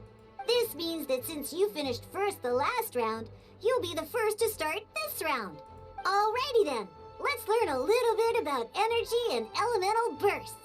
Each time you use a skill, your character will gain 1 energy. Once D-Luke's energy is full, he can use a powerful elemental burst. But we're still 1 short. Never mind, let's start with a normal attack instead. D-Luke's normal attack only needs 1 pyro die and 2 other dice of any type. In any case, your normal attack needs fewer pyro dice than your elemental skill.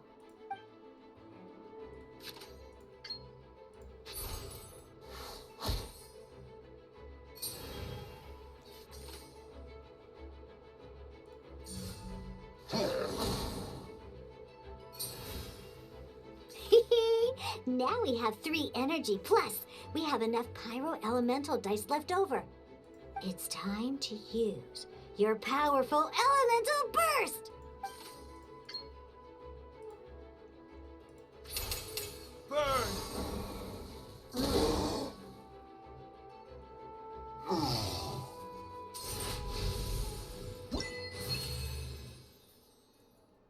Oh my freaking god, it's actually a card game! I freaking don't like card games with the RNG. In an actual game of Genius Invocation TCG, you need to use multiple character cards to form a party. Next up, it's time for your second character card, Kaya, to take the stage.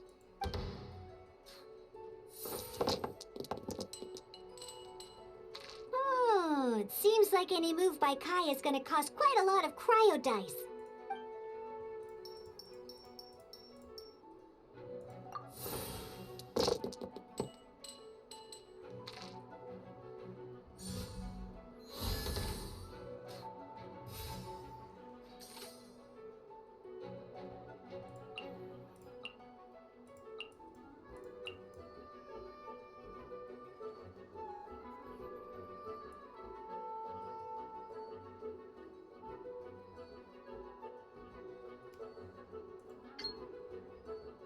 When you deal cryo damage, you'll cause your target to be affected by cryo.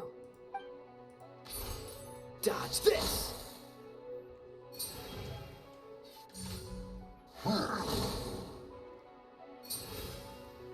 Good! Now our opponent is affected by cryo. This is a good time to learn about elemental reactions. Different types of elemental damage affect enemies with different elements. When a character is affected by certain elemental combos, an elemental reaction will be triggered. At the moment, your opponent is affected by cryo. So oh, that reminds me. Well. Both sides must have one active character, while others are considered standby characters. Normally, we can only use the active character skills. Now, if we want to use the skills of our standby character, we'll have to switch them to the active character. In this case, we'll have to switch to D-Luke in order to use his skills. I like how she doesn't like talking about him because he's the alcohol empire. It costs 1 energy. Let's finish this swiftly. Switching characters is an action, just like using a skill. So once it's done, it's your opponent's turn.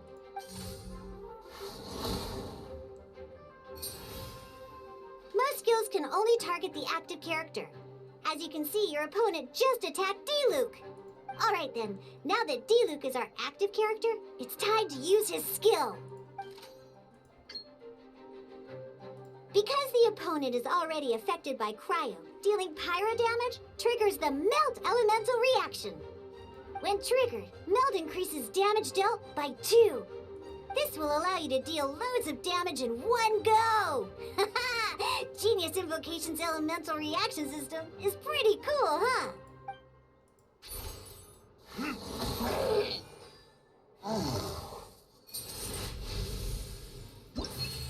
Oh no, bro. I freaking see it. I can't wait for like people unironically, they don't play Genshin, they just play trading card game. It's just like how Witcher came to be. Let's learn how to use card types other than character cards. These cards are all known as action cards. Each time a match starts, you have to draw 5 action cards to form your starting hand.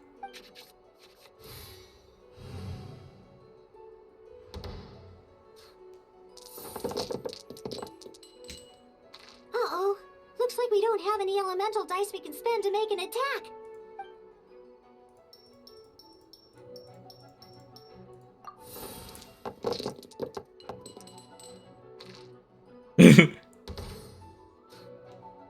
Still nothing. Seriously? We still don't have any usable dice even after that reroll? Well, never mind. Even in cases like this, we can still attack. We just need to put the action cards in our hand to good use. Don't underestimate action cards. They can grant all kinds of support and buffs to your active character. Take this one, for example. So playing this action card will require 2 of these. See the symbol? Yeah, that means you'll need to play elemental dice of the same type. Some of other cards will cost you these instead. The cost requirements for these are much more lenient. You can spend any kind of elemental dice. We'll cross that bridge when we get there, though. For now, just play this action card.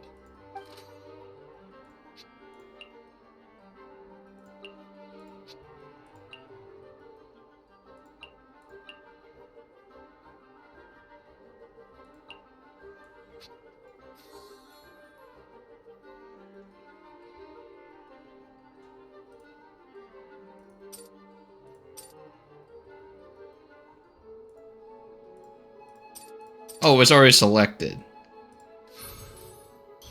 So, playing an action card from your hand is a form of fast action. Fast actions do not end your current turn. Simply put, you can continue to act even after playing an action card. Well then, you have your blade. Time to test it out. But wait, D-Luke's elemental skill costs 3 pyro dice, and right now, we don't even have 1.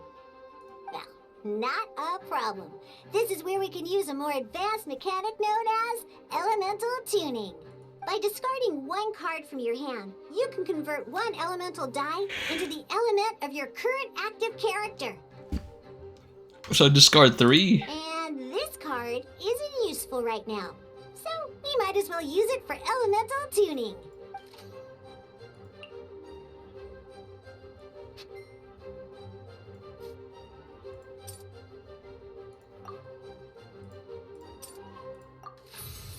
Sometimes you won't be able to perform any actions you want to because you didn't roll the elemental dice you wanted. Oh well. Moving on. In Genius Invocation TCG, keeping up a constant flow of combat is much more important than the number of cards you have. In this case, well, let's just take all these useless cards and use them for elemental tuning. Just like playing cards from your hand, elemental tuning is a fast action. Come on, hurry up! Use elemental tuning to get yourself 3 pyro dice.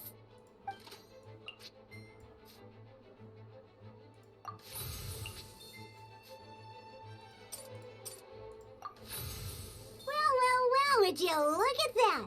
Finally, we now have enough elemental dice to use Searing Onslaught. Because you have the White Iron Greatsword equipped, Searing Onslaught will deal 1 extra damage! What?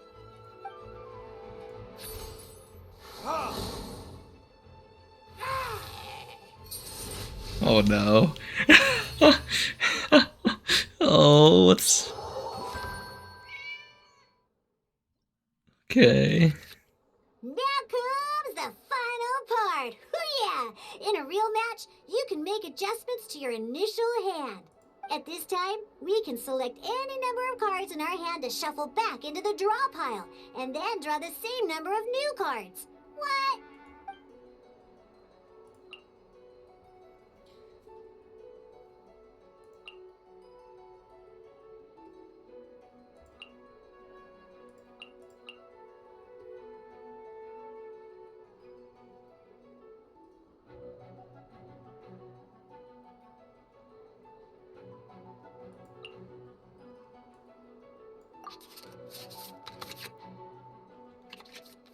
Once you have confirmed any adjustments you wish to make, That's a big man. both players have to select their starting active character at the same time. Oh boy, this one's a real doozy. We gotta take it out pronto. Let's see how you do this time. Remember, start by selecting your initial starting character. This will be interesting.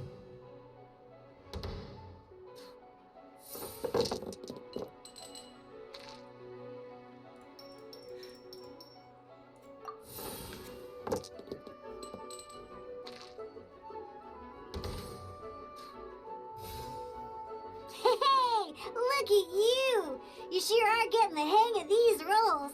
Now let me teach you one last trick, free of charge. You can preview your opponent's actions. I mean, that is to say, you can read their intent. Oh, that sounds like cheating. Check it out.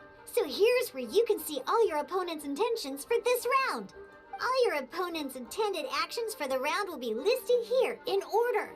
Reference this to come up with effective countermeasures and easily defeat your opponents. Well then, that's the end of the tutorial. You're on your own from here. May victory be yours!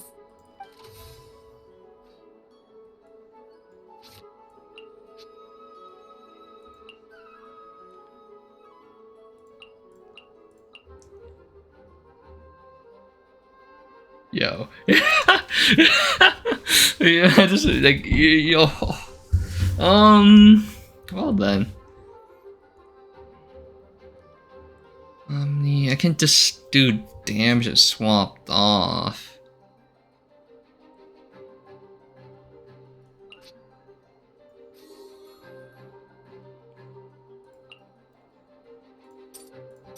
I like how it auto selects it for you. Yeah, that's nice. Okay, since dispense one less energy.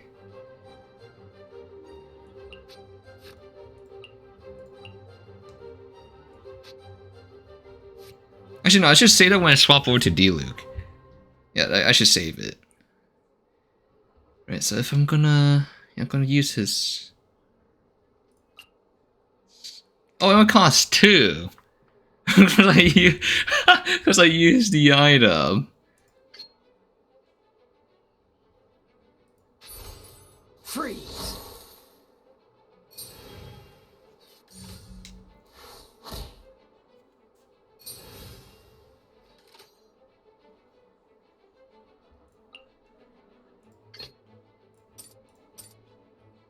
Let's go.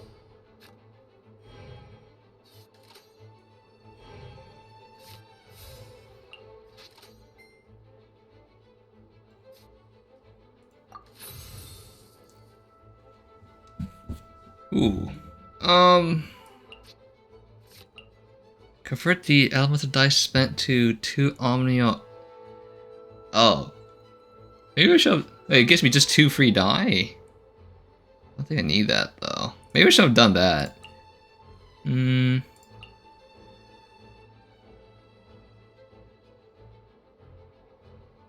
would like to use this. Cost 2 less.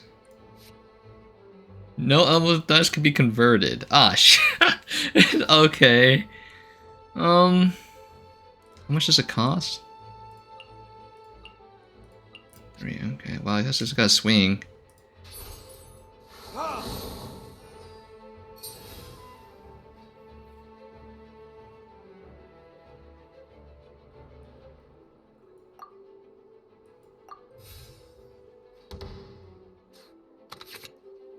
Wait. There's one more thing I almost forgot. Every time you hit an end phase, you get to draw 2 cards from your action cards pile. Remember, you have to make use of both your elemental dice and your action cards to win. Okay, that's nice to know. I was like wondering where you get more cards from.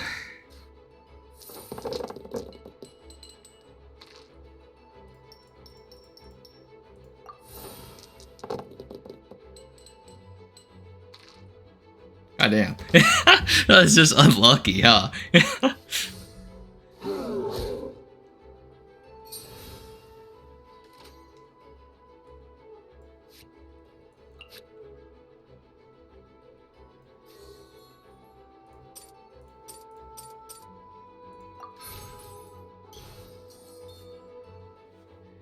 Okay, so now...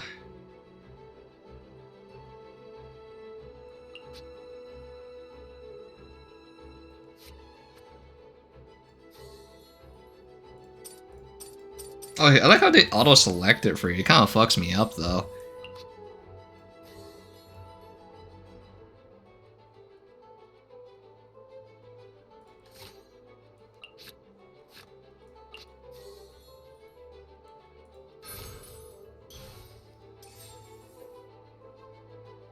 I like how, I spent everything on this. Let me try swap characters. That's fine, I guess. Ready when you are.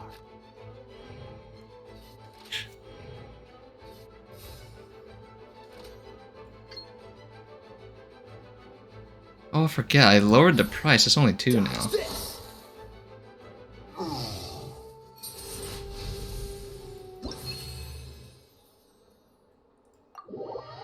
Okay. I can't wait for like a disguised toast of this card game come out.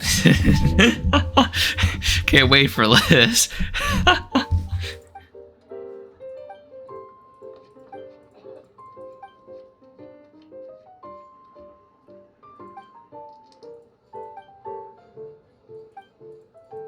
All right, cool. Those are the basics. Did you get all that?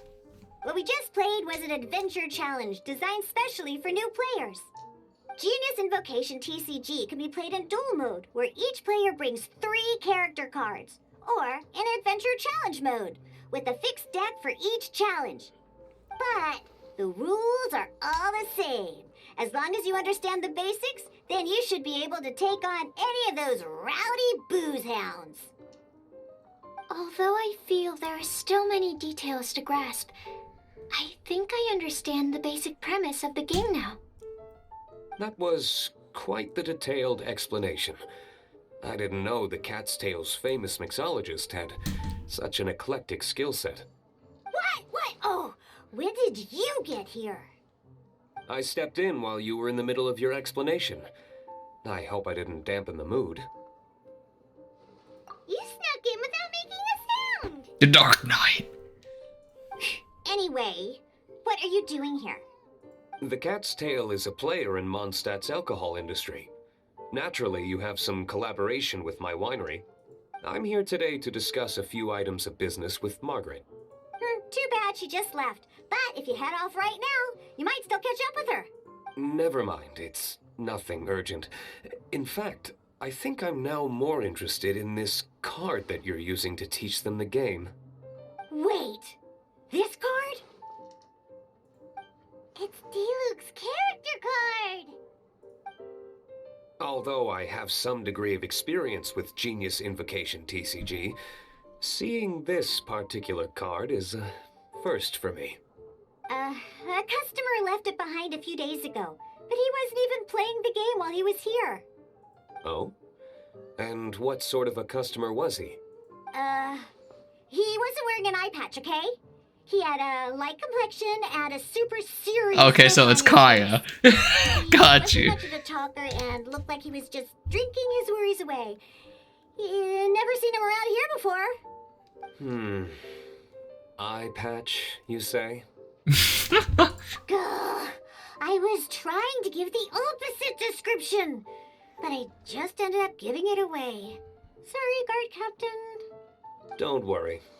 Somehow, I don't think he'll be giving you any trouble over it.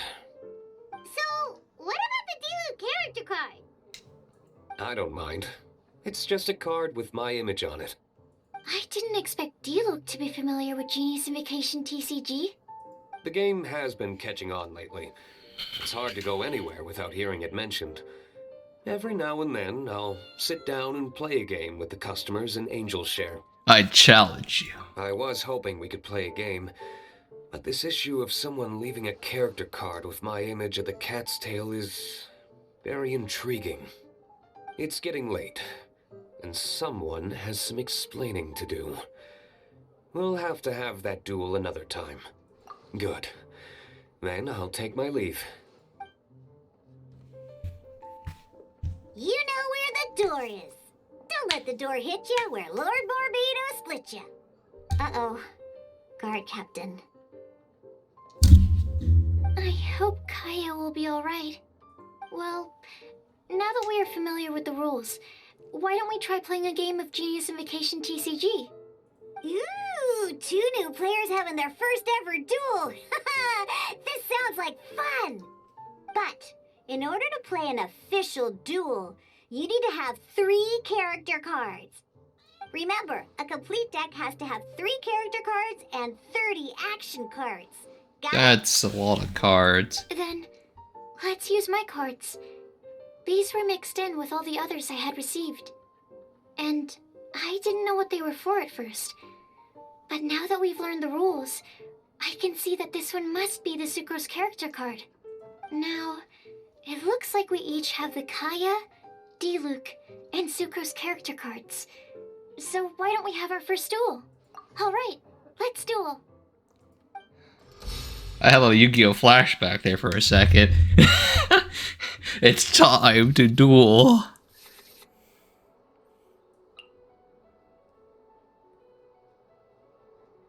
Only if one of your player characters defeat this round.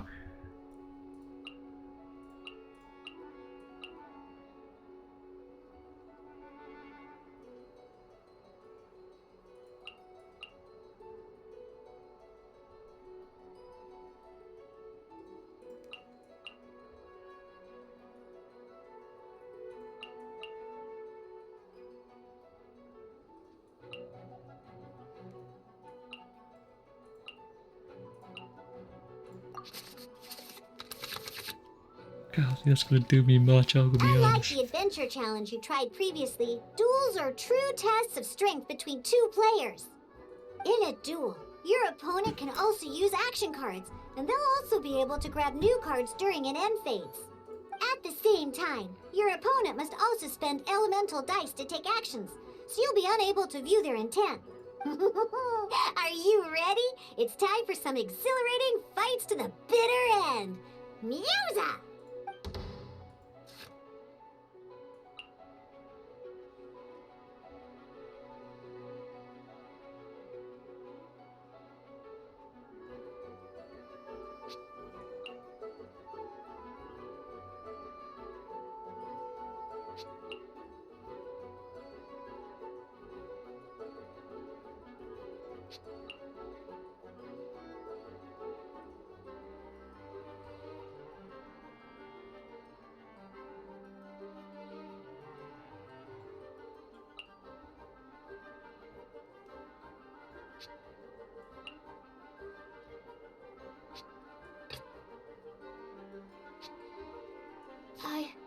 Well, fuck. I didn't mean. I wanted to read what she does. Is there something about summoning? I'm just sitting here like summoning. What summoning?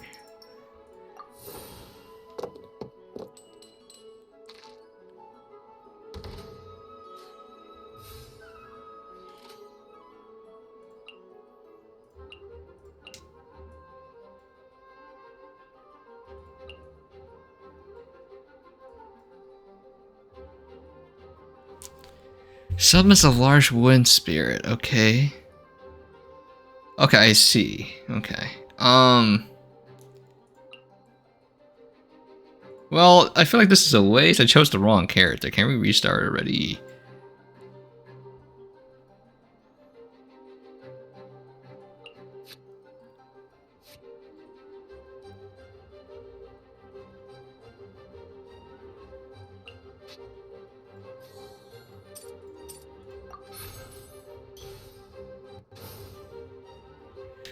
Okay.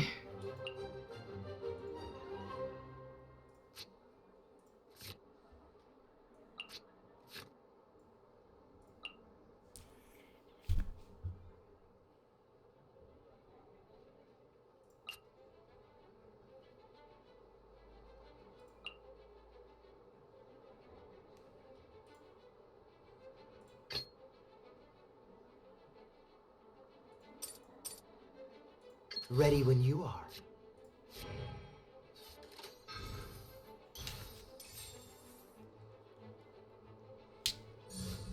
Absorption test.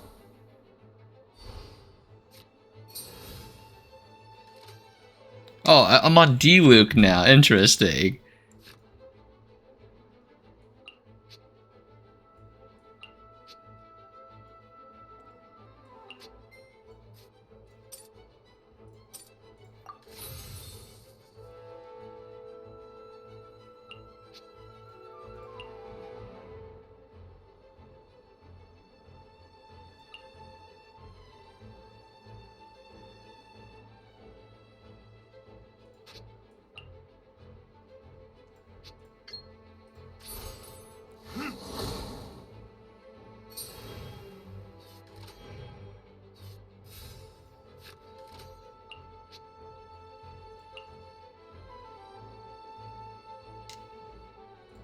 This is the most like first like I gotta learn how this works.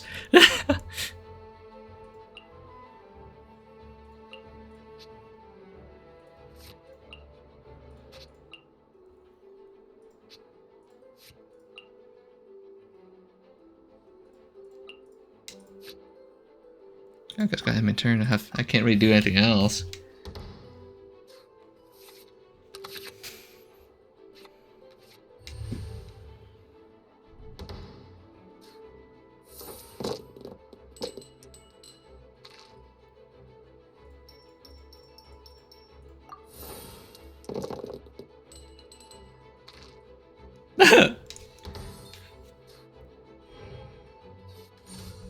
Absorption test.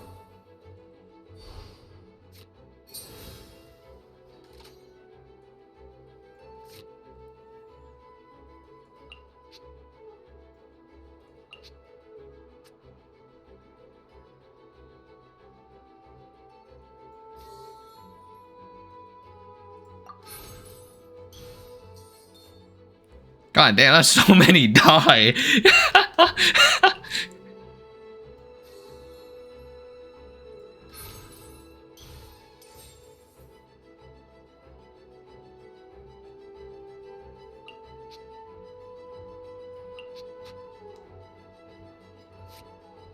No valid targets. That does not summon. Support card. Okay.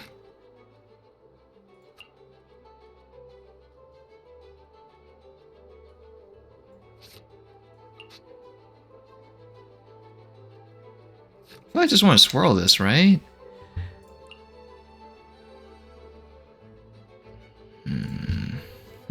Pretty sure I just want to swirl this. But I think what I want to do is activate. No, I don't have enough energy. Just swirl this. Animo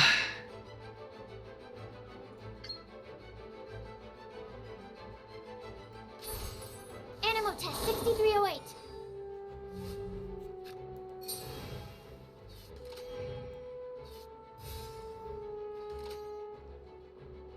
Okay, then I swap over to.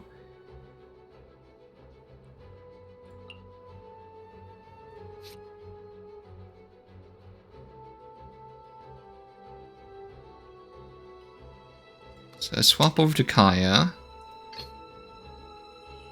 This will be interesting. And then.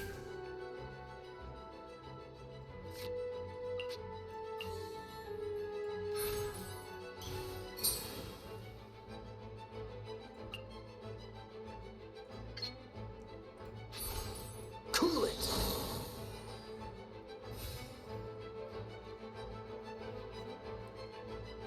That's it. I was like one energy off from using ulti. This is unfortunate. So I wasted that card earlier.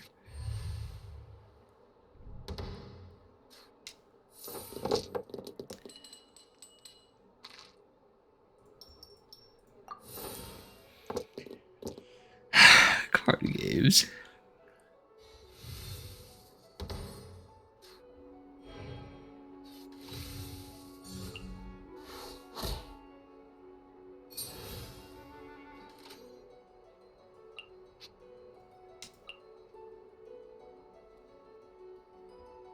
There's no freaking way I can do this.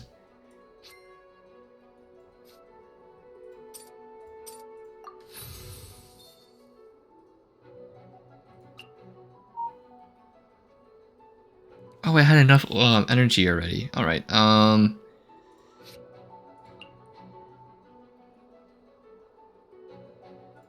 much does it cost? 3.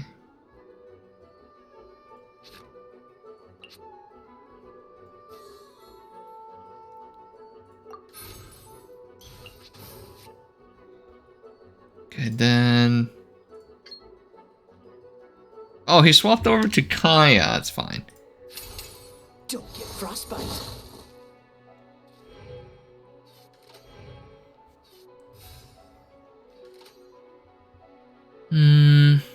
Actually, I could swap over to Sikros here.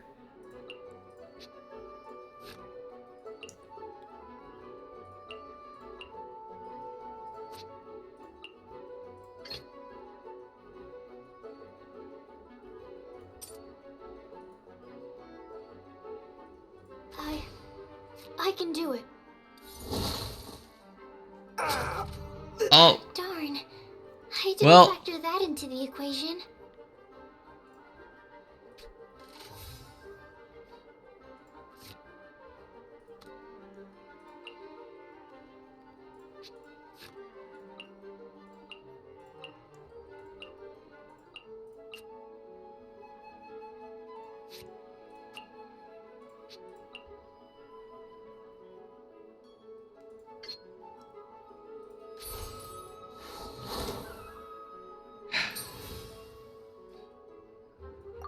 I don't have my energy, so.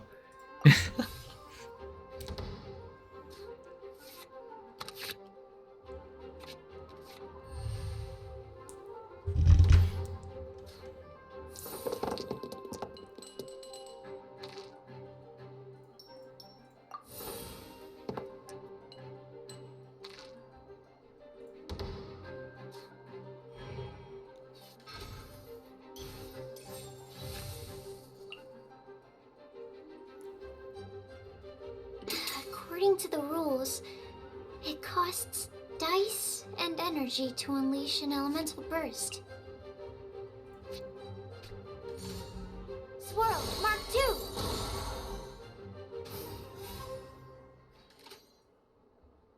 Oh no. Oh no. I don't have. I used my summoned card already. Let me swap over to Luke. Let's go.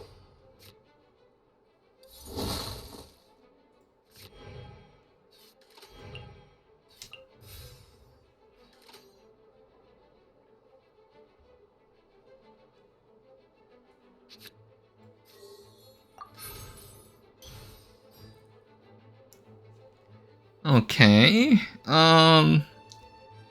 That's all I can do, really. Get this. I just need to hit her. But she's so close to dying.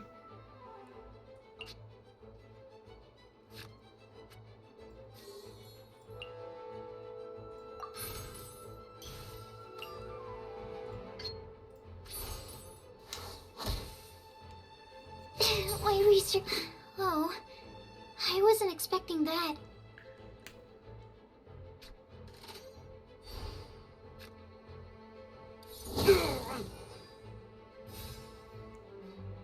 Wow, that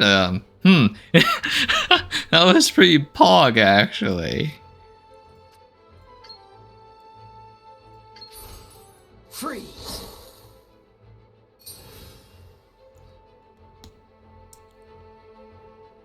I end my round too. I don't think we can do anything.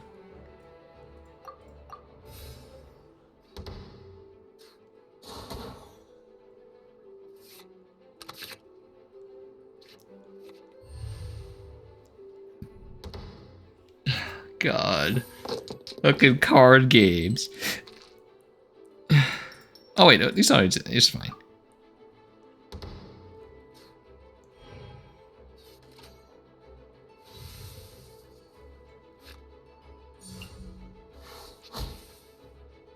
I'm not done. Let's finish. Okay, one character card defeated.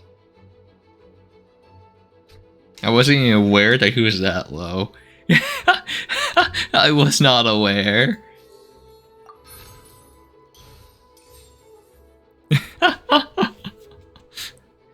I mean, she's kind of like dead already. Unless the summon counts. Okay, that took so long for me to just do, just 'cause I was like learning how this works. I can't believe I lost when we had the exact same character cards. I love this card game. That's why I freaking said. There's gonna be like. Decision is a difficult trade-off in this game. If there was only a way to transplant the arms of the two standby characters onto the active character's body. Also, yeah, there's PvP. They said it. I'm like, there's gonna be a lot of people just playing Genshin just for the card game. Don't be a sore loser. That kind of thing is looked down on in TCG circles. There's gonna be a lot of people just gonna play Genshin just for the card game. I'm like, oh. It's like what happened to The Witcher where it got like so popular they just make a standalone card game. Oh, I am sorry. I was beaten fair and square. I know that. I just can't stand losing. But it was a fun match. Paimon didn't know you could get so competitive, Sucrose. I always get a little upset when I lose. It's like that with my research, too. It always gets to me when my experiments don't go as planned. Especially when there's an alchemy genius like Albedo around to compare myself to. You lost me at alchemy and experiments. But I'm pretty sure it's normal to feel that way. Playing cards is no different. Each game you lose makes you want to win the next one to settle the score. And the desire to win pushes you to improve your strategy and build a better deck. Seizing victory through a winning combination of luck, skill, and experience is where all the fun of Genius Invocation lies. But what if you keep trying and never win a single game? That's the weak mentality. You eventually win one game. A losing streak, yeah. That'll definitely get you down. But it's way better to keep trying until you win than to just accept you're a plain old loser and give up. You make a good point, Diona. Besides, Sucrose, you're already making great progress. It'd take at least 8 of our regular booze hounds to match your level. You played well this last match. Thank you. I'm just a little disappointed to lose, that's all. But Genius Invocation TCG is a really fun game. Good! Having fun is the main thing. If you ever want to play again in the future, feel free to come by the Cat's Tail. But don't expect me to play with you. I just mean, this place probably has the right atmosphere. I'll definitely be back. Alright. I think you should have all the basics down by now. I need to get back to bartending. Shian's likely been busy making his tavern more popular with his delicious cocktails. Pui, pui, pui. And we can't have that. Huh. Burning Mondstadt's wine industry to the ground keeps me pretty busy, you know. So if you need any more help, go bother Shian.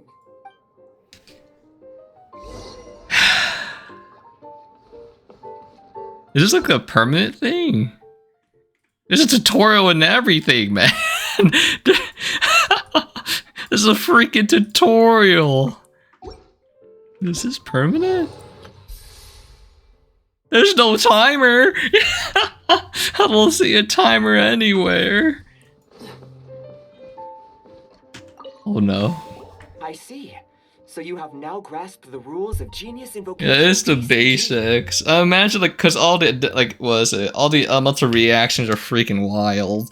Like the ammo just spreads like it actually does work how it works. Like I do like it because it's its own Genshin twist on the card game. The Travelers, Sucrose, and Paimon are TCG players now. I will say I don't. I like it, but I don't think I will be playing Genshin for specifically the card game.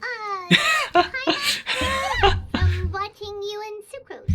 This is not what I'm here for. Becoming a TCG player is not as simple as that. You cannot call yourselves true TCG players. Oh, anyway, that's what I'm freaking saying. Sobering words from Prince there.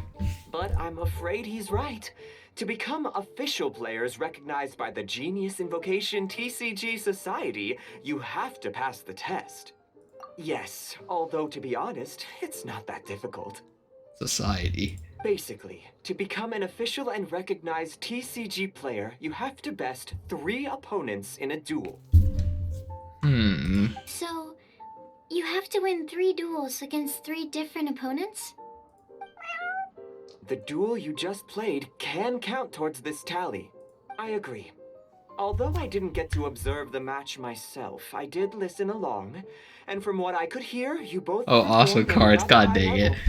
How much money did I have to spend for the skins? Smile. Same way you can hear what Prince says. A well-trained ear is a basic skill expected of anyone hoping to become a TCG master. But back to the matter at hand. The Traveler only needs to beat 2 more opponents to become an official TCG player. Sucrose, you may have lost the last duel, but don't be disheartened. I can assure you that winning 3 games is well within your ability. But first things first, Shuyen. Before that, our TCG newcomers should receive their free gift. Ah, yes, my goodness. Completely slipped my mind. I'm lucky to have Prince here to remind me. Everyone who wants to start playing Genius Invocation TCG is entitled to claim a free casket of tomes. Oh, interesting tomes, you say? I wonder where that's from. It was from the light novels he's been reading. The thing that the main character found in his attic. Sure. Oh, that's right! The soul of an ancient TCG player was trapped inside, right? So the casket of tomes is actually real? Well, actually, all card cases in Genius Invocation TCG are called caskets of tomes. Not only do they provide a reliable and sturdy container to store your decks, they can also sense when other people in the area are also carrying a casket of tomes with them. Oh, Paimon can guess what you're gonna say next. The reason they can sense each other is because they have the souls of ancient TCG players inside. That would mean an extraordinarily high number of people in history have been turned into disembodied souls as a consequence of playing card games? No. The real reason that it can sense other caskets is because it holds a nifty little mechanism invented by Sumeru scholars. Darn, what a letdown. Alright, now let's see this casket of tomes already. All caskets of tomes are issued by Margaret, so you will need to see her to claim yours. Probably for the best. If Prince and I were responsible for handing them out, knowing how eager we both are to promote the game, we'd probably have dished them all out by now. Well, is it the only card games I play is like Hearthstone and Yu-Gi-Oh? And Yu-Gi-Oh, I barely made it through. Okay. Yu-Gi-Oh is too fucking Margaret, claim your complicated. casket of tomes, use it to find another player, beat them in a duel, and then come back here. But even for the Traveler, that's only 2 wins in total. What about the last one? I shall choose the final contestant he must beat in order to become an official TCG player, for it must be one of comparable prowess. Excellent plan, Prince. Happy dueling, both of you.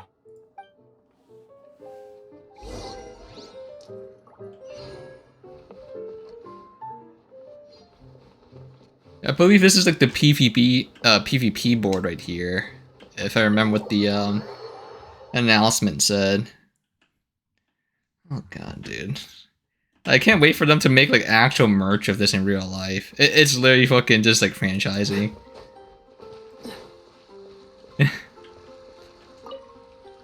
Hello, you 3. Has little Diona finished teaching you the rules of Genius Invocation? Don't you want to play Genshin Genius Invocation in real life? Ooh. Ooh. Ah, I see you're here for your casket of tomes, aren't you? A very useful tool indeed. Oh my freaking god. So this is a casket of tomes. That's right, a purpose-built case for your card deck that can even detect when someone else nearby is carrying one. Gosh, whoever invented this must have seriously disliked being alone. Yeah, well, even the most fun game is pretty lonely if you got no one else to play it with. True. So I'm glad that these customers, TCG players, are able to congregate at the Cat's Tail. You're not wrong, but that's secondary. The important thing to me is the opportunity for like-minded people to come together and enjoy their favorite hobby. It creates a nice atmosphere.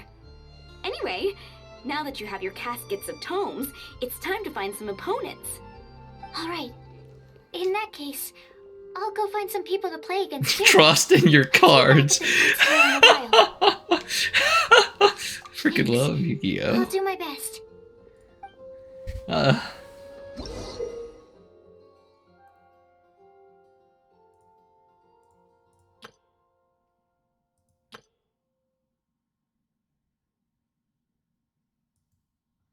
Huh? Wait, are you freaking serious? Let's see.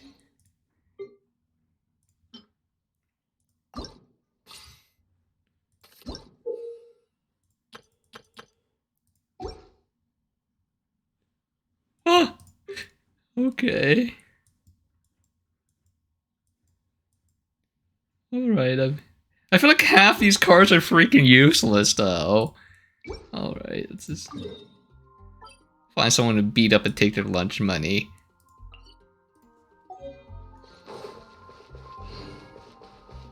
There's a player nearby! That way! Let's go see! I'm here to take your lunch money, kid. Aha! It's you! I'm sorry. Is there anything I can assist the two of you with? We want to become official Genius Invocation TCG players! But we have to pass the test first, so we need to beat 3 players in a duel. Our casket of tomes led us to you! Oh, I see. Unfortunately, I'm on duty right now. But it's time to duel! I see you're serious about this. Very well. As a fellow TCG player, I cannot refuse an earnest invitation to duel. So be it. Then let the duel begin.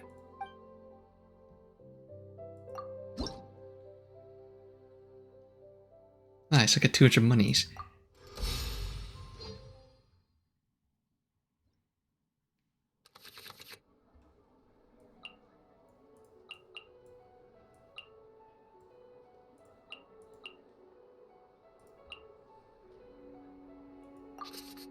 Okay, I'm not sure what I'm gonna do with a hydro cat. Oh, okay, I'm not quite sure what I'm doing with that either, but alright. Oh my god, it's just Hilly Churls! It's just Hilly Churls! Oh my goodness! How can I win? Go for the goblin route, I see. Respectable, respectable.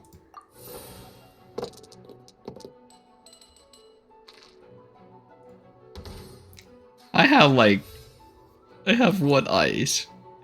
I mean, actually no, I have 3.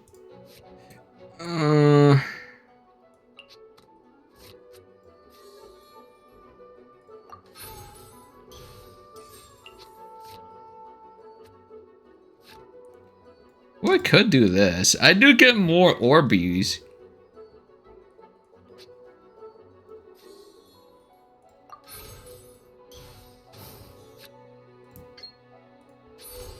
Cool it.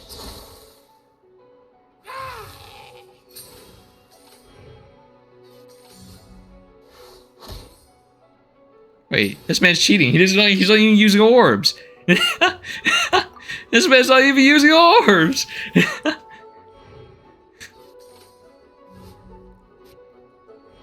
Oh, I could have healed my unit before then. It's fine.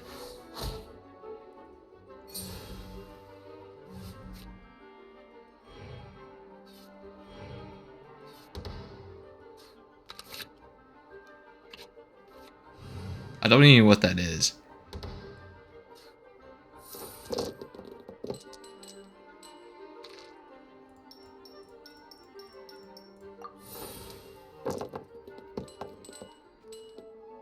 Oh my freaking god! No!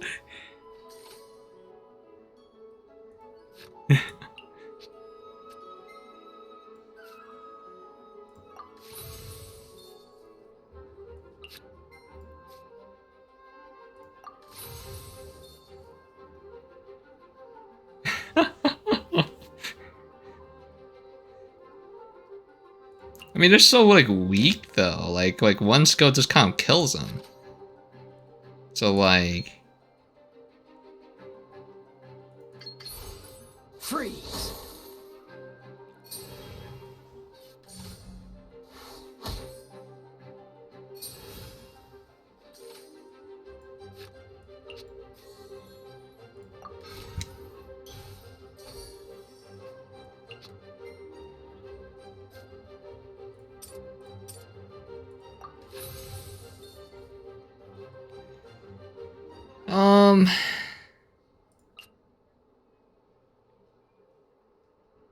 Actually, no, I can attack with Kaya here. I mean, might as well. Like, it doesn't freaking matter. They're so freaking low, I can't do anything with them.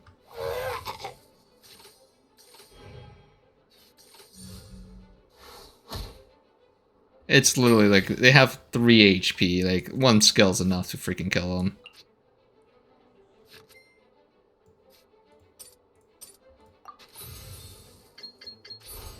Freeze. This is too low to experiment or learn anything, so... Oh well. Kaya solo carry.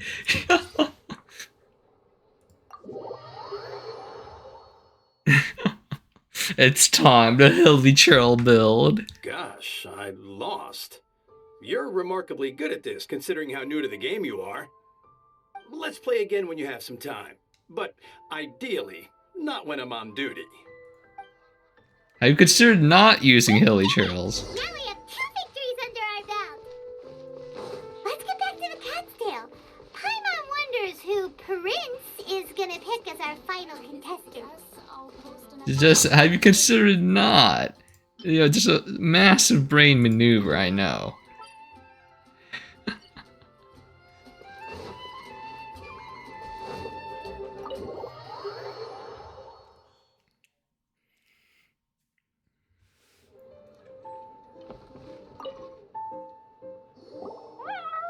I sensed that he had what it took to become an official TCG player, but he has returned to the tavern more quickly than I had expected. Defeat the opponent I have arranged for you, and you shall become an official TCG player. I look forward to watching this game immensely. Not just Prince, I can't wait either. Come, your opponent is waiting for you in one of the private rooms. He won't lose to them, whoever it is. Right, Traveler? What ho, fellow voyagers. Oh, I heard an RPer. I hear Amy. Briefly discountenanced when I heard the tidings of your sworn oath to become the thrice victorious. But so be it. You who are enslaved by dueling desire, be released from your shackles into the glorious arena of gladiatorial combat. Step forth, O brave challenger. Your princessin grants you an audience. Hearken well. The wretched clock chimes yet again, as the declining light of the day grows dimmer still. Pardon my directness, but we have not been waiting that long. Mein Fräulein could afford to be a little less impatient. Paimon knows those voices. Your opponent sounds anxious to begin. Do not delay. That's what Prince said. Please enter and enjoy your Genius Invocation TCG duel. Alright, it's time for some freaking RP, boys. I can't escape it from the other game. I got RP in this one too. Paimon knew it! It's Fischl and Oz! Who else but the princessin? For, as the name of this hallowed rite suggests, only when the wisest of heroes is summoned can the master of cards hope to be crowned the champion. This path is a treacherous one. It must be tread with great caution, for eternal doom and damnation are but one wrong step away at any given moment. That is why none is more suited to appear in this audience chamber than the princessin, whose Aug de Beurtelung des großen Kaleido-Phantasmus has witnessed I know these are some new words I've never heard before. 3,000 worlds. Oh, is that right? Indeed. Mein Fräulein has watched many games of Genius Invocation TCG, and has gained a solid grasp of the rules. Even in a duel between beginners, it is best that both participants are well versed in them. Oh, that's true. This makes sense now. Prince did say that he was gonna pair us with someone of a similar skill level. Guess that means Fischl hasn't been playing that long either. The princessin needed but a single glance at these mere machinations of mankind to discern their working principles. Thus, With speed and brilliance paralleled by lightning alone, do I now arrive here at the gateway to yonder circle of secrets. Main Fräulein, too, has bested 2 opponents thus far, and is therefore 1 step away from becoming an official TCG player. So there's a lot on the line, huh? Either Fischl or the Traveler is gonna come out of this duel as an official TCG player! Indeed. The princessin herself heeds the call of fate and descends to this realm from the Immanakreich. Yet still, you dare to doubt the inevitability of the inevitable. Your stubborn foolishness is contemptible. Main Fräulein, I implore you to consider less odious turns of phrase, lest you be forced to feast on your words in the fullness of time. What? I shall not lose, Oz! What say you, Outlander? Do you wish to make an enemy of me, the Princessin of Ertelung, who even now begins to strum the strings of fate that shall sound out the Traveler's Requiem? Then I say it is time to see what you are made of. Okay. Thank you for the RP sesh, I guess. I'll just sit here having a fucking meltdown. Whatever you're saying, yeah, sure. Freaking fantastic.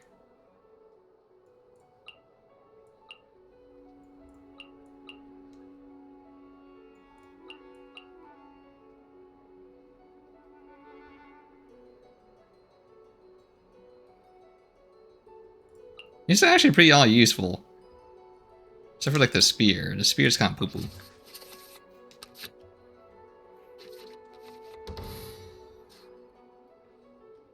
But what do these 2 units do? Fiscal. Summons 1 Oz. No! Deals 4 electrical damage, deals 2 piercing damage to all opposing characters on standby.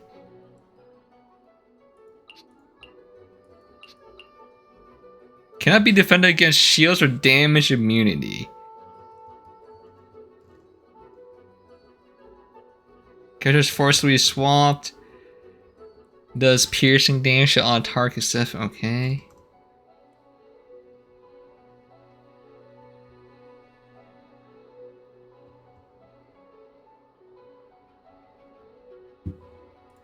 Holy fuck, man. My fucking brain's having a fucking meltdown, man.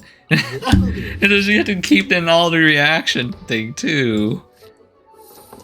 Oh.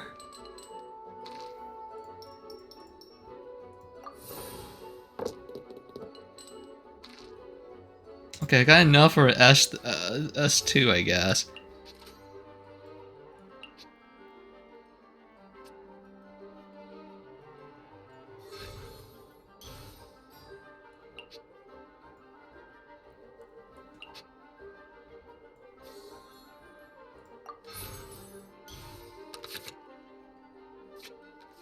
I think I got like 1 useful card from this.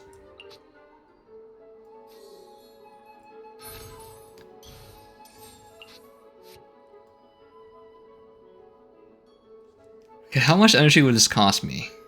3.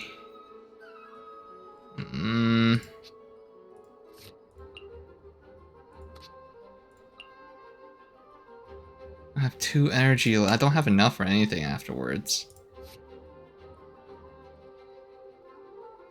Oh, I guess I was just S3. Alright. Cool it.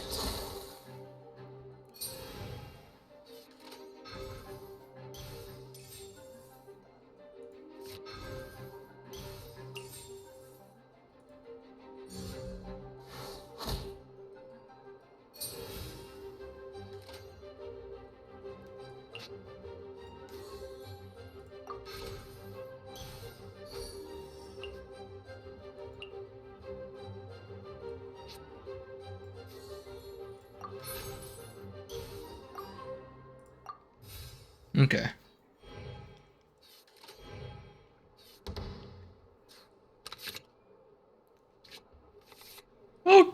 Okay, none of these are useful. You got geo damage boost. Oh.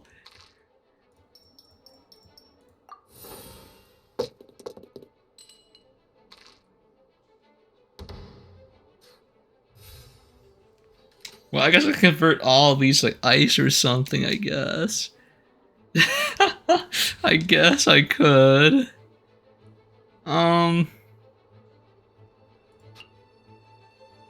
Let's swap over. I want to help.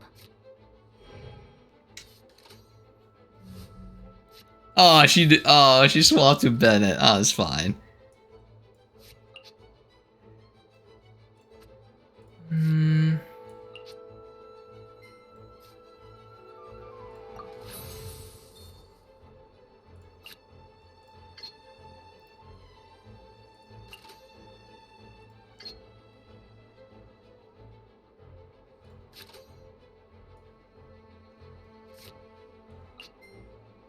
I want to save the energy for someone else.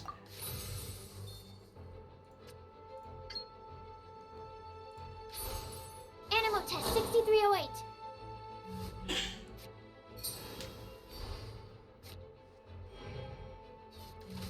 Perfect. And then, okay, she swapped over back to Bennett. Alright, she just swapped back over. Didn't fucking matter. Okay. I don't think I have enough energy. I actually swap over to Kaya.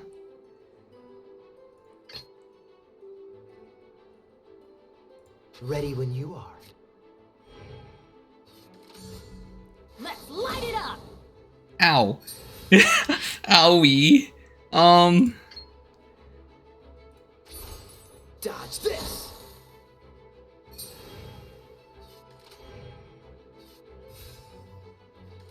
Okay, I'm using this one energy, right?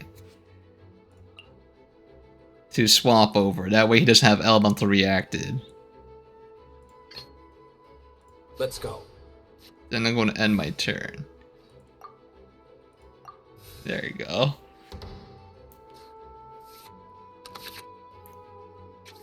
Oh, got the well card. What's this do? Oh well. I guess I'll never know.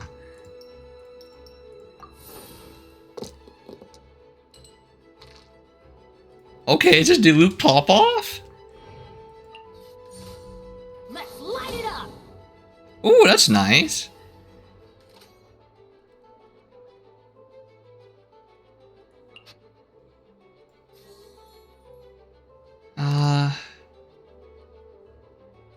Wait, what's this item again? The ice one? Okay, put this here.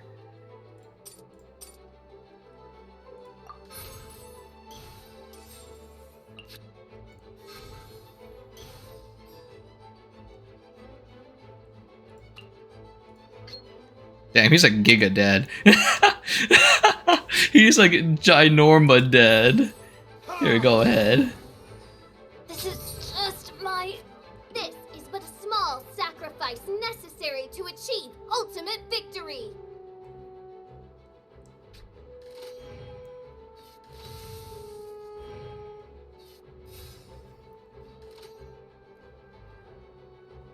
You know, I just realized I don't have enough energy for anything else.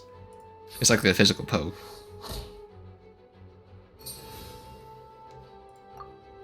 Sure.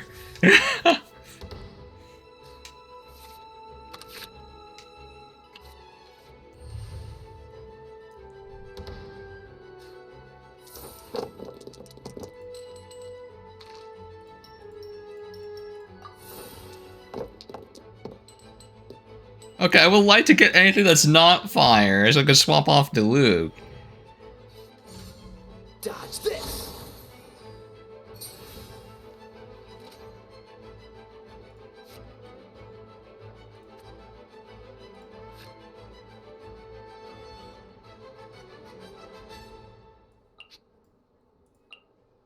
I like how no one has summoned anything yet.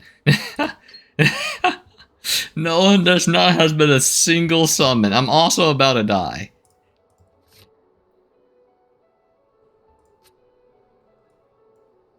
I should might as well go out for being out fucking now.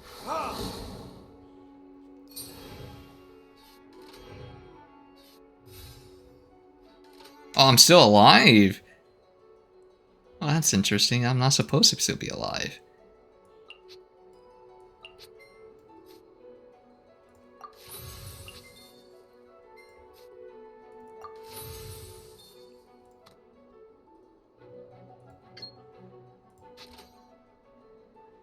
Do I really want to do this?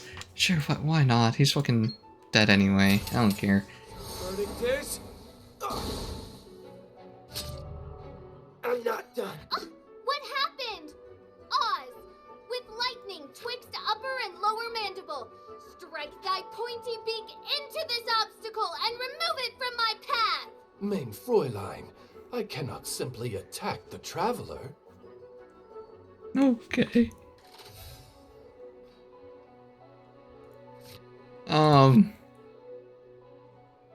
Well, let me swap. I mean, Synchros is kind of freaking useless here, huh? I will say it now. She kind of useless. But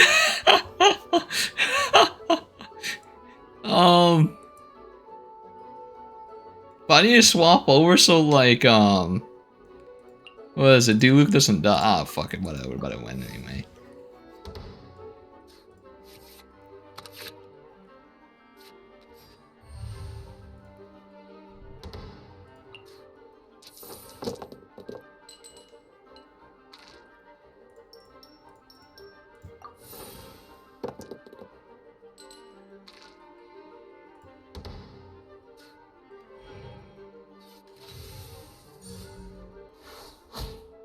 Goodbye, Luke. There can be no excuse or defeat. Okay, so I'll put Synchros in. Now see what happens to those who dare defy the Prinzessin. Okay.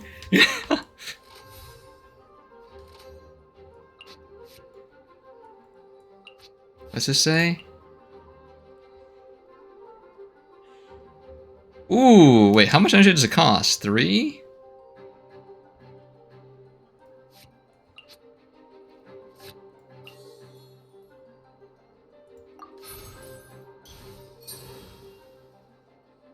Okay, and then I can...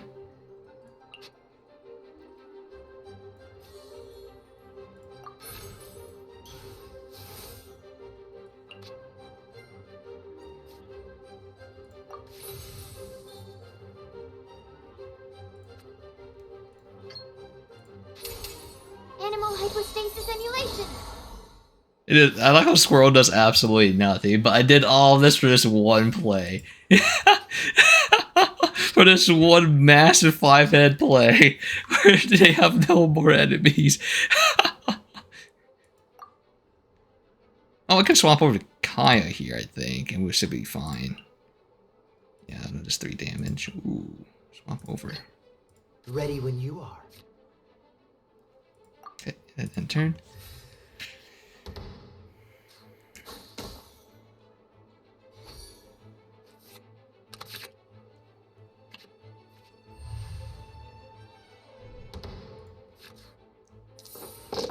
So we just need ice and I feel like ammo's so useless though.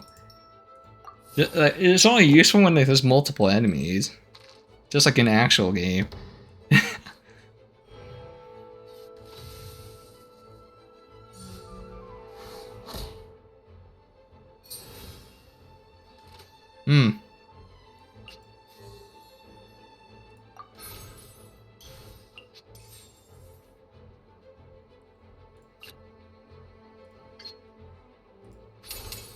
This moment will be frozen in time.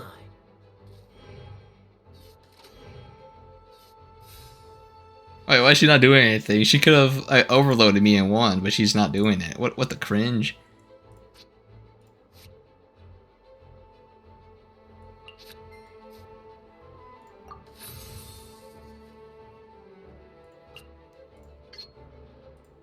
Wait, what? She could just overload, unless she has no energy?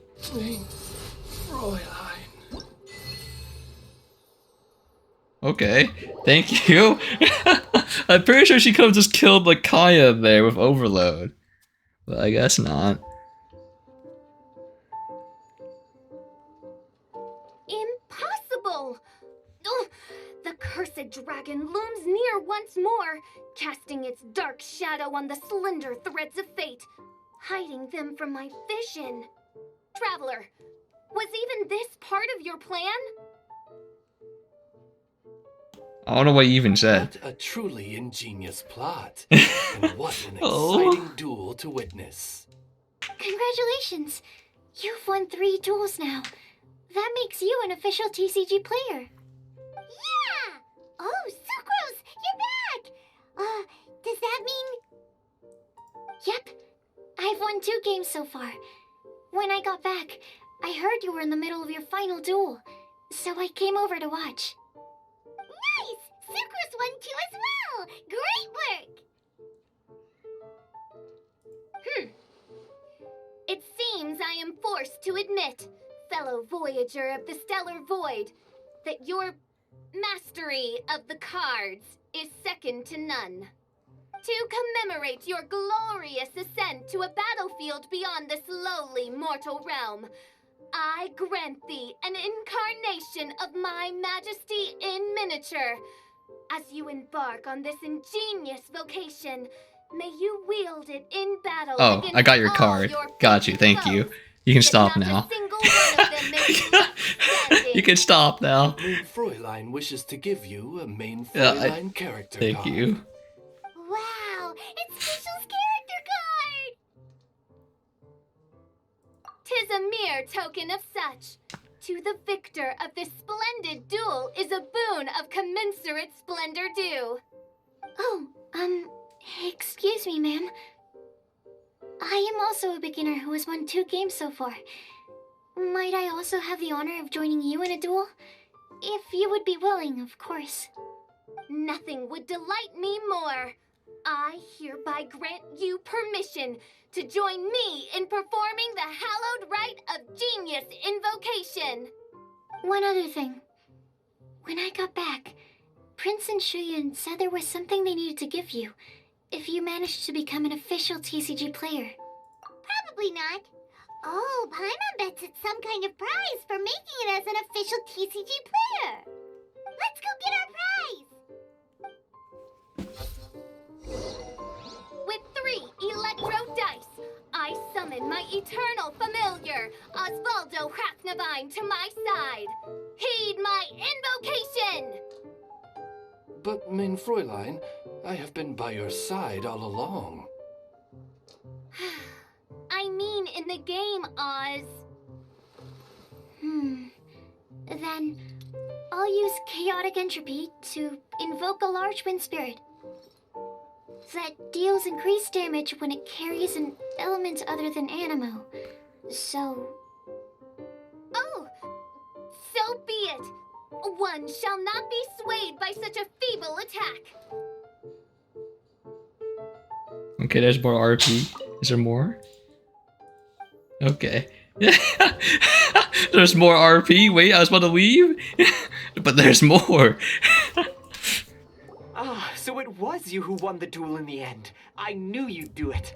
Congratulations. You are now officially recognized members of the Genius Invocation TCG community. Very well done. Now, I will explain to you what becoming an official TCG player entails. The first thing all new official TCG players receive is their TCG Player's Handbook. This handbook tells you exactly what you need to do to become a top-tier TCG player. Make sure you read it. Secondly, a range of Genius Invocation merchandise is now available for you to purchase here at the Cat's Tail. So you see, becoming an official TCG player is really just the first step. And thirdly, whenever you wish to play a game with a friend, you can use the invitation board there.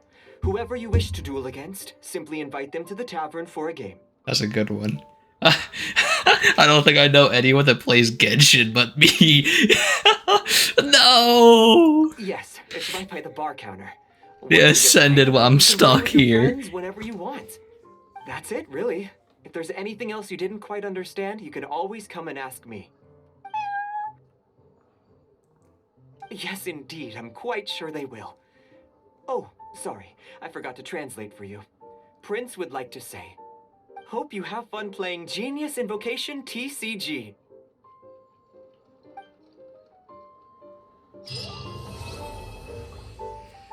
Oh my god, that was a lot of...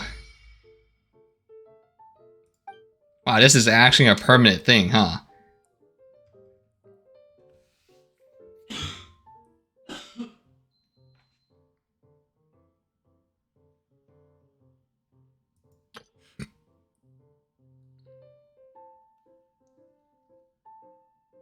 Wait, is a Sino like a very like he's a veteran of the CG geek? This thing, TCG, the trading card game.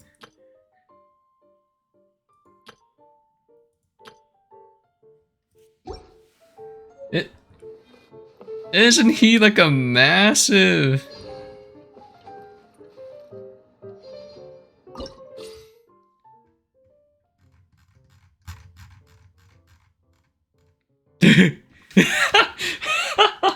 He is the final boss. No. Oh God.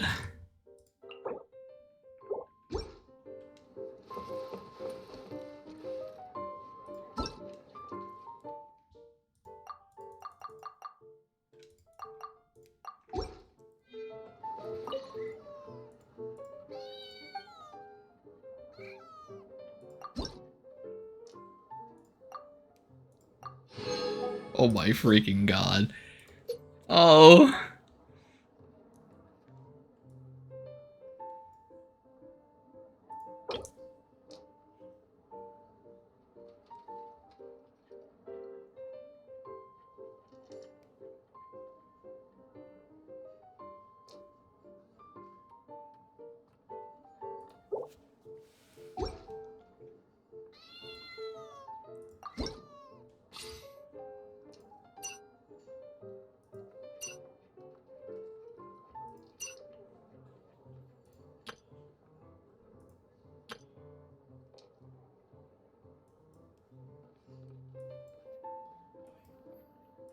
Oh, you can be dummy thick mommy?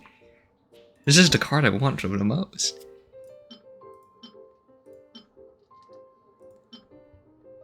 God damn. This is the one I want the most. Ooh.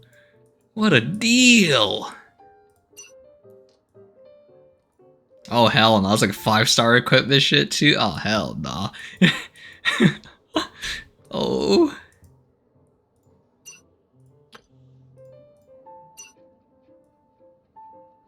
Oh, you can purchase card backs?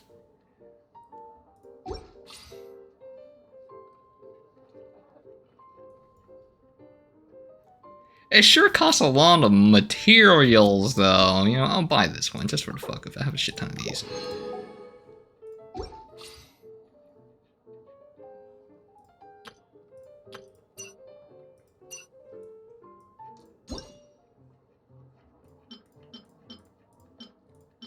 There ain't no freaking way. 100?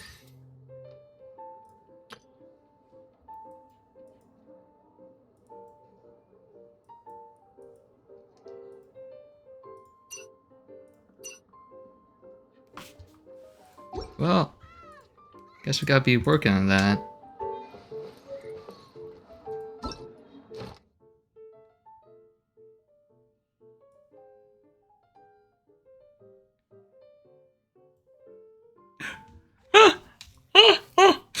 I guess what I know what we'll be doing next week, unironically climb the card ladder, I guess. I had to be becoming the #1 TCG player, I guess. Invocation. Oh my freaking god, there's a whole achievement for it too.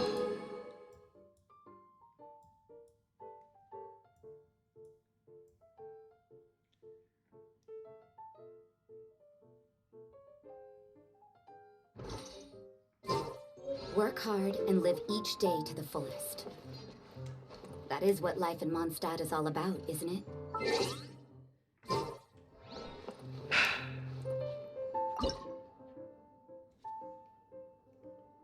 I like how you can just battle random people. Well, that's done. Oh, that's all the time for I had today. Holy. Jeez, this fucking Genshin just tried to take everything, man. Oops, I mistyped that. One moment. There you go.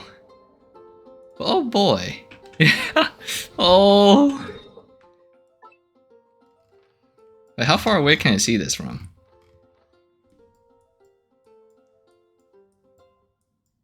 Okay, I think it had to be close enough to see like all the blue tallies. I've got you in my sights. But I guess I know what we're going to do like next week. We gotta like climb the fucking this shit now. Oh god, I was wondering why I thought it was like the event was like a one-time and done thing. But it is not. It is like a permanent event, looks like.